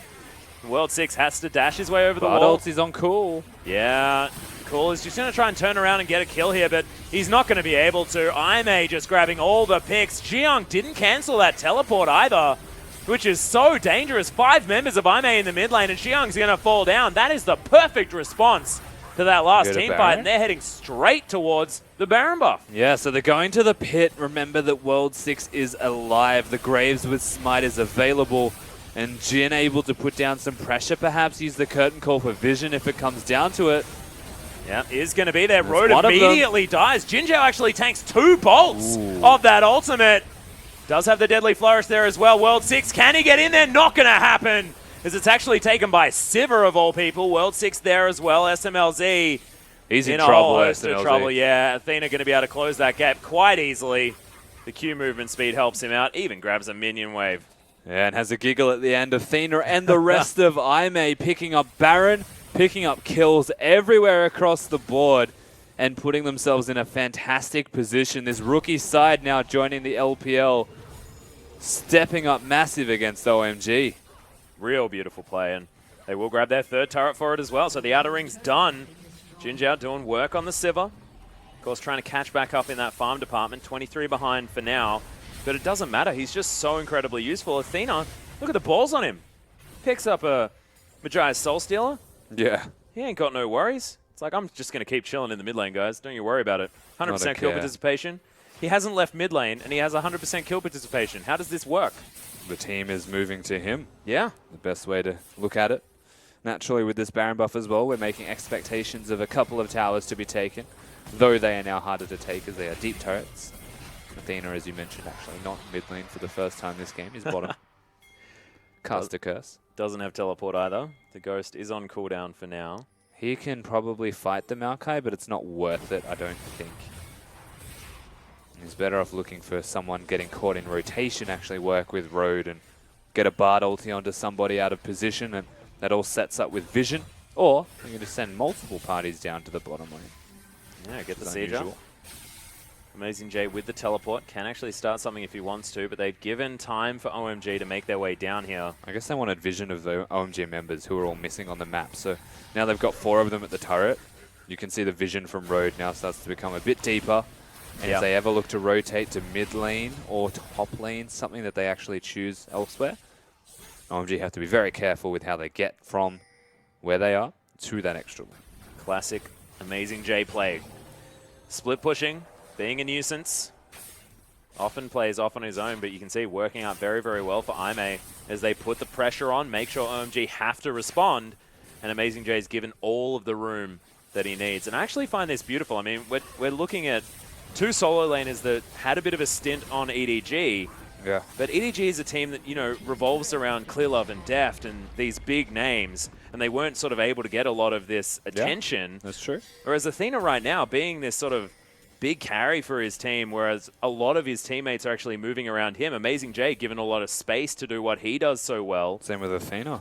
Yeah. It just feels like it works out stylistically a whole lot better for these players that we already knew were good, just didn't quite work. Yeah, it's on an EDG. interesting scenario to consider, right? How they worked on EDG and how they work on IMA, kind of just based off necessity. Clearly, of course. Like you go to and RNG. it's not a slight to EDG at all. It's just a stylistic change, right? Exactly. You go to RNG, you have to work around what Marta says. Like it's kind of the law. Whereas this time around, perhaps the dynamic, and of course we're not too familiar with said dynamic, is Amazing J does what he would like, or Athena does what he would like, and Road just kind of roams around the map to cater, opposed to shot calling. Something we're yet to really deliberate further upon. It does look very, very good right now. As far as a debut into the LPL is concerned, if they manage to take a game at least off OMG, I'd be very, very happy about that. Putting the right foot forward. Definitely correct. Also, noted aggression as well from an LSPL team. Oh yeah. Athena is so far ahead in farm all of a sudden as well. That's 50 CS, the lead. Yeah. Just after that last bit of aggression that they managed to put down. Cool's been controlling side lanes as well. He's kind of been rotating back and forth, so naturally you'll find the lead will start to accrue. Athena's 30 ahead of the clock at the same time. Yeah, absolutely. Just ludicrous. Jungle farm definitely helps. That's not exactly where you want it to be, is it? Road, of course. You know what it is. As like a guy called Road, it makes sense that he's able to create these beautiful magical journeys, right? Yeah. Across How the does- next Dragon Ocean. Oh man, if Savoki had tried to do that, it would have been a very different story. I don't think it would have been. Was it Savoki that had the really unfortunate one? Am I thinking about the different? Yeah, no, I it am is. thinking about the other series. Unfortunate. Unfortunate. SMLZ, nice dodge. Gets himself to the lantern there as well. Didn't have flash. Of course, that's going to be up very, very soon. That was Moore. It was Moore's unfortunate magic. Yeah. Yeah, that was the one I was referring. Just not going to try and do the meme thing ever again. Nice slow comes in as Jinjiao blocks the second one, but look at the flanking play. Xiang right into the backline right now. Deadly Flourish doing some work from SMLZ. Needs to get some auto attacks into this fight though, as he has to take a lantern to get out. But look at these low health bars. OMG, they tried to start this fight, but it's not good enough. Jinjiao takes down Cool, and in goes Amazing J. Standard Amazing J stuff, but he is going to be able to use his ultimate to get himself out. They don't get any more, but OMG not going to be able to stop this siege. Yeah. So the Echo goes deep, and yes, he gets himself to safety, but Xiang's health bar is why they don't have anything to stop the pressure that is now mounting on top of them. I don't think they'll get anything past that turret. The Baron's obviously worn off. But Hook still. is now on cooldown. The optimistic parallel convergence there from Amazing J. Zoning. Yeah, like it. You can see Jinjiao very, very close to that Infinity Edge third item. Really do like the fact that he has gone for the Phantom Dancer as well, and they got 5,000 extra gold from the Baron. That's big. Yeah, really, really nice play. 9,000 gold now the lead, and IMA have really extended it, and it's brute force that's come out of this team. They knew exactly what they wanted to do. It's group early and destroy people in skirmish situations when they're not ready for the aggression, and they've done it, like you said, to a fault almost throughout this game, but eventually has paid off, committing to their game plan. Really nice to see out of this new squad in the LPL. Confident map play. Complete confidence, exactly. Whether it works or not, they are still doing it with confidence, and that's the sign of a better team than it is players as well. That's what happens when you have sort of these all-star supports. They allow you to just have better play like that, because that's often what makes a good support is good decision-making with a lot of what they're capable of. Current Victor as well is actually not too bad into Rise when you think about it. Having that extra damage over time. Rise has up and down periods in terms of his burst. Yeah. Victor is always consistent, so if you survive the initial, you will do more throughout until he has it back up again. I also like the fact that, you know, they pick Rek'Sai into the Rise at the same time. I mean, you can't just turn around and burst out of Rek'Sai because she's just got so much health. Yeah. As does Amazing J, as does an Abyssal Scepter Victor. Precisely. Baron's been started up here from Aime. You got Amazing J zoning, but this thing is getting bursted down, and OMG have to get in here soon. Yeah, so much damage. 3,000 health now, 2,000. Deadly Flourish coming in. Avoidless does have the smite. He'll lock down the Baron. Nice hook onto Road. They may be able to exploit him, and can SMLZ stay in such a good position? That Tempered Fate was brilliant to keep Road alive for now, and Xiang just going to die in the front line. All of that extra time that was bought from the Bard ultimate was great. Amazing J has closed the gap onto SMLZ. Aime tearing OMG apart. Baron buff now at the ready as well, and this will be base broken. Yeah, absolutely. It's now 13-5 in terms of score. Complete control. Amazing J. Always diving all the time as they lock down Cool at the same time. This inhibitor is going to die. 4 dead on the side of OMG. Only World 6 there. This has got to be game, exactly. Amazing J will grab himself an extra bit of health, and World 6, just back to your fountain, buddy. These Nexus turrets not long for the world, and Aime, what a debut into the LPL. Yeah, 30 minutes into their first game in the LPL, Aime come out well and truly on top. Yeah. Taking apart the OMG team and making it look easy. So easy as well, and you can see a bit of defeated faces on the side of OMG, probably ready to bring it back to Aime in game number 2. But man, the squad just looks so hungry for that victory. And OMG just had no time to reset. There was no resetting that game. They wanted to play it slow, they wanted to play it methodically, but Aime said, no, you're just not going to do that. Yeah.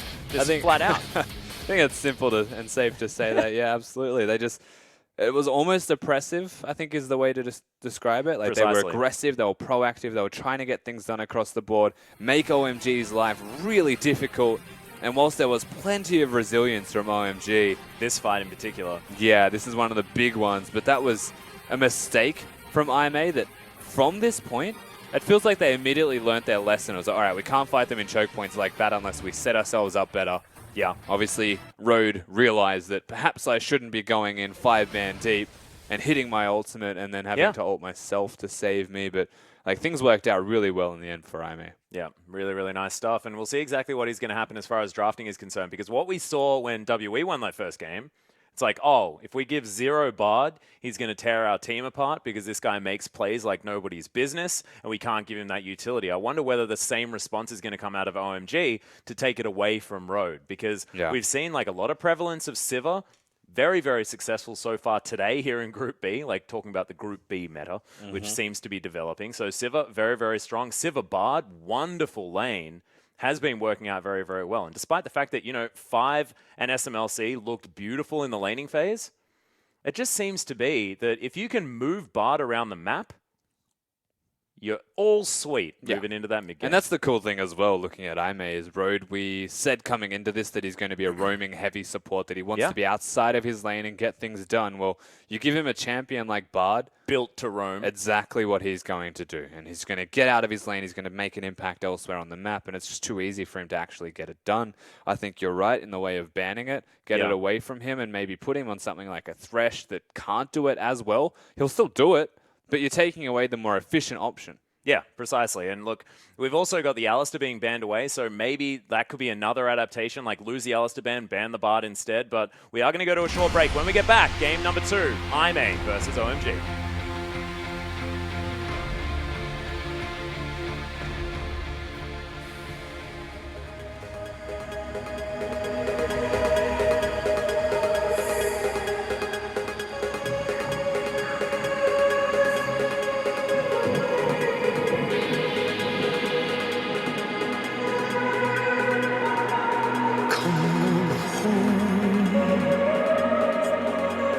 I swear to God.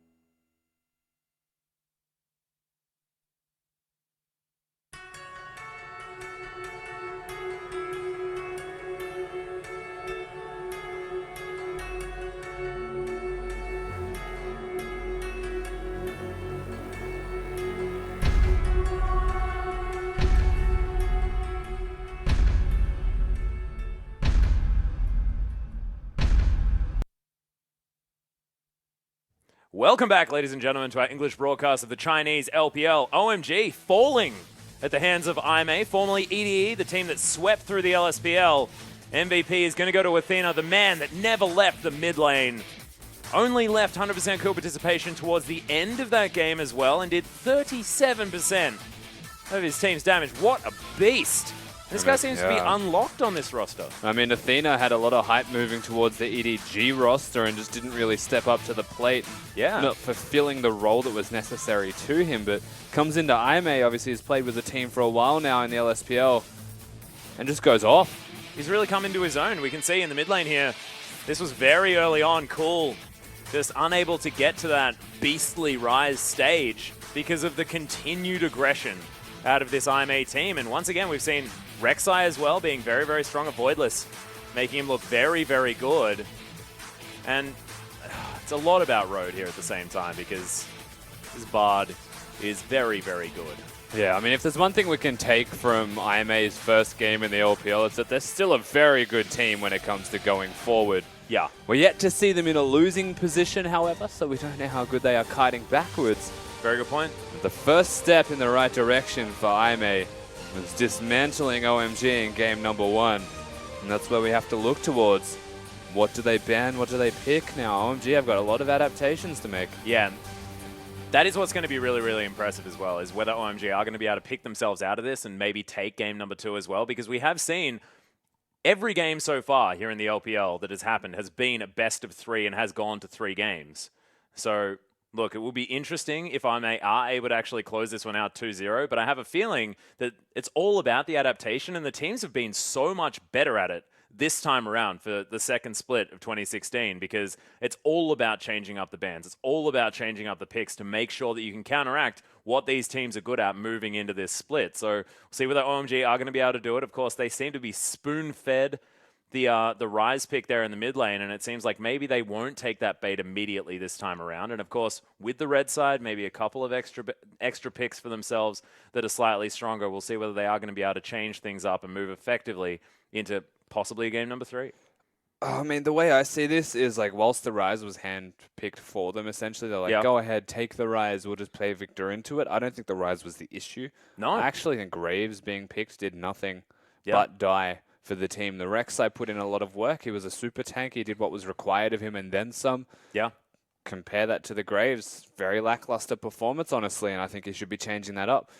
Actually match the meta, perhaps go for the Elise, go for something that's got early gank pressure to match what a Rek'Sai can do, or just ban the Rek'Sai away, just get it off the table, because every single time we've seen it, it's done well. Yeah, and so we haven't necessarily seen Graves be at all powerful, and like I like the Elise. She's had sort of up and down performances, but there's the fact that like Graves doesn't offer any early ganks, like doesn't offer anything really in the early game, wants to be power farming. If he's going to gank, it's with extra damage, and I guess when you've got a Maokai, when you've got a Rise, you do have the ability to lock someone down, but no one's going to die from that necessarily. And if he meets like a Rek'Sai in the jungle, what? Rek'Sai just tunnels onto him and eats him because she's so tanky. I mean, the only reason that I'm seeing the Rek'Sai as a priority option personally is simply because the Nidalee and the Kindred are always banned. Yeah. And she is probably going to be like the 3rd best jungler, to be real. I mean, Graves is still a good clearing jungler, but I just feel like Rek'Sai does everything that Graves does. Yeah, even no, in the this way is of definitely farming, like so. without the Nidalee, without the Kindred, you look back at these sort of like more control style junglers, the gank heavy junglers that want to be like setting up for maybe a more carry orientated top laner, maybe add a few more carries in there. When you've got the squishy supports like Bard, maybe that's when you want to be picking the likes of Rek'Sai to give some more bodies to the team fight. So the other thing as well that you have to consider is that they picked the Jhin as an AD carry, and that's why I actually like the Graves being picked in that team. So if I was to change the Graves, I'd change the Jhin. Yeah. I think they can get him away from that champion. SMLZ was a Caitlyn one trick, and Caitlyn's good right now if you're good at it. So why not play that champion? Why not play to your strengths as a team?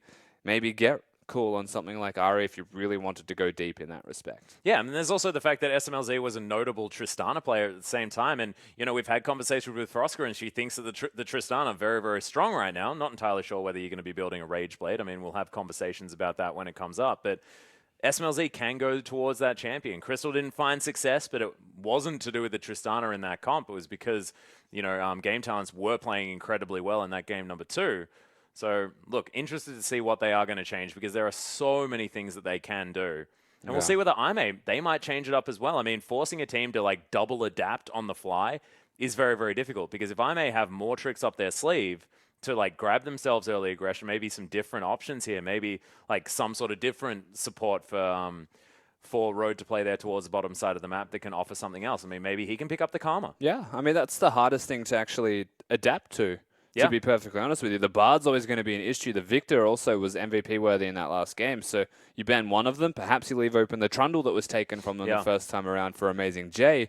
Whilst his Echo was good, there's a reason it's banned from him, and that you shouldn't be giving that to him. Yeah, and also Amazing J is fantastic because he has such a deep champion pool at the same time. I mean, when we're talking about like the champion pool top laners of the LPL, I mean, Amazing J is in that conversation with the likes of Zatai.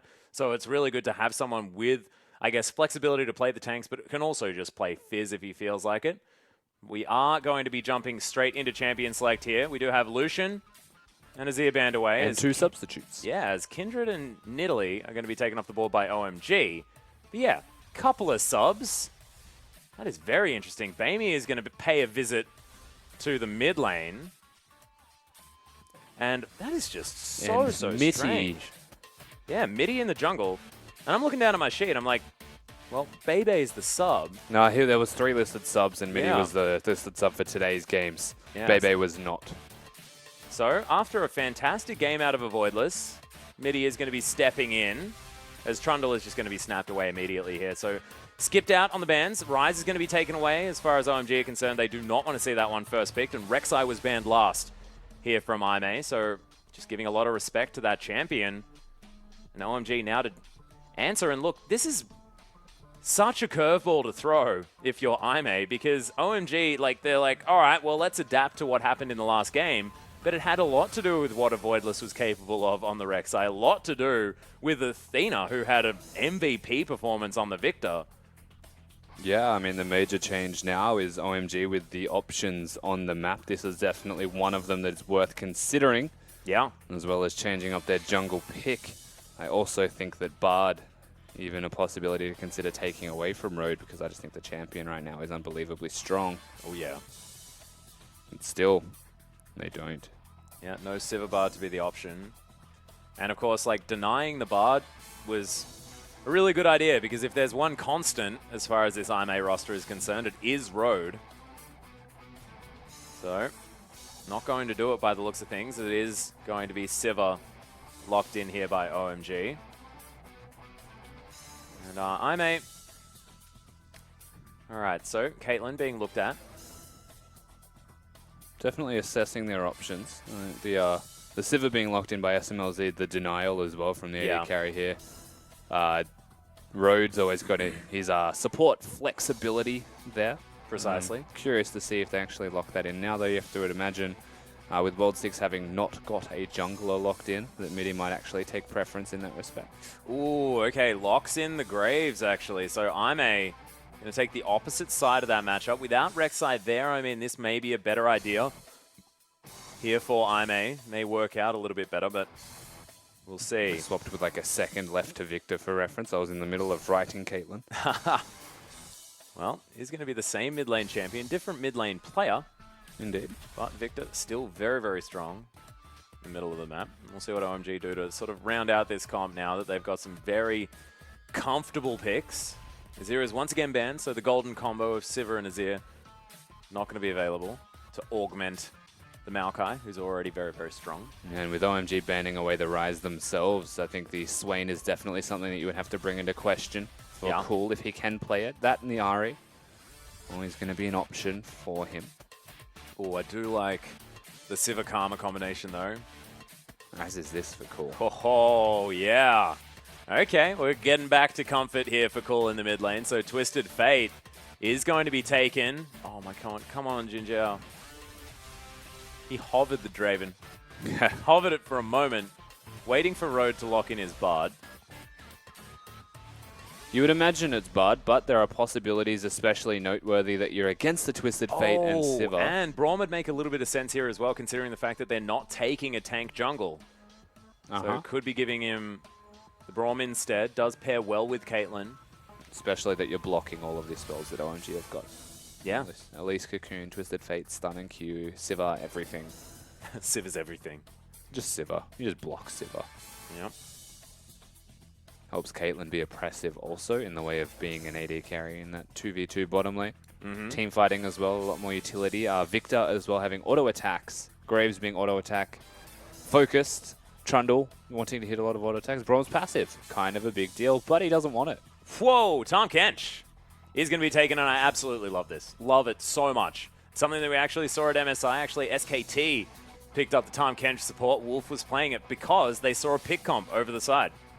And so what do? Yeah. You take someone that can avoid anyone getting picked off. You just munch him up, and if Tahm Kench gets picked, who cares? He's got grey health. Activates that, gets through it, and otherwise, I mean, you've just managed to pick off a support. The rest of your team's possibly able to go to town on them anyway, so I really, really like this option. And look, it doesn't really detract from the laning phase too much because Caitlyn on her own is just bogus in that regard. Yeah, Rhodes got the toad. He's definitely set himself up well for drafting. I agree with you, though. It was originally picked as a counter to Veigar when he was seen in the World's meta, and everyone adapted very quickly. Twisted Fate is another example of that, where you can catch people with picks. Elise also. Yeah. Maokai to a certain extent with the Twisted Advance. I do like the adaptation. Very, very, I guess, on the fly and in the right time there for IMA. So we'll see whether it is going to still work here for OMG. They did grab the Elise there for World 6 as well, so he's adapted. And we'll see whether the control jungler, the ganking jungler, is going to work out for OMG this time around because there has been a stylistic change. But Amazing J's got the Trundle. And this is going to be very, very scary. Once again, Bamey, a player that we actually saw be quite successful. On EDG. Yeah, on EDG. It was one of the better stand-ins there for Pawn, as Coach is now going to shake hands, and we'll see whether IMA can grab the first 2-0 victory or whether OMG are going to fight back in game number 2.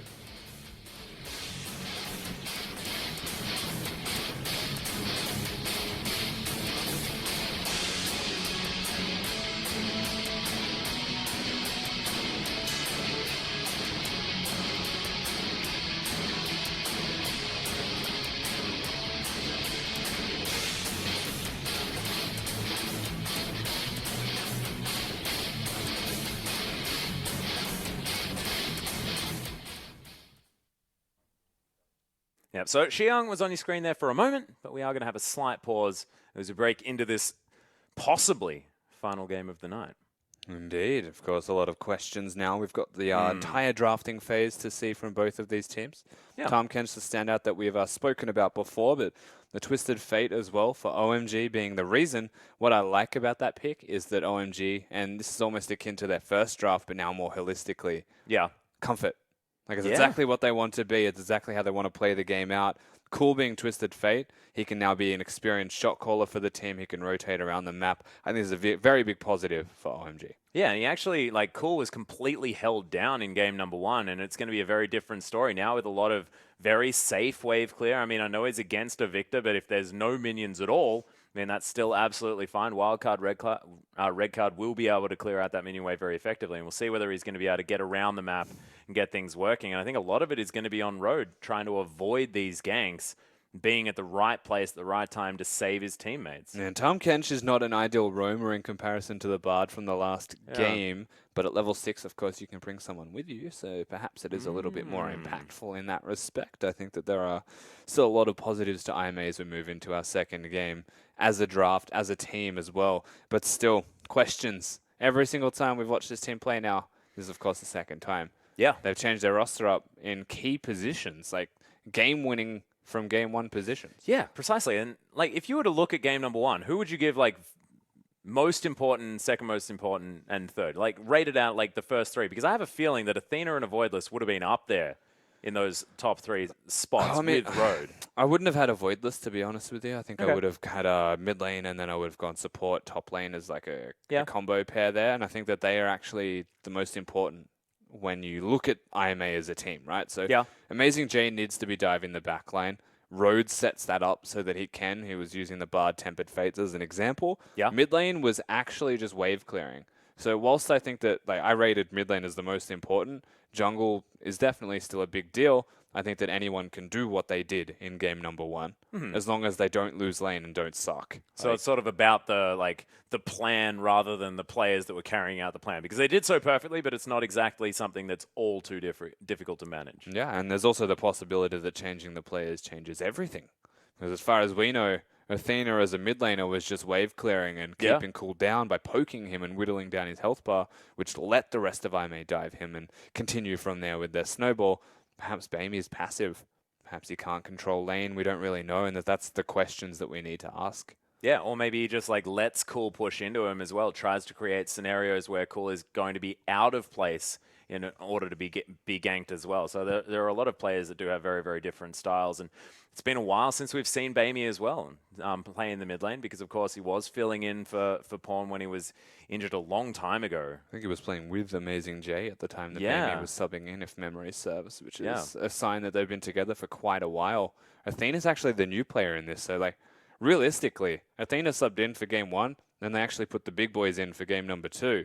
Yeah. Because Bamey's meant to be the mid laner for this team. Yeah, and Avoidless was actually meant to be the jungler. So sort of a bit of a weird switch out where you got main roster coming back in, main roster switching out there as well. But I really like the fact that they are giving different players a chance, because of course this is game number 1. It's a very, very long season. Remember, all of these teams in Group B are going to be playing each other twice. They're going to be playing the teams in Group A once as well. It equates to some ludicrous amount of games.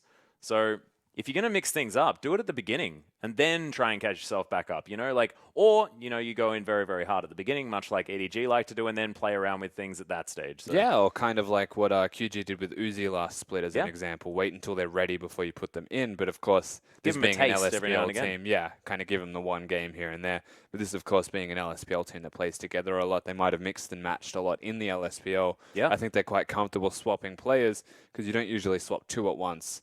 And the thing about this as well is it's predetermined when you come into the LPL best of series. Game 1, 2, 3, it's all predetermined rosters. So they knew they were going to do this before coming into this series.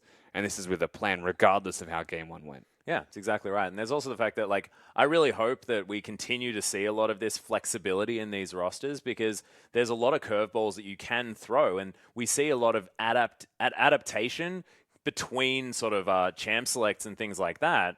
And it's much more difficult to do when you have to account for 40% of the roster completely being different. Yeah, absolutely right. And I mean, drafting was the first step in that, right? You have to maybe take Bard away from Road as an example, but what if he's subbed out in the second game?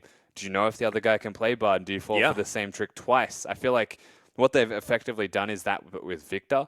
Where it's Victor beats the Rise, Victor won the game and got MVP, but we subbed out our mid laner, so they don't ban the Victor, and he kind of just picks it up anyway. He's well done. Sweet. Yeah. It's great. And of course, everyone plays Victor in the mid lane anyway. Yeah. So, I mean, might be proving the point that, Victor is just a ridiculously strong champion. Did lose game number 1 today. But still 100% pick or ban. Exactly. So, one thing that we definitely did get out of Rusty's article over on LoL Esports was the fact that Victor still extraordinarily strong. Make sure you go and check that one out if you want to learn about 6.10 at all. Lots of thoughts on the Dragon, on the Rift Herald, things like that. I learnt a lot, read the whole thing. Don't read a lot of articles all the way through. Read this one. Felt like it was a very, very enjoyable experience. Still going. Really impressive plug, Atlas. I thought that was a good one, right? It's almost like you wrote it. That's how much you just plugged that article. Did you guys actually see the teleprompter there in the background? It was just automatically came up. I didn't have to tell anyone to go anywhere anymore. It's great. I got this guy. Just go check it out. I'm going to be following you around for the next few days, just plugging all of his stuff. Of course, he's going to be writing a few more things as well. We are, of course, ladies and gentlemen, in a pause at the moment, about to get into game number 2 between IMA and OMG. OMG probably reveling in the time that they now have to readjust, because losing game number 1 for a team debuting in the LPL could actually be really difficult for this team to manage, and actually could be a very good example of sort of Cool's level-headedness really paying off.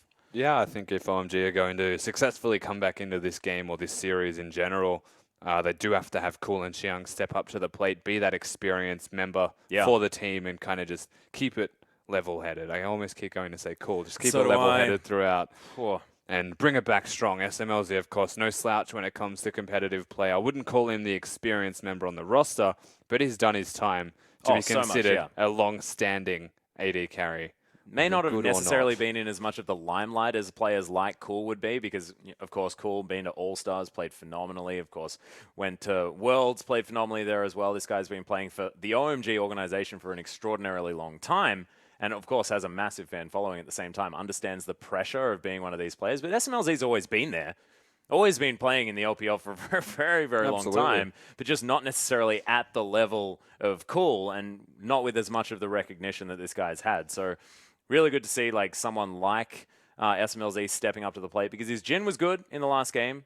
Just unfortunately, this sort of steamroller style that IMA had meant that he couldn't really play like a Jhin wants to, which is sort of calm and calculated. You know what's interesting? What is interesting? M3 as a team, they weren't good.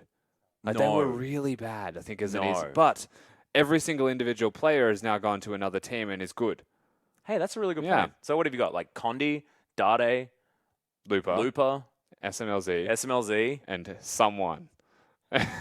and I think it was it Candy or Love City? Yeah, whoever that is, they One of don't play. those. But 4 out of 5 ain't bad. Yeah, no, it ain't bad at all. And they've all just gone to different teams. They've all been really good players on these respective teams. So, you know what? There's 2 trains of thought here. Mm-hmm. M3 sucked as a team, or their support was just not good.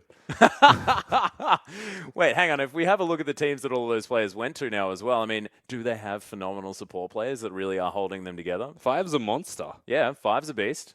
Marta's Marta's like pretty good. Pretty sure that guy's word okay. on the street. Yeah, word on the street. Pretty good still. Who are we missing?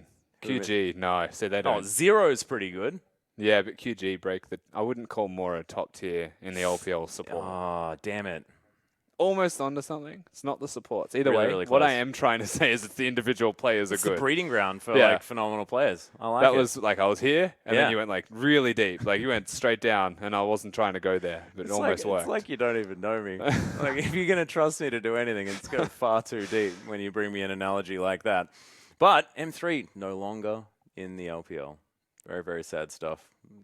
Thankfully, Game Talents is there with 40% of the team now towards the bottom side of the map. EPA, of course, occupying the rest of it.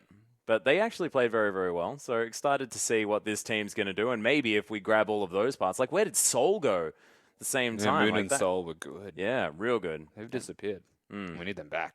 We certainly do. So we'll see exactly what does happen. So looking forward to this game to actually start, to be perfectly frank with you, ladies and gentlemen, because we are, look, in a pause at the moment trying to sort things out. It's probably another one of the sort of ping issues that we have been happening. It does sort of tend to crop up here because it's the very, very beginning, brand new Yeah. patch for the LPL, and things can be a little bit difficult. We are going to be bearing with it for as long as possible. Yeah. As soon as we get into this game. And look, it's a deciding match here for IMA, and I really hope that like we are going to see our first 2-0 victory because I didn't even know whether it was possible. Like maybe we are just going to have 3 games every single time. And look, that can be dangerous because you can be looking like side bias, things like this could be really coming The out. modern best of 2. Yeah. Now just the best of 3. I don't think there's any illusion to side bias based off the wins so far. I think it's pretty mixed and matched.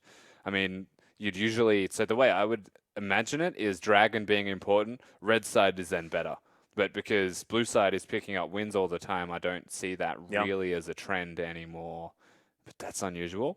So like you look at drafting, it's like red side gets the first or the 2 picks, whereas blue side gets the first priority pick. Yeah. How is that a big deal? Is there any bans that have gone towards it? I still think there's a mix and match between target bans and strong champions being picked, but the Rise, as an example, still losing. So, look, honestly, I just think it's teams being better than other teams on the day and finding the victories where it counts. I don't think there is any actual trend to be seen thus far. Yeah, and teams also understanding like what they're capable of on certain sides as well, and like which side wants to be lane swapping this time around. And that's a good question for this game moving in as well, because of course IMA actually instigated the lane swap first up here in game number 1, and then it was answered immediately, like the immediate shove in from OMG, then moved up towards the top side, and then SMLZ was able to sort of dominate that lane while he could.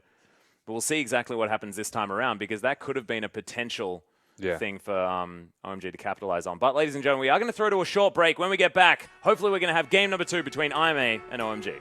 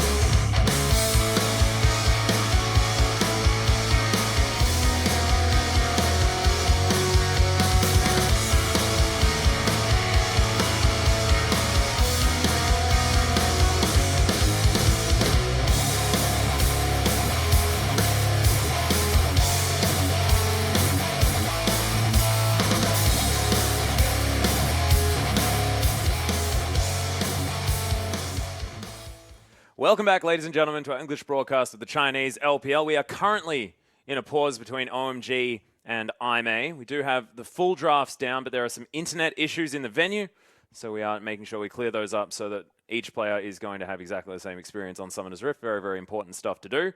But yes, just waiting to get onto the Rift for the possibly last game of the night, because IMA had a dominant performance in game number 1. OMG unable to really find any way in, Rusty.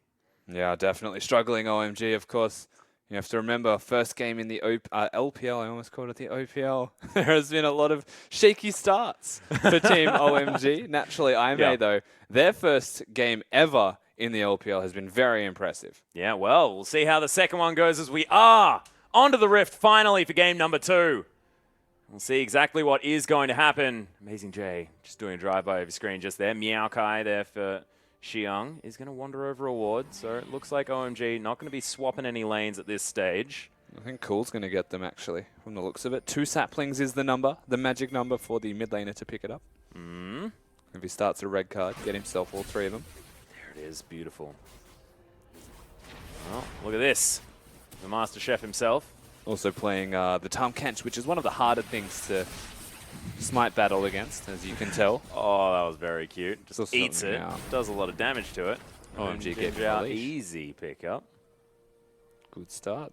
Yeah, lane swap is going to be coming into effect, so IMA once again going to be instigating it. Bro. He's getting the small ones. He was going for yeah, 40. Cinderling. That's a big deal. Oh. Yeah, that's actually a big deal. Remember, we spoke about this as well. When experience gain has been changed in the jungle so that the person who gets the kill is the only one who gets experience, that's actually quite a large deal to take away any individual camp, because all of the small ones go to the top laners, and Xiang still only level 1. That was a really sweet fadeaway death ray as well. While you were talking about that just there. Bamey showing that he's still well and truly comfortable on this Victor, like every mid laner in the world.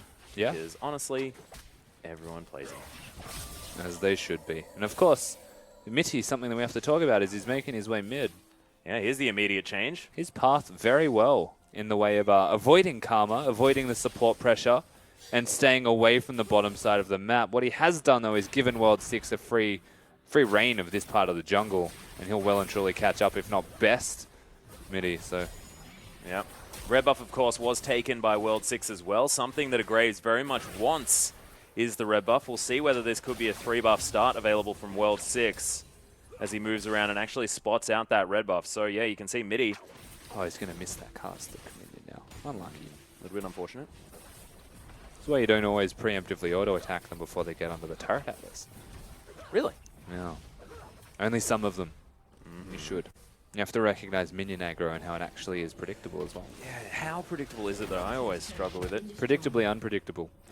That is very convoluted and confusing, but I do like the idea. No, the Turrets? idea is it targets the outside ones first. Turrets included, so Uh-huh.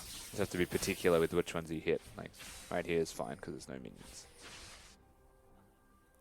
Well, you can see turrets falling on the top and bottom sides of the map for each team at about the same time. Top lane is also able to get relatively even CS. Xiang is able to pick up a couple of extras.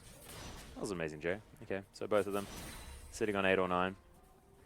Not too bad. You can see OMG, slight organic lead. I think Stack Deck probably helping out with that one for Cool. Yeah. Things kind of very slow at the start of this game, Sorry, but such is loaded the dice. nature. Loaded dice, not Stack Deck. The money one. Too many passives on his stuff. Either way, Cool having a good time in this middle lane is always a positive sign for OMG, especially once he gets towards that level 6 mark and gets his first recall in. Yeah. The question is, does he go for the Sheen build? Does he go for the Abyssal Scepter build, perhaps, given that it has cooldown reduction on it now? And how much can Road get done? Yeah, precisely. He's not roaming. Just smacking down this turret. Of course, if Caitlyn's happy, she's generally smacking on a turret.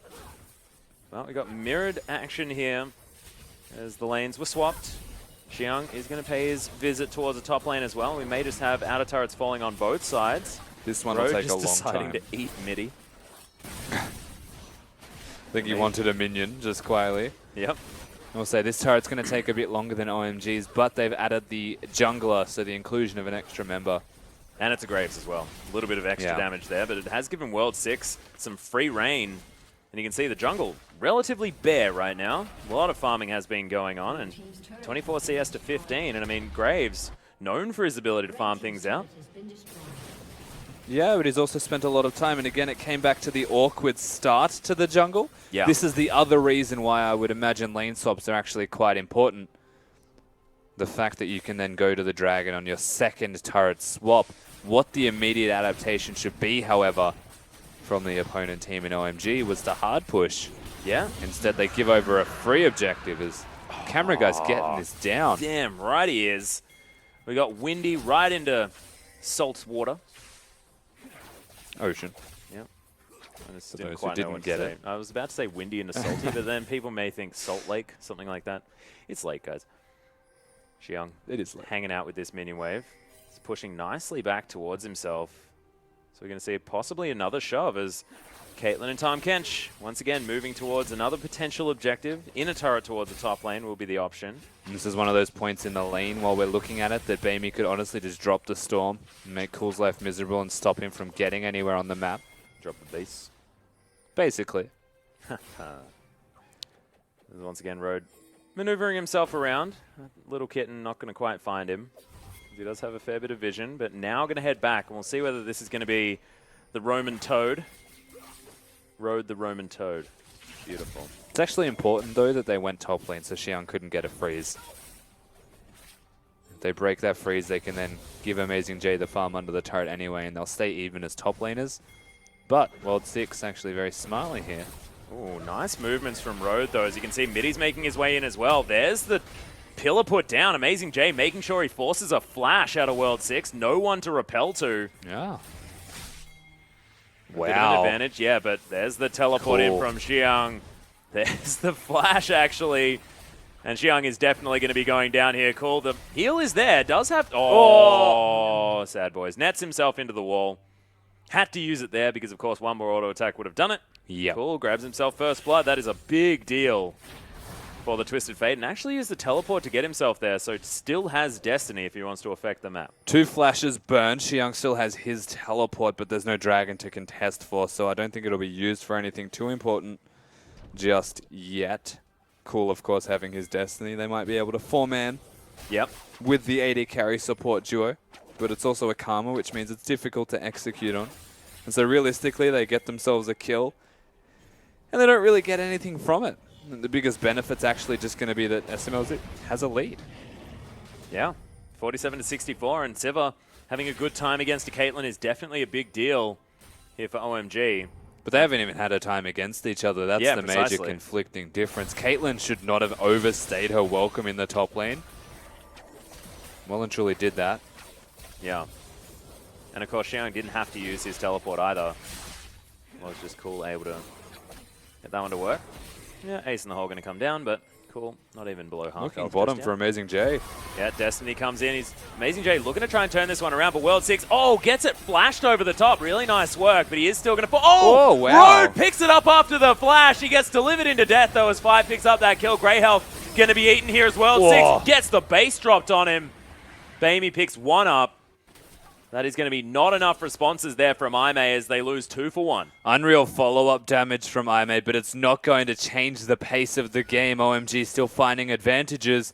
Cool with his signature Twisted Fate, if not Ari, putting in work. Yeah, 2-0-1 now as well. And we always talk about Twisted Fates like, can their first roam do the work? Is that what's going to be able to get them to a point where they are in control? Because as soon as the Twisted Fate's behind, it's difficult because you just, you teleport in to die. And that's not so much of a good idea. Yeah, Now he absolutely. needs to be respected. Yep, except that Victor and the rest of IMA are still looking to pressure that lane out, as Middy's is going to have a hard time finding this ward. Really hard time. Naturally, though, IMA still looking quite strong. I think the problem's going to be the Caitlyn, and we're always going to come back towards looking at this. Yeah. There's just no safe place for her to be against the Twisted Fate. Whilst the ultimate's down, perhaps it is. It's just not ideal. And it's a mid-game Trough champion as well. Yeah. So if OMG do manage to get their lead, there's not going to be a lot Jinjiao can actually do to affect the situation. And look at the way he has to play right now. He doesn't know where the jungler is, and OMG are freezing. He needs to push into an awkward position just to break a freeze. IMA, however, do have a lot of vision towards that bottom side of the map, so not a lot of flank opportunity here available for OMG. Bringing down Victor. It is actually going to be the snare coming in, but Road, of course, able to nab his Caitlyn out of the way. So far, we have seen how useful a Tahm Kench can be against these pick comps. Proactive, though, is what OMG are this time around, and it feels like the team who has control is the team actively making steps towards winning. Yeah, well, World 6 actually taking a fair bit of damage, does have the repel, help himself out, but there are a lot of members converging on this mid lane. Jinjiao, of course, going to make his way in as well as World 6 heads towards the top side of the map to grab the Krug camp. I mean, we're 11.5 minutes into this game, and I still feel like OMG is like outright winning. And I know they're not, but like 2.4k roughly at this stage is a lot. Yeah, nothing to scoff at here at 11 minutes. And they need to find some serious skirmishes, put themselves in this. Because Jinjiao sharing farm with Bamey is not okay. No, of course, Bamey did take that opportunity to head back to base. But of course, Cool did as well. He's got a Lich Bane now already done. This Twist of Fate, very, very strong, already moving in towards this sort of split push opportunity.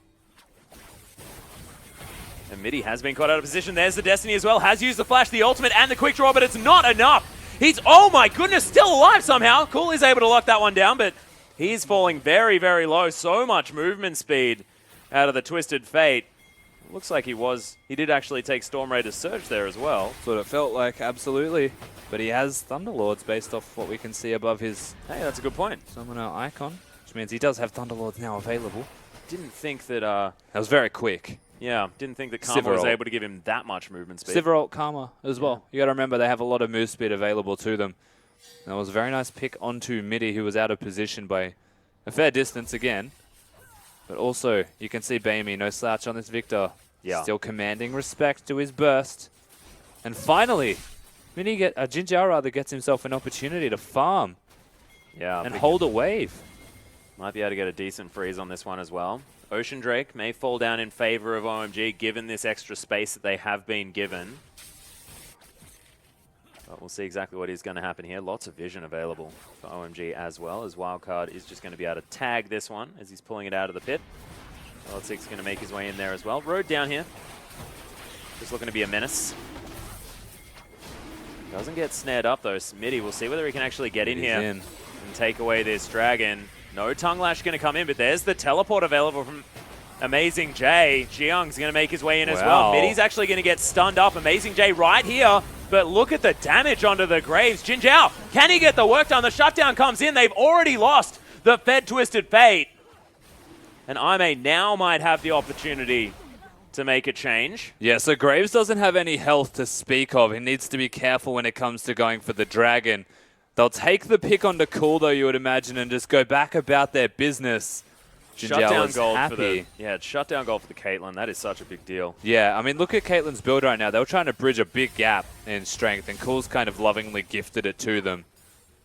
I don't think there's a whole lot that they're able to actually get done here, OMG.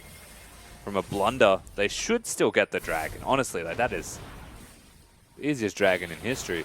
Yeah, especially when blue buff is going to be delivered to Bamey as the priority. So wards are there, but I am saying, all right, we pushed our luck enough by getting that nice pick off. This dragon's going to level while they're taking it.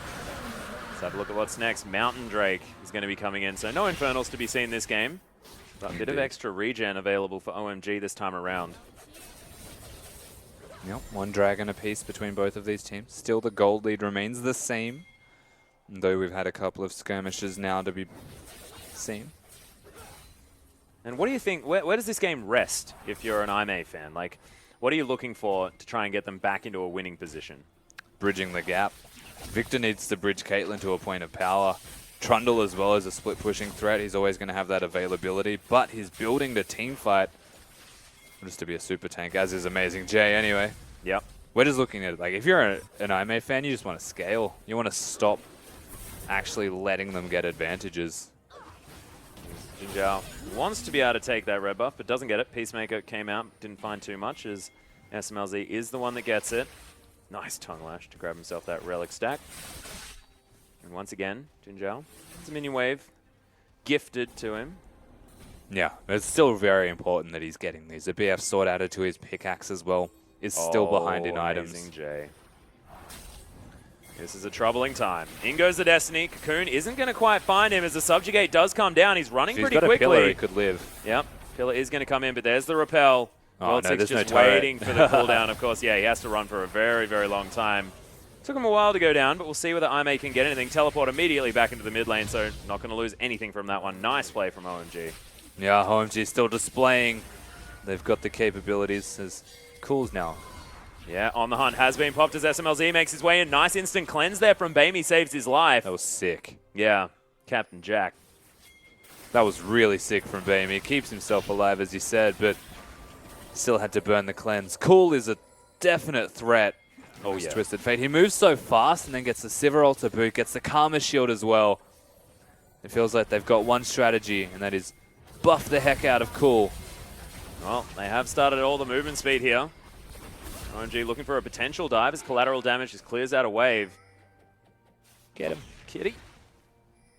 Still doing well, Bamey. He's probably the saving grace of this entire game. Yeah. Perfect hex score done as well, so Chaos Storm has to be respected even with all the movement speed that OMG have. Yeah, the base damage of it is quite strong, so level 11 is actually what I'm looking towards. Yeah. The burst is unreal. Teamfight's still entirely winnable by IM.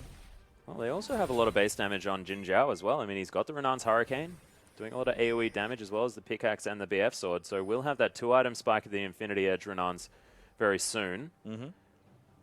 So they are slowly bridging, slowly creating just holding on. Situation. Exactly, and the gold lead has not changed. I mean, what is it, 2.3k?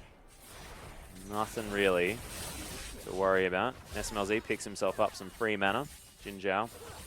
There's a sale at the store, I think.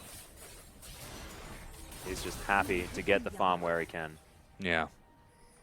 It's kind of the name of the game, and we'll continue to allude to that fact for IM. They just want to farm, they want to scale, they want to sit pretty when they get towards the 25 to 30 minute mark perhaps and finish more items. Yeah. OMG, on the other hand, even building a zone use on Cool, they're showing signs of aggression, and it doesn't show signs of slowing down.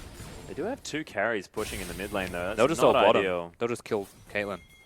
Well, you're exactly right. Oh, Abyssal Voyage is going to come in. The heel's down. He's been eaten. Jin Zhao is going to fall eventually, but Jiang is now in an uncomfortable position. Nice knockup comes in. Chaos Storm going to be down there as well as Road picks up the kill. So the trade 80 carry for top laner means that OMG, I mean, they instigated it. But honestly, came out relatively even. Yeah, but they've lost control of the middle lane. So whilst they get an even trade, OMG is still going to be able to push in here. It's going to be hard for Midi to defend. Yep, collateral damage is there. End of the line. Means that they will have to tank this one up, but are going to do so quite easily. Yeah. A couple of minions remain. And so whilst it's a 1-for-1 trade, they get themselves the turret. Like it. And it was all a part of their grand plan. Road also, I think, actually missed playing. It was a real opportunity for him to eat Jin Zhao, but he didn't do it. Everyone was sort of stacked on No, top. okay, so there was a distinct like half-second period where Jin Zhao had netted away from the Twist of Fate after the stun had ended and Road couldn't get to him. Perhaps it was a positioning or communication issue. We'll see whether next time can come out ahead. It's Jin Zhao. Still not enough money to pick up the Infinity Edge. The Cull has procced, so a bit of extra cash there for the Caitlyn. 1, 2, and 2. But of course the kill score isn't really the big deal here. It's the fact that he's 50 CS behind SMLZ, who's just been eating creep waves. They've been served up to him. Yeah, not having a great time, to be perfectly honest with you. Jin Zhao has been predetermined feature since the start of this game. Yeah. They did it to themselves in the lane swap. They wanted Amazing J to be ahead. But hasn't amounted to anything. He's just getting ulted by Twisted Fate. Time and again, when we see teams play against OMG and disrespect his Twisted Fate. He makes you respect it. So I actually really liked what was done into Snake. In fact, yesterday, Tank had his Twisted Fate banned whenever Snake are on the red side. Just because that counterpick Twisted Fate is always a threat. If you've got a Twisted Fate player, you have to respect it as in comes the Abyssal Voyage. Xiong forced to run out of the way. There's the ultimate to come in as well. He's going to get eaten, repositioned, and then destroyed. Going to take a while there, but it's a perfect timing for this dragon to come up. Cool. Yeah, but Split he pushing is towards the top side. Still with teleport available, Cool is going to draw attention. They opt into not even going for the dragon because they can't, and they're probably going to lose turrets for this. Yeah, inner possibly to fall towards the top side of the map. Well, definitely to fall. Mid lane inner turret was also pressured out of the way as, oh, turret does eventually fall. So Cool. Not Just sure being how a it nuisance. fell. Not sure how it fell. Just decided it didn't want to stand. Yeah, it was done. It was like, come on, it's basically enough. It's been a long day. Top lane as Siver and TF. Yeah, on the hunt has been popped here as end of the line comes in. Midi wants to be able to find something here. It's Cool, looking for it onto Road. Road the Toad. This is like, they are completely running Aimee around the map at the moment. Which is Twisted exactly what Fate. Aimee was doing in game number 1. Yeah, but this is because of the draft, 100%. Like, they've just put themselves into this predicament. And they're now forced to bear the brunt of it. Yeah. The TF gets a turret top lane, just ults his way back towards the middle lane. We've seen him pressuring mid lane, then just ult bottom lane and kill the Caitlyn. You pick yourself Caitlyn, and you don't give them an opportunity to make it through the early game. They hit this mid-game trough. Then you get capitalized on. And Siver literally just has to press R and watch the game win. Yep. Of course, 5 has it a little bit more difficult. He has to press R and then E. But the same thing will happen in the end. Might need to do some right-clicking as well. And it's a comp designed around Elise and Twisted Fate, respectively. Yeah, it's actually really cool. And it only really works when they get ahead. Because the pick composition is basically irrelevant if anyone is losing. Because he's a 4-1 and 3 TF, and Elise is still farming decently and has items at the very least. We'll still have the cocoon there. Things are looking very positive here for OMG. Well, Amazing J has finished his first couple of items. Going very, very tanky for the Trundle. Often we do see things like the Iceborne Gauntlet finish first, things like the Ravenous Hydra there as well, but not going to happen this time. Amazing J looking to just try and be a body. Well, he has no wave clear, so up against the Twisted Fate, he'll actually run into problems. Yeah, I mean, Sunfire Cape is at least a thing. Well, that's now his primary wave clear. It's standing in the middle of a minion wave, which again, Twisted Fate kind of enjoys that. I don't think they want to focus the Trundle. I feel like he's built himself into irrelevance. In that respect, he's just going to be that body you mentioned. It means that Cool will be staying in the same lane as him and then just being elsewhere and killing the Caitlyn or the Graves in rotation and then potentially even looking at the Baron now. Well, he's got all of his tools available, does Cool and the Twisted Fate. So we'll see exactly what Aimee are actually going to be able to do. As OMG running out of vision a little bit here towards the top side, but OMG, they've pulled the trigger, looking for Baimi there as well. He's got the flash. He's got the cleanse, but he doesn't need to use either. Yeah, Siver Ultimate and Karma's Mantra used. I think Amazing J actually causing issues for Cool and getting out of the lane. Yeah. Potentially stopping that from happening at all. From what I've seen in terms of map movements, Cool's definitely shot calling. Well, right now, at least able to continue pushing out waves. SMLZ doing the same thing in the mid lane. But the Caitlyn, slowly but surely. Getting stuff. Yeah. It's definitely getting stuff. It's just a matter of when.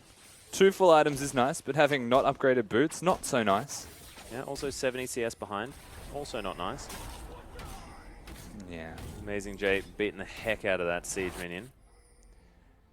Midi as well, positioning himself around this Baron. Aimee just looking like they don't quite know what to do next in order to get themselves back into this game. Last game, it was all about them being so proactive, so sure of themselves in their movements. Now you can see OMG looking to try and find themselves a pick here in the jungle. Pink Ward is there. Baimi is able to get that. That was very impressive that he got that at all. World 6 actually smited for him. Oh, nice. Yeah, so tried desperately to steal it and tried to outsmite Midi, but Midi didn't smite at all. There you go, the mind games continue and Baimi somehow getting that blue buff. Well, definitely a good thing. Needlessly large rod now done as well. Lucidity boots there. 20% CDR now with the Abyssal Scepter also completed. So Baimi doing work. And this is actually like the initial question that we raised. They won game 1. We come into game 2 draft, and there's been a different strategy. New players as well being picked on the roster. Yep. How do they play when they're losing? Honestly, doesn't feel like they play the game at all. They just watch the game play them. They need to start making things happen. Looking very good for OMG. Both of their carries getting very even amounts. Rest of the team just dealing with whatever. As Amazing J actually picking up a whole lot more of the money here for IMA. By a whole lot more, it's just there's not a lot to divvy out, as now he might be caught out of position. There's the Destiny. Amazing J is going to have a lot of health bar to get through, as he does throw down the Subjugate, and the rest of IMA have found their way in. Amazing J just says, yeah, you can do that as many times as you want, buddy. It's kind of like a second-rate Twisted Fate ultimate, but Tom Kench has always been at the right place at the right time with somebody inside his mouth. Yeah. He gets there. So all that Amazing J has to do is live through the initial burst and gets out safely without a summon, a spell burn. That's a big positive. Get on the voyage, guys. Yeah. We'll take you to the promised land. Well, thankfully, it did work out. Now almost has his Locket of the Iron Solari as well. So building up towards being that secondary tank to augment Amazing J.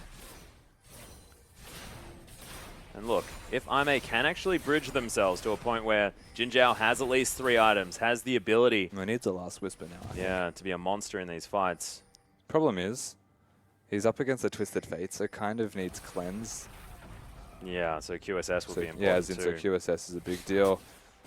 But that's too many items at once, so he has to choose. Do I go aggressive? It's a Randawin's Elise, it's a Sunfire, Maokai. Like, it's even a Zone use, so I could afford to go Last Whisper right now and have a very efficient item buy.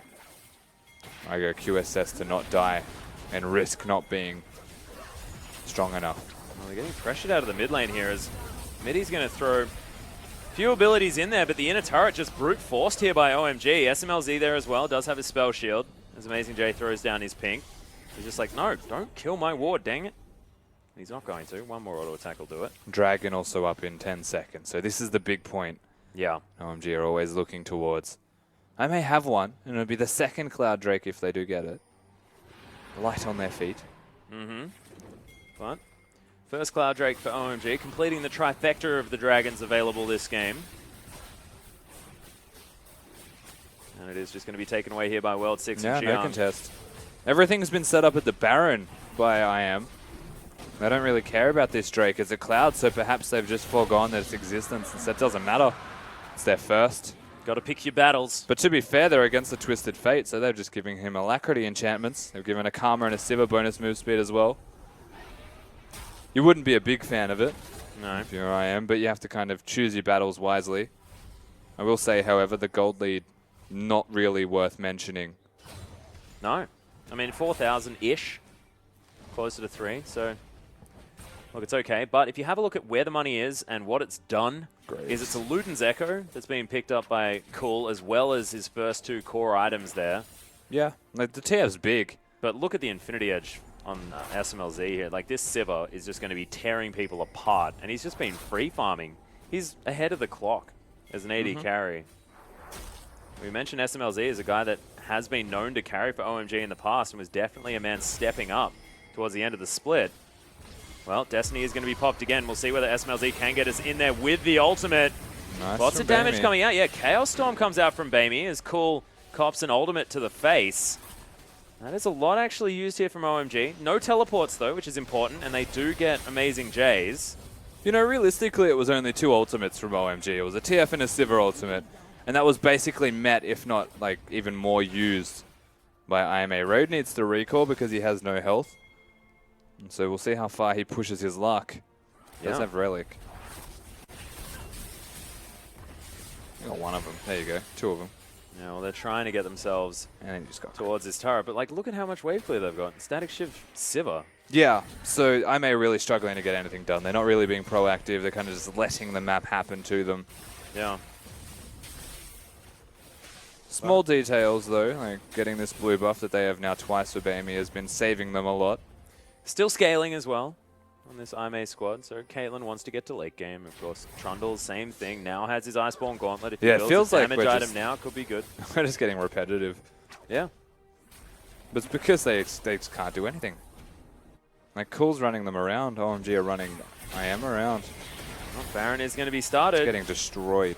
Not just started. Exactly right. And with Trundle towards the bottom side of the map, not a whole lot they can do. Bamey looking to try and set up. Does have Gravity Field available as they're going to turn off it. Lots of shields. Cool has teleport, so they're baiting the Baron so you can get turrets. Like, Twisted Fate's one of the most oppressive split pushes in the game past 20 minutes once he gets that Lich Bane. There's another easy turret just taken. Not 5, actually. He's going to throw down the snare, but Mitty has to flash out of the way. That crit did so much work. Just dives into Rhodes' belly. He's going to be safe for now. Destiny not going to be acted upon. Bottom. Yeah, he's just going to head straight back towards that turret. Try and get himself towards an inhibitor. But, of course, IMA not quite out of it just yet. Destiny is going to come in. Oh, nice pillar from Amazing J. And Cool, he's going to fall down. Jinjiao picks himself up another kill, but Baron has been started once again. Can they get there in time? This is going to be the big deal. Jinjiao also has no health to his name. It's very important that what Bamey does right now Death Ray doing work. 5 in trouble. Flashes forward. Chaos Storm is there. World 6 is going to die. Bamey on his own against 4. Chaos Storm still here. Double kill comes in. This is massive. He's got another Q. Picked up by the support. OMG. That could be the Baron throw. As Xiang, he might fall down at the same time. Road picks up that kill. And now Aimee moving towards the Baron. Out with the subs and in with Bamey. He comes up so clutch for IM. 3 people on the bottom side of the map, and it just does not matter. The Victor's burst is unreal. Easy Baron pickup, an easy team fight victory on the back of 1 member. That is huge. Under 2,000 gold now the lead for OMG. And they were controlling the game, and now they've lost it. It's the decision-making of SMLZ and Xiang as well. They just can't get in here. But this is the dangerous thing. The pulsation pop of Victor's Chaos Storm with a Q and laser instantly kills him. Like, instantly. Yeah, it's like he had Chaos Storm again for SMLZ. And that's the gross thing about current Chaos Storm. It does like 300 bonus damage at level 11, so it's only level 2 for him at that stage because he was 15. Now level 16. Which means 450, an extra 150 per level, I think it is roughly, which is insane.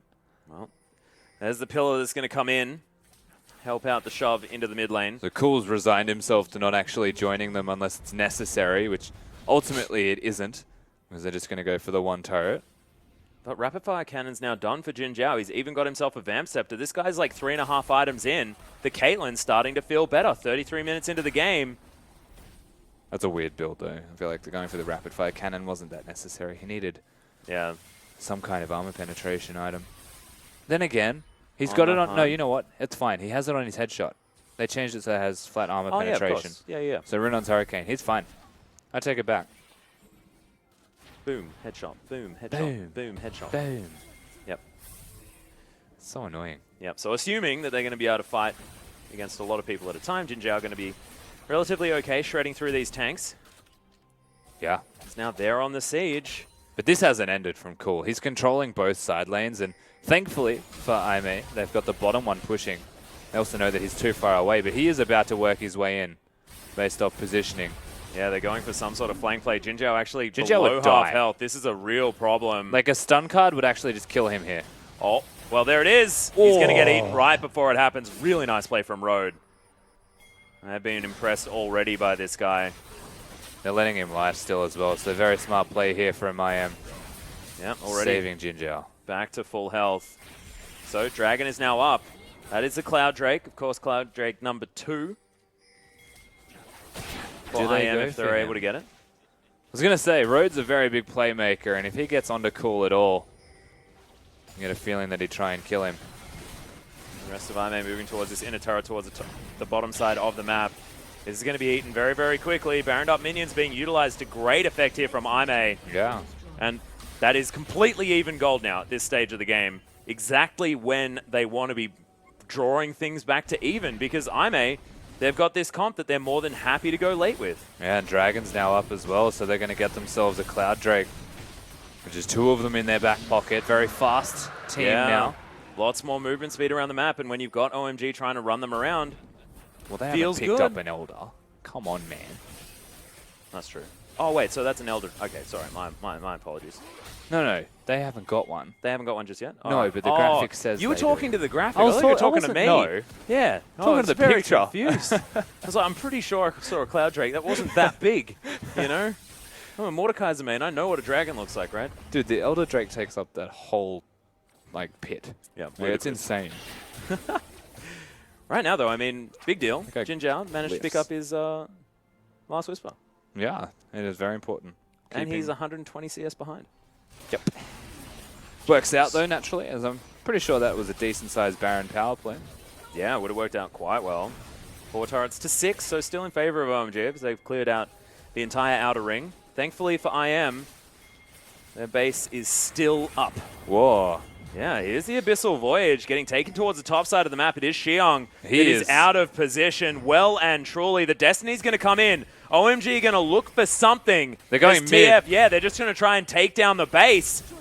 In goes Cool. They will be able to start tanking this one up. The rest of IM looking to try and take down Xiong and then move forward. He's going to die. Can they get any more? Amazing J being a big problem for them, but he doesn't necessarily have a target for the Subjugate, and he's going to get chain CC'd. Flashes Wow, out. he He's lived. going to survive, saves the turret. Amazing J living up to his name. Amazing J is basically the hero that I am need.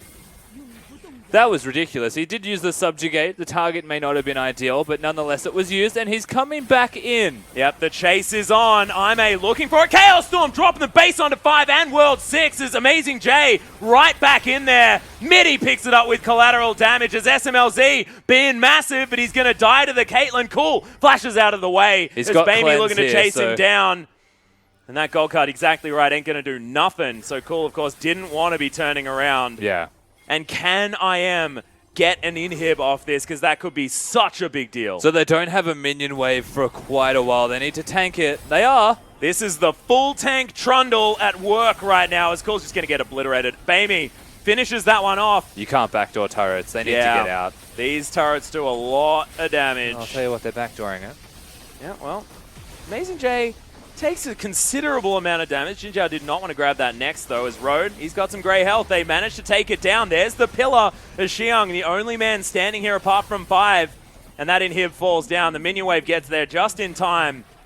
And Ime, they've turned this game on its head. 3,000 gold now in the lead, and that's approximately the largest lead that we've seen this game. Yeah, very impressive performance thus far from IMA in game number 2. From a gold deficit, they've now put themselves up by a decent amount. Mostly the control on the map, I think, is worth noting. Shinjo actually gets over a wall this time. OMG are playing the map more than they're playing IM. And I feel like it's also coming back to bite them in the bum. Yeah. Because whilst it's a good strategy by having the Twisted Fate to do it, and I think it's something they now have to commit to doing, simply because he is running around the map, it's also just not going to work now that they're behind in gold. Well, there's also the fact that now there's 35 seconds on the Baron. Baron inhibitor now down for OMG. No teleports apart from Cools, who has sort of redundant global abilities right now. Probably needs to start using them to check things out. Like, he's so fast that he is just walking to use his ultimate, which is very weird. What he should be doing is teleporting so that if it comes down to it and needs to re-engage, he can use his ultimate, but he's not using the TP at all. And they've been running into issues. Still have a feeling that OMG are well and truly equipped to win a fight. Oh, yeah. But at the moment, state of the game-wise, Cool looking to try and set up a siege in the mid lane. Abyssal Voyage is coming in. They're looking to try and find him. He's too quick. Can he use the Destiny in time? They can't actually stop it. Oh, here we go. The headshot hit him. Oh, we didn't get to see it. Oh, so excited. Ultimate is going to be traded there, though. Teleport's still up, but I mean, that is only the Abyssal Voyage used. And he's got 20%, 30% cooldown reduction on the side of road. The trap line stopping them from Happy passing, birthday, though. Ian McKellen. Yes, they shall not pass. Wow, this is getting chunked out. OMG. Yeah, looking to try and turn on this one as well. Lots of movement speed coming in. There's the teleport from Cool to try and get into the back line. Snare goes in on Amazing J. As now Midi standing in the back line. Jinjiao also standing in the back line. Pillar goes down, giving them some extra But this vision. is good for OMG because they want to poke them out. They want to re-engage and then disengage until it's favorable for them. And now they've got the inside track to the middle lane. IM have no way of getting there. Well, base gate is going to get them in, but this turret is not long for the world. That gets taken down. Filing in Ime. It looks like the inhibitor will survive, but so will the Baron. And I am now waiting for their minions to do the work. They're trying to stop the backs as best they can. Lots of movement speed available for OMG, How fast though. Cool is. It's ridiculous. Ludicrous He amount of has, speed. like, move speed, quints, and everything. This guy is, like, decked out. He's got 2 movement speed items in But- the Lich Bane and the Luden's Echo and Swifties. Holy He crap. did use his teleport. He's about to have his ultimate available, however, so thankfully for them, he can reset, go towards that bottom lane. You get a feeling that IM are going to start it up on the assumption he doesn't have it. Yep. He absolutely does, and you can see him running over already. Yeah, Destiny is going to come in here, but it means that there are still super creeps in that base. The Baron down very, very low. Xiong has made his way in. Amazing J is gigantic right now, and Xiong is going to fall down. Collateral damage comes in. Road somehow still alive. Look at the Chaos Storm doing so much work, and turrets are falling down in the base. OMG have to try and get back in there. Yeah, very impressive stuff from IMA once again. They keep themselves in this game. Amazing J is so tanky, it's unbelievable. And that was very well timed from this IM team because they saw that Cool was going to go defend the minions, but he starts up the Baron. And once the Baron was started, they had no choice but to run over and try and stop it with TF Salt. Well, he has neither available now. And Jin Zhao, Road, and Baimi have been demolishing this. World 6. Not going to happen there as he immediately flashes after getting in there with the repel. Baimi was the one that was able to lock that one down. I have a feeling he's got a lot of burst damage. It might actually do more than Smite. Arguable, depending on if he uses his ultimate, but I agree with you. Elder Dragon, no. Yeah. That'll mean 90 bonus damage on hit, 135 including the Elder Dragon buff. And Baron minions to boot, but They're teleporting in to fight this one. This is a must fight. down to Traps are half set up. health now. Xiong at the front line doing battle here as Aime now just moving towards the base. They've got OMG slightly out of position. They'd be happy What to are base OMG race gonna this do? one. So much pinging going down. OMG are recalling. They're trying to get back in time. They've got Baroned up super creeps now heading towards this base. In goes the Destiny. As now Aime may have just thrown the gauntlet right now. This Trundle is so big. And of course there is a Maokai there as well. The Subjugate going to be very, very important in trying to whittle down this Maokai. Now, once again, very smart. Of course, the inhibitor is about to respawn. So in terms of timing, they couldn't have done it better to Stunning. keep control of the map. They can go straight back to the Elder Dragon. They can rinse and repeat this now. They can even go mid. Yeah.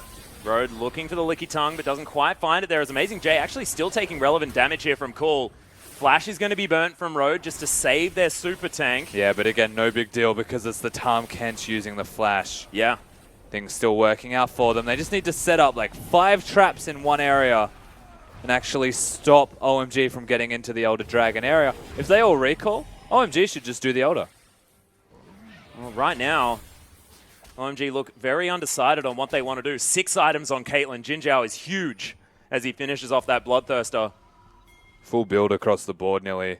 Yeah. 500 CS at 43 minutes is SMLZ. Jesus That's unreasonable. Christ. He should be giving farm to other people on his team, but just sold his boots for a Zeal, so that's where it's going. He's actually weaker now. I don't think Zeal's as efficient as Boots. I agree. Depends on what his goal is. He has his ultimate and Karma's move speed to make up for it. Amazing J as well. Full tank Trundle. He's now got a Guardian Angel.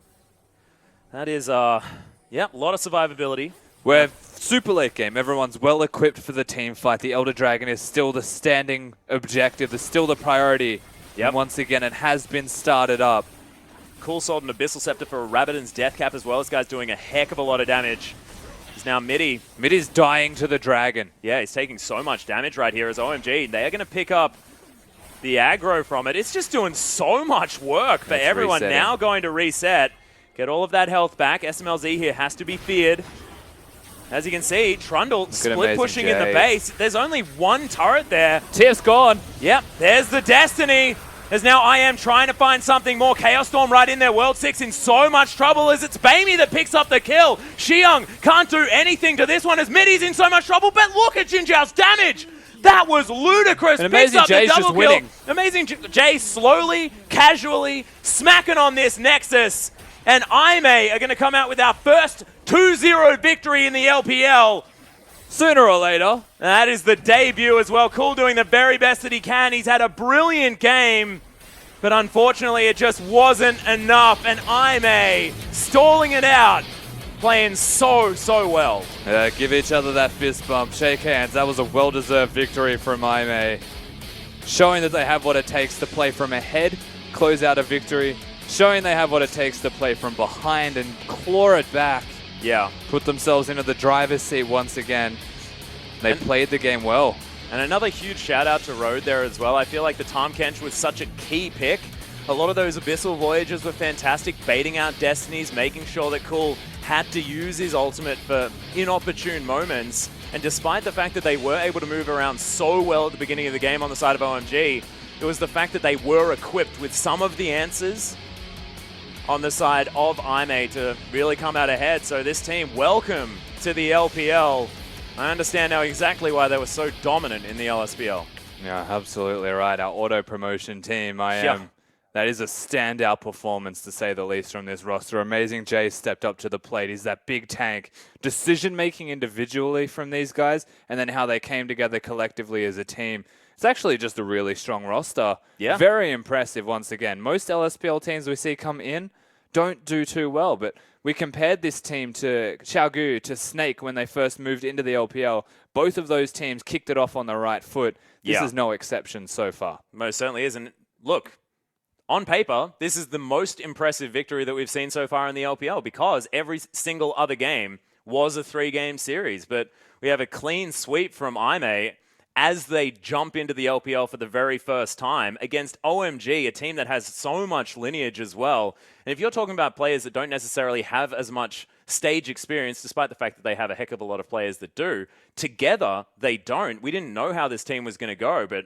my God, brilliantly right now. And I just want to go back to, like, Road is so good. Road is good. He's a very impressive support. I think he's a standout feature of this team and something that we have to look towards as the LPL split moves forwards. Because honestly, playmaking on Bard, saving his team as Tahm Kench. It makes me think of like the IWC, like I was watching Dumbledore all over again. But this time he's an LPL king and was just massive for his team. As far as I'm concerned, Jin Zhao built his items specifically to note that Road was going to save him throughout that game, and it worked. Twisted Fate gold cards that would have outright killed him, saved him every single time without a doubt. I feel like they're just a strong team, and that's the key word. Yeah, and they seem to know what they're doing as well as far as like getting themselves into winning positions. We are going to have a look at the results for today. RNG were able to claw a victory against WE, back-to-back victories after a first game loss, getting those jitters out of the way, but still looking fantastic. Uzi there with double MVP performances, Siva and Ezreal games 2 and 3, and my God, did he deserve them. Uzi went off. Yeah, looking brilliant on RNG. And there, IMA able to take back-to-back wins against OMG for their first best-of-3 series in the LPL. Formerly EDE, of course, the EDG sister team. And man, it just looks like the perfect place for Amazing J to go off, for Athena to go off, Bamey as well, who had one of the best performances that I've ever seen him have. Almost solo carrying towards that Baron pit, where he made that phenomenal play to really get them back in there. You can see standings are going to be IMA sitting on top with RNG. WE unfortunately grabbing a loss. OMG doing the same thing. Next matchups, of course, tomorrow night it is going to be EDG taking on Snake. Game Talents against Saint, 2 of our newcomers, and Newbie are going to try their hand against Invictus. Of course, Newbie formerly QG. And that will be a really fun matchup as well, because I'm really looking forward to seeing IG back again. Tarbe still a support player, but of course, very, very similar team, and a team very comfortable with having a former AD carry player in the jungle. Kid looking phenomenal. Really excited to see what has happened to this squad during the offseason. Yeah, absolutely right. Tarbe adding some shot calling to the team as well. So as far as I'm concerned, it should be an upgrade for team play, perhaps not at an individual level. Tarbe has never been known as the best mechanical player, especially not now, because he's back from retirement. Yeah, and he's no longer in the meta. But Invictus Gaming still showing a lot of positive signs because they haven't changed the roster, similar to that of World Elite, who unfortunately went down today to RNG. Yeah, but World Elite did actually look very, very strong doing it, because RNG are arguably this team that looked brilliant. They were the best team in the LPL for split number 1. And then afterwards, they pick up Uzi, looking even stronger. We are going to have MVP, though, for our final match, and it is going to be Bamey. So back-to-back Victor MVPs, but my God, did he deserve it. 807 at the end of the day. The guy was legendary.